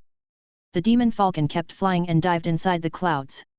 Endless lightning surrounded Angkor as if the god of thunder was fighting something with his powerful weapon. Each strike would tear up a part of the sky. Angkor advanced on the demon falcon and between the thunder strikes like the bravest warrior, oblivious of the danger around. After surviving the hellish place, the dark clouds in front of Angkor slowly spread open to the sides, revealing light. In the end, a giant floating island was shown in Angkor's view. It sat there like a treasure, a reward for getting past the roaring thunders. Angkor's first thought when looking at the island was that he might have stumbled into Phantom Island again. But on closer look, he saw the island filled with structures built with concrete and steel, as well as green lands and colorful gardens. The island showed both highly developed civilization and primitive nature, creating a fantastic yet harmonious sight. Angor did not know for how long the island existed, but it had to be really ancient. A silent, majestic being that connected stories from the past, the present, and the future. It awaited someone to go there and discover the myths it held. Angor suddenly opened his eyes and woke up. The city of sky was still lingering around his ears. Thanks to the music, he felt as if the mysterious island at the end of clouds was still right in front of his eyes. It was 7 in the morning, which meant, he left the music going for an entire night. Great innovation flooded his mind. Angor quickly found his pen and left every detail he remembered in his dream on the paper.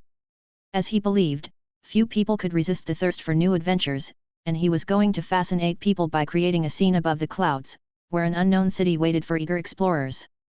Who knew? Maybe Lady Mirror would love it. Speaking of Lady Mirror, Angor got the feeling that he could do a better job if he placed the handsome figure of Sunders on the island. But he quickly got rid of that strange idea. He still wanted to stay as Sunders' modest and cultured student. With the illusion, the correct materials and the draft of the item prepared, he only needed to get to it. Before doing so, Angor went to his attic again. But he did not find Toby there. He had been too busy with his alchemy work to spend time with Toby these days. However, since the sack of dried fish was still sufficient, he did not really need to worry about the well-being of the bird. The only thing that might be inconvenient for Toby was that the bird could not change its clothes easily without a helper. Hey! Where did he wander off to? Did he find a wife bird outside? Angor complained aloud. He came here to get the echo flower he needed. The 2 flowers he received from Toby were used up in his preliminary experiments, which did not go in vain. He successfully learned how to solve the problem about how the flower could only replay something once. He needed new flower as the main material to craft the music box. Not 1, but 2, since he also needed to give a gift to Lady Mirror. And Toby only had 2 flowers left. He heard something flying past the air when taking the echo flowers. A colorful shadow dashed past the window and landed in front of Angor. Toby was dressed as a fairy in children's tales. There was even a tiny garland on Toby's head made from a number of beautiful flowers. Toby pointed a wing to the flowers in Angor's hand. Tweet. Ack. Squawk. I need them for the music box. The ones you gave me are spent in a test, Angor replied to Toby's bird language like it was as easy as talking to people. Toby gave Angor a doubtful look. He was quite impressed when listening to the City of Sky, and hoped that the young master could create the promised music box as soon as possible. However, it had been some time now. Toby was struggling to decide whether he should wait for the music box or keep the valuable flowers. Don't worry. I'll make it within today. I give you my word, said Angor as he thumped his chest. He did not consider that this was his first time trying to make something other than weapons, which meant he might fail. Toby chose to believe Angor's words and finally nodded. All right. Just do something else while waiting. I have everything prepared. I'll give you the box tonight if nothing goes wrong, Angor spoke. He suddenly noticed a faint smell of mountain flowers coming off Toby's feathers. By the way, who gave you the flower dress? It's new, right? Look, there are still dewdrops on it. Toby waved his wings here and there while chirping quickly as an answer. You made a new friend? Nice. Just be careful not to get tricked by bad guys, okay? Angor was not worried about this in the least since Toby was probably many times more deadly than himself. Rather, Toby was the one who would get concerned of Angor's safety, so the bird often followed Angor from afar to protect his young master. However, Angor did not really believe that someone who weaved such an exquisite flower dress was a bad guy. Angor took the 2 flowers back into his lab and immediately began working. Various materials melted into strange colored substances in his spell and became different components under the manipulation of Hand of Spell. His crafting process was smooth. However, something went unbalanced when he was trying to apply runes onto the finished model and caused a giant explosion. Thankfully, he noticed the energy disruption in advance and moved away in time. When thinking about his mistake, he realized that he had placed the runes inside the area of the illusion. He had to keep a stable mana flow while drawing the rune. Since the rune was located too close to the illusion nodes, the mana accidentally triggered the nodes and ruined the whole process. It was nothing unsolvable though. He simply needed to finish and stabilize the rune first before applying the illusion. He looked at the broken echo flower and silently apologized to Toby. The second attempt went well. Angor carefully drew the tranquility rune onto the object before laying down the illusion nodes. He had already learned the experience when creating the demon falcon statue in Sunder's study, which helped him finish the micro-illusion in a short time. The next important step was to record the music into the music box and create a trigger for the acoustic illusion. He had done many perfect simulations before, but he would act as cautious as possible when doing the real deal. As the music started, Angor immediately determined it as a way to trigger the illusion. To make the illusion appear more comforting to people, he made the illusion gradually materialize in the air like ripples on water surface caused by a cobblestone. This way, he could tell people that the illusion was harmless as well as allowing them to enjoy the smooth transition as if traveling through time and space. Chapter 248, Success. After making sure the melodious illusion could be triggered properly, Angor began the last step using condense to cool fix the final product. White vapor shifted around until the shining surface of the music box was revealed. For a moment, the object shined so brightly that Angor had to close his eyes. When he looked again, a perfectly made semi-transparent object lied in his palm. The crystal tubes acted like multifaceted prisms like diamonds. Any light that went inside the object would come back out with greater brilliance. Surrounded by the intertwining tubes, the flower in the center of the creation easily fascinated the minds of its viewers. Everything about the trinket possessed very simple colors, such as pale blue on crystals in droplet shapes, pale yellow on the blooming flower, and pale white on the ocean wave paints. But combined with each other, they gave the entire object a modest yet luxurious feel. Anyone would find this thing an outstanding art piece. Angor was not sure that his creation was enough to please Lady Mirror. At least he himself was satisfied with it. But as a music box, its functionality was the important part rather than its looks. He quickly got over the great excitement and began testing the music box itself. The trinket held two special effects. One was a calming aura created by Tranquility Rune while the other was an illusion facilitated by the music that it played. Both effects required mana support. The music box was designed to help people enjoy its music in a dreamy scenery, so Angor would not want people to keep sustaining it by spending mana. The music box had to have an energy source. Since Angor had not learned about any highly efficient energy sources, he chose to use common magic crystals. The chamber to contain the magic crystal was located in a small area at the flower's root. Users could simply replace the crystal as if renewing a battery. As long as the magic crystal was not depleted, anyone could trigger the special effects by operating a winding key on the music box. Angor used the original design of a winding key as a trigger, but the music box did not really need any spring mechanism in it. Angor kept the component merely to salute the inventors of the amazing toy. Once the music box was started, its user could spin the key clockwise for 2 clicks to activate its full effect, or spin counterclockwise for 1 click to shut off the illusion while keeping the music running. Another counterclockwise click meant turning off the music box. Angor opened the crystal chamber and placed a magic crystal inside. He took a deep breath and operated the winding key carefully. Colorful light streams flowed on the surface of the item. Next, a strange aura was released from the box, and Angor suddenly felt his stressed mind growing quieter. For a moment, he forgot everything that troubled his mind. The tranquility rune worked well. Angor grinned a little while enjoying the amazing effect. Soon, the prelude of the City of Sky came from the flower in full perfection without any quality loss. The gentle musical notes brought by the strange instruments slowly drew their listeners into another dimension. As the music began, Angor's illusion also came into effect. A water ripple effect was shown in the air. In the next moment, Angor found himself in the midair again. There were the boundless sky and drifting clouds above him and fresh green fields beneath. The melodious illusion was constructed so well that Angor could not help praising his own work. He spent a long time on the back of Cloud Whale, so he fully knew how to create the scenery in the sky to the fullest extent. As the music continued, the illusion slowly changed. Clouds moved apart until the mysterious floating island came into view. After repeated tests, Angor was certain that the music box was a huge success. Everything he wanted on the item was realized.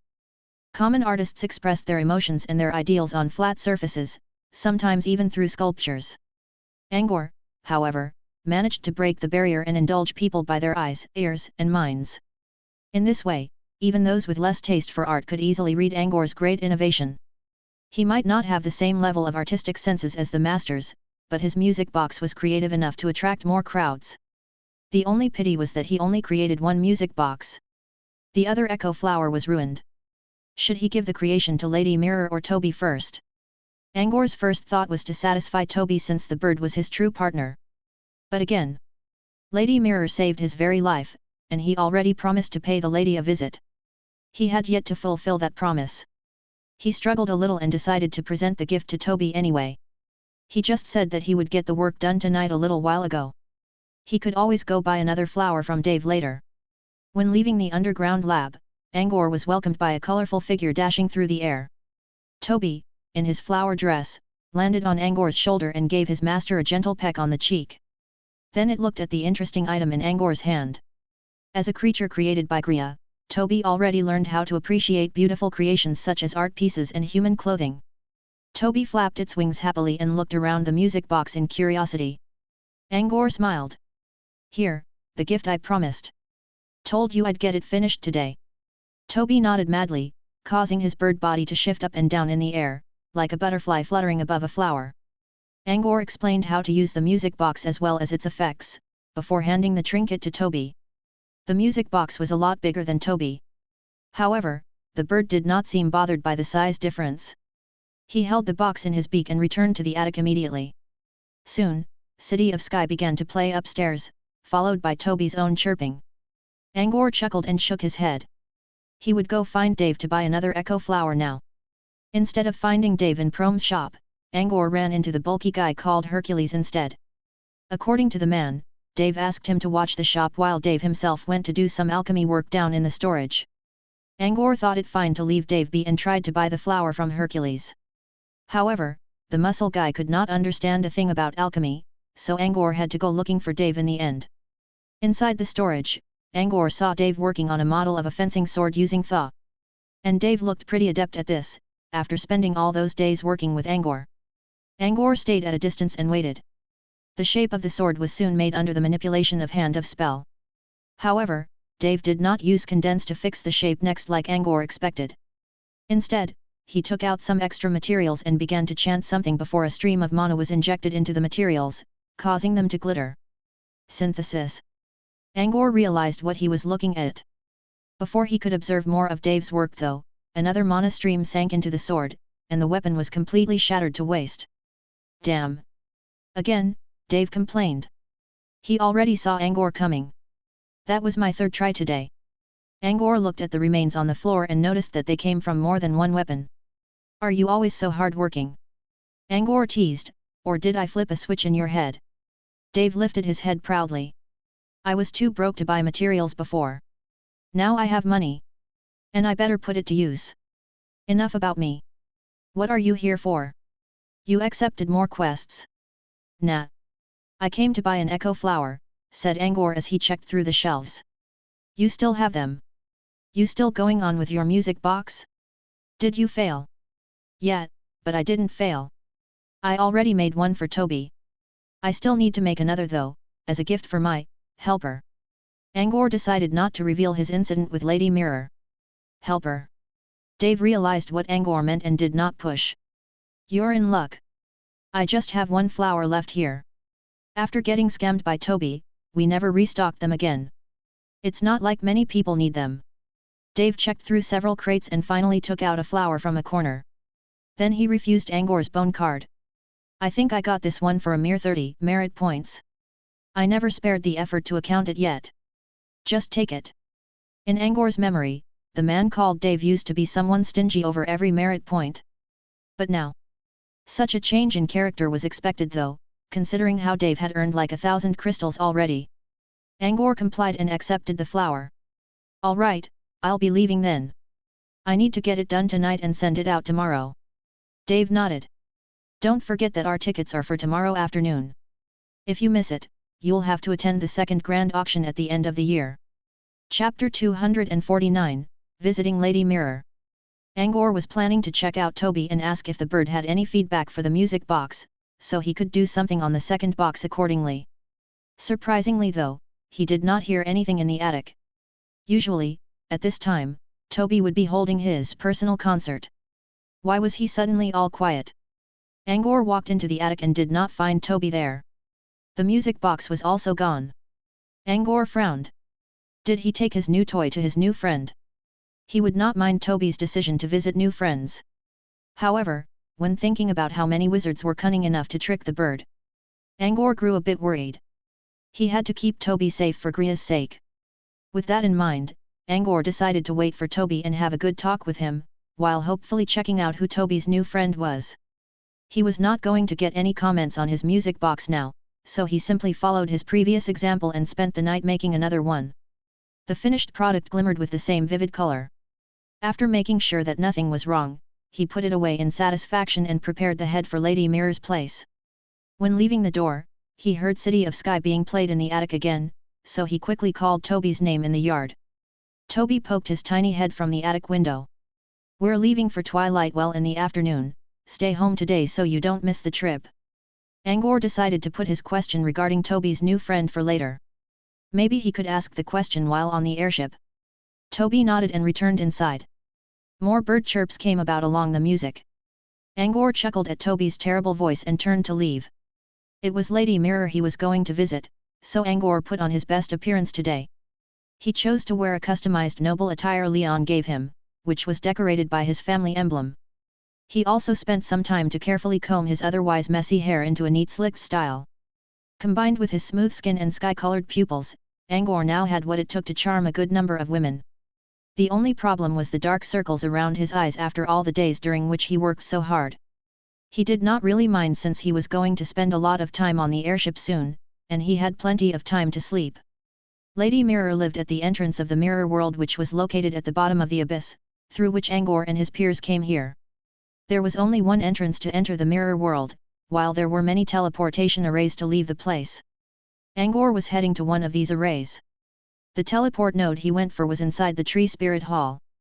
The hall was quite vacant in the early morning. Only the workers on duty were here busy with their routines. Angor glanced around and did not see the terrible woman called Melena here. Also, the tree spirit did not appear in the hall either, which was totally expected. Angor walked directly to the teleport node and paid some merit points to leave the mirror world. He reappeared in a bright room where a mortal sat beside a desk near the teleport node was spacing out. The mortal jumped a little when the array suddenly lit up. Then he bowed to Angor politely. Angor walked to him and asked in a low voice, "You work here?" Yes. The worker was trembling a little. "How far is this place to the entrance of the mirror world?" The worker pointed toward a certain direction. "This is the windmill town, sir. Keep walking that way, and you'll see a cave. Walk into the cave and you'll find the mirror entrance." Angor recalled that there were several places of residence centered around the mirror world, and Windmill Town was one of them. The places appeared to be ruled by Dark Evil Empire. However, in truth, they mostly depended on Brute Cavern. Angor left the room and visited the town outside the mirror world for the first time. He did not see anything interesting, because the place looked almost the same as the underground market. There was more green here as well as smaller houses and more mortals. Other than these, the town was only a copy of the market. Even the lightning level was the same. Angor followed the direction he was told and reached the entrance he was looking for soon. The giant surface of a mirror light at the bottom of the horrific abyss. Everything in the area was totally dark except for what was shown inside the mirror. From his position, Angor could clearly see the Tree Spirit Garden, the Tree of Eternity, and all kinds of familiar places through the mirror. Angor jumped down and landed onto the mirror. The surface felt like both ice and glass, which somewhat refreshed his mind when he put his hands on it. As Angor pondered how to call Lady Mirror out, a puff of smoke suddenly raised up. "I was wondering which bastard moved his hands up and down my body, so, it's you," someone spoke in a teasing manner. Angor realized he still had his hands on the mirror, which meant, the mirror was also the lady's body? Angor quickly retracted his hands in embarrassment and bowed toward the smoke. "Good morning, Lady Mirror. What are you doing here?" The smoke slowly turned into a human shape. "Sunders is not coming." Angor lowered his head. "My professor is busy with something, so It's fine. You'll do the trick. I love both mature gentlemen and tender ones," said Lady Mirror. She smiled and asked, "So, care to join me for morning tea?" Angor was still not sure how to respond. "I came to thank you, lady. You were there to save me, or I would." "Show some guts and get to it then," Lady Mirror interrupted. "Don't thank me with your tongue. Let's drink, and we're even." Angor nodded. I will then. Thank you for your hospitality. Lady Mirror floated closer and put a misty arm around Angor's. Let's go inside. Before Angor could react, he found himself suddenly showing up in a totally different place, a beautifully decorated hall room. A number of expensive-looking objects suggested that someone spent a huge fortune to make this place. Even the most inconspicuous corners of the wall cabinets had well-designed engravings on them. Lady Mirror dragged him to a corner where a carved table with golden rims and 2 armchairs were placed. She waved a hand and 2 cups of hot tea suddenly materialized on the table. Sit down and let me have a good look at you, said Lady Mirror as she took her own seat and held her chin while staring at Angor with great interest. Angor could not read her expression since her facial part was all white mist. However, he still felt uncomfortable for some reason. He tried his best to suppress the uneasiness, then put some red sugar into his cup and took a sip. Tisk tisk, such a young handsome fella, like a piece of freshly butchered, juicy meat waiting to be bitten on. Lady Mirror's comment reached Angor's ears, causing the boy to choke on his tea. Ah, you still look adorable when coughing. Lady Mirror sipped as well. A stream of liquid disappeared as it reached her misty face. Angor did not want to find out what kind of terrible descriptions the lady would express again, so he put down his tea and took out a one-time space capsule. It contained his music box. Angor was hoping that he could divert Lady Mirror's attention to his gift so that the lady would stop looking at his body. Oh, what's this? Lady Mirror's tone raised. Somehow, Angor believed the woman just raised an eyebrow despite the fact that he could not see anything on her. Are you bribing me for something? Lady Mirror put a finger around Angor's chin. But I would like you to be the gift. No, I want to thank you for your help last time, and I don't really have anything valuable, so I made a music box myself. I hope you'd like it. A music box? Such a memorable object.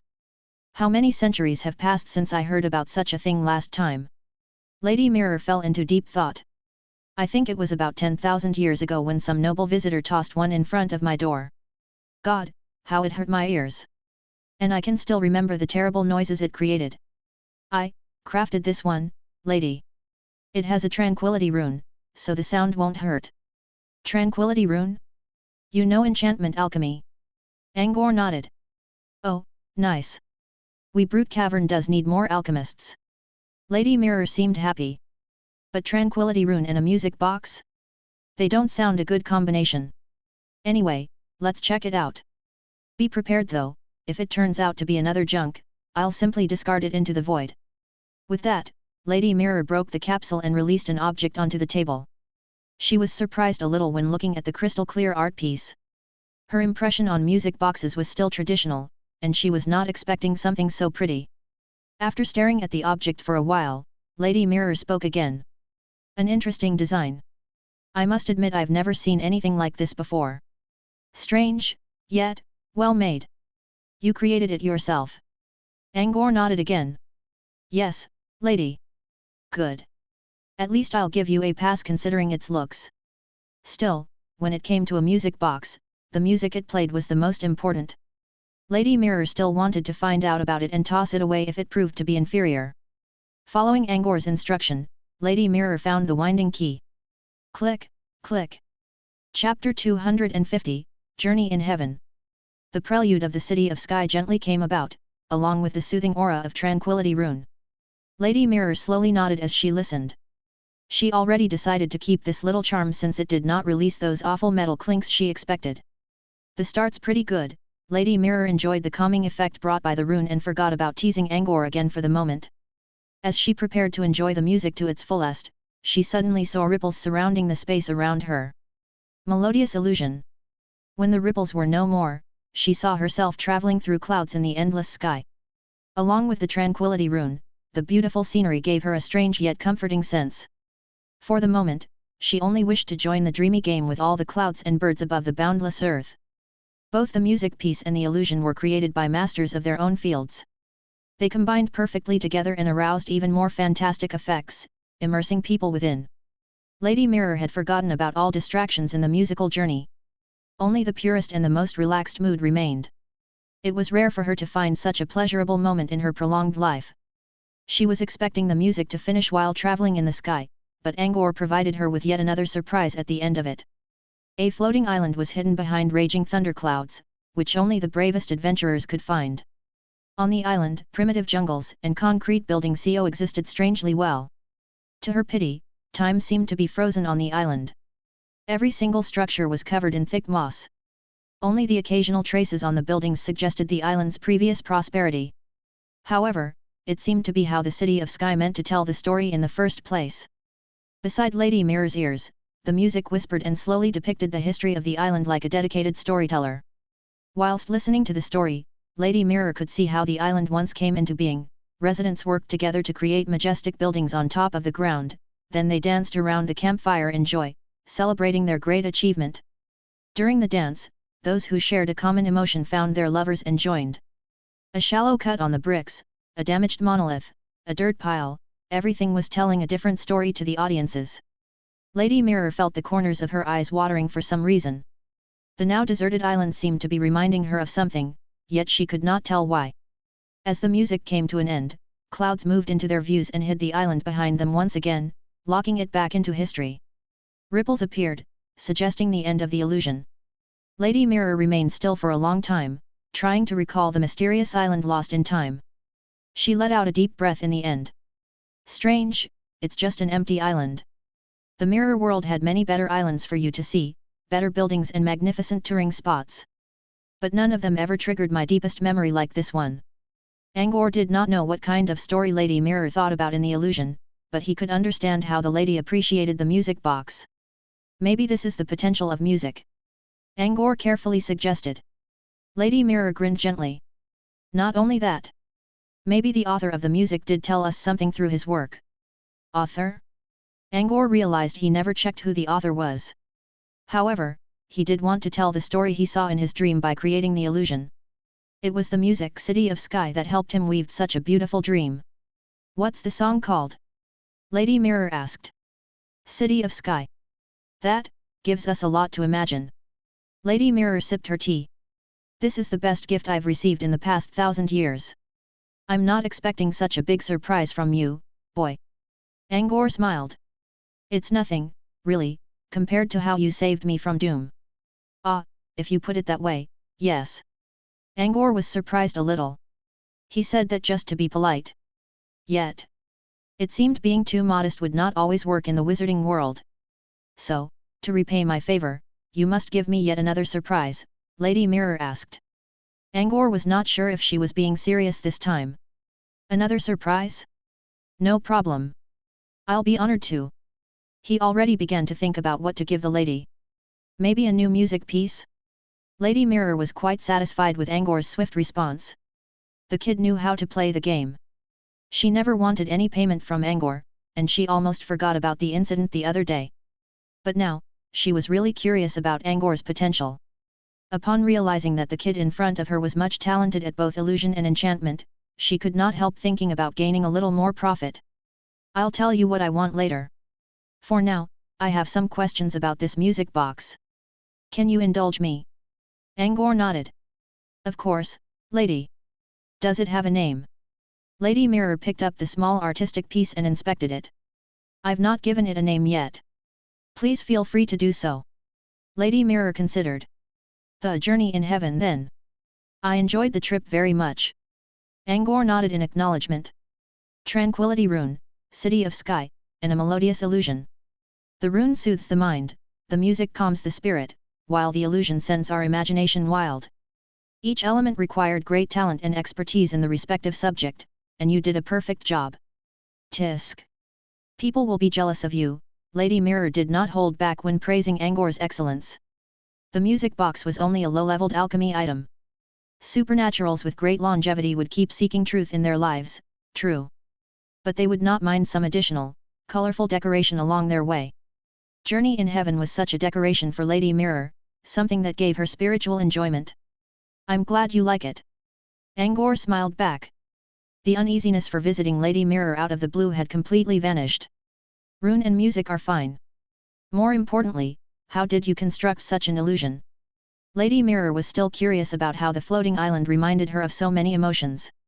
I chose several spots on the item as illusion nodes when the music starts. Angor carefully explained the principle of the illusion when Lady Mirror stopped him abruptly. I mean, the strange feeling inside the illusion.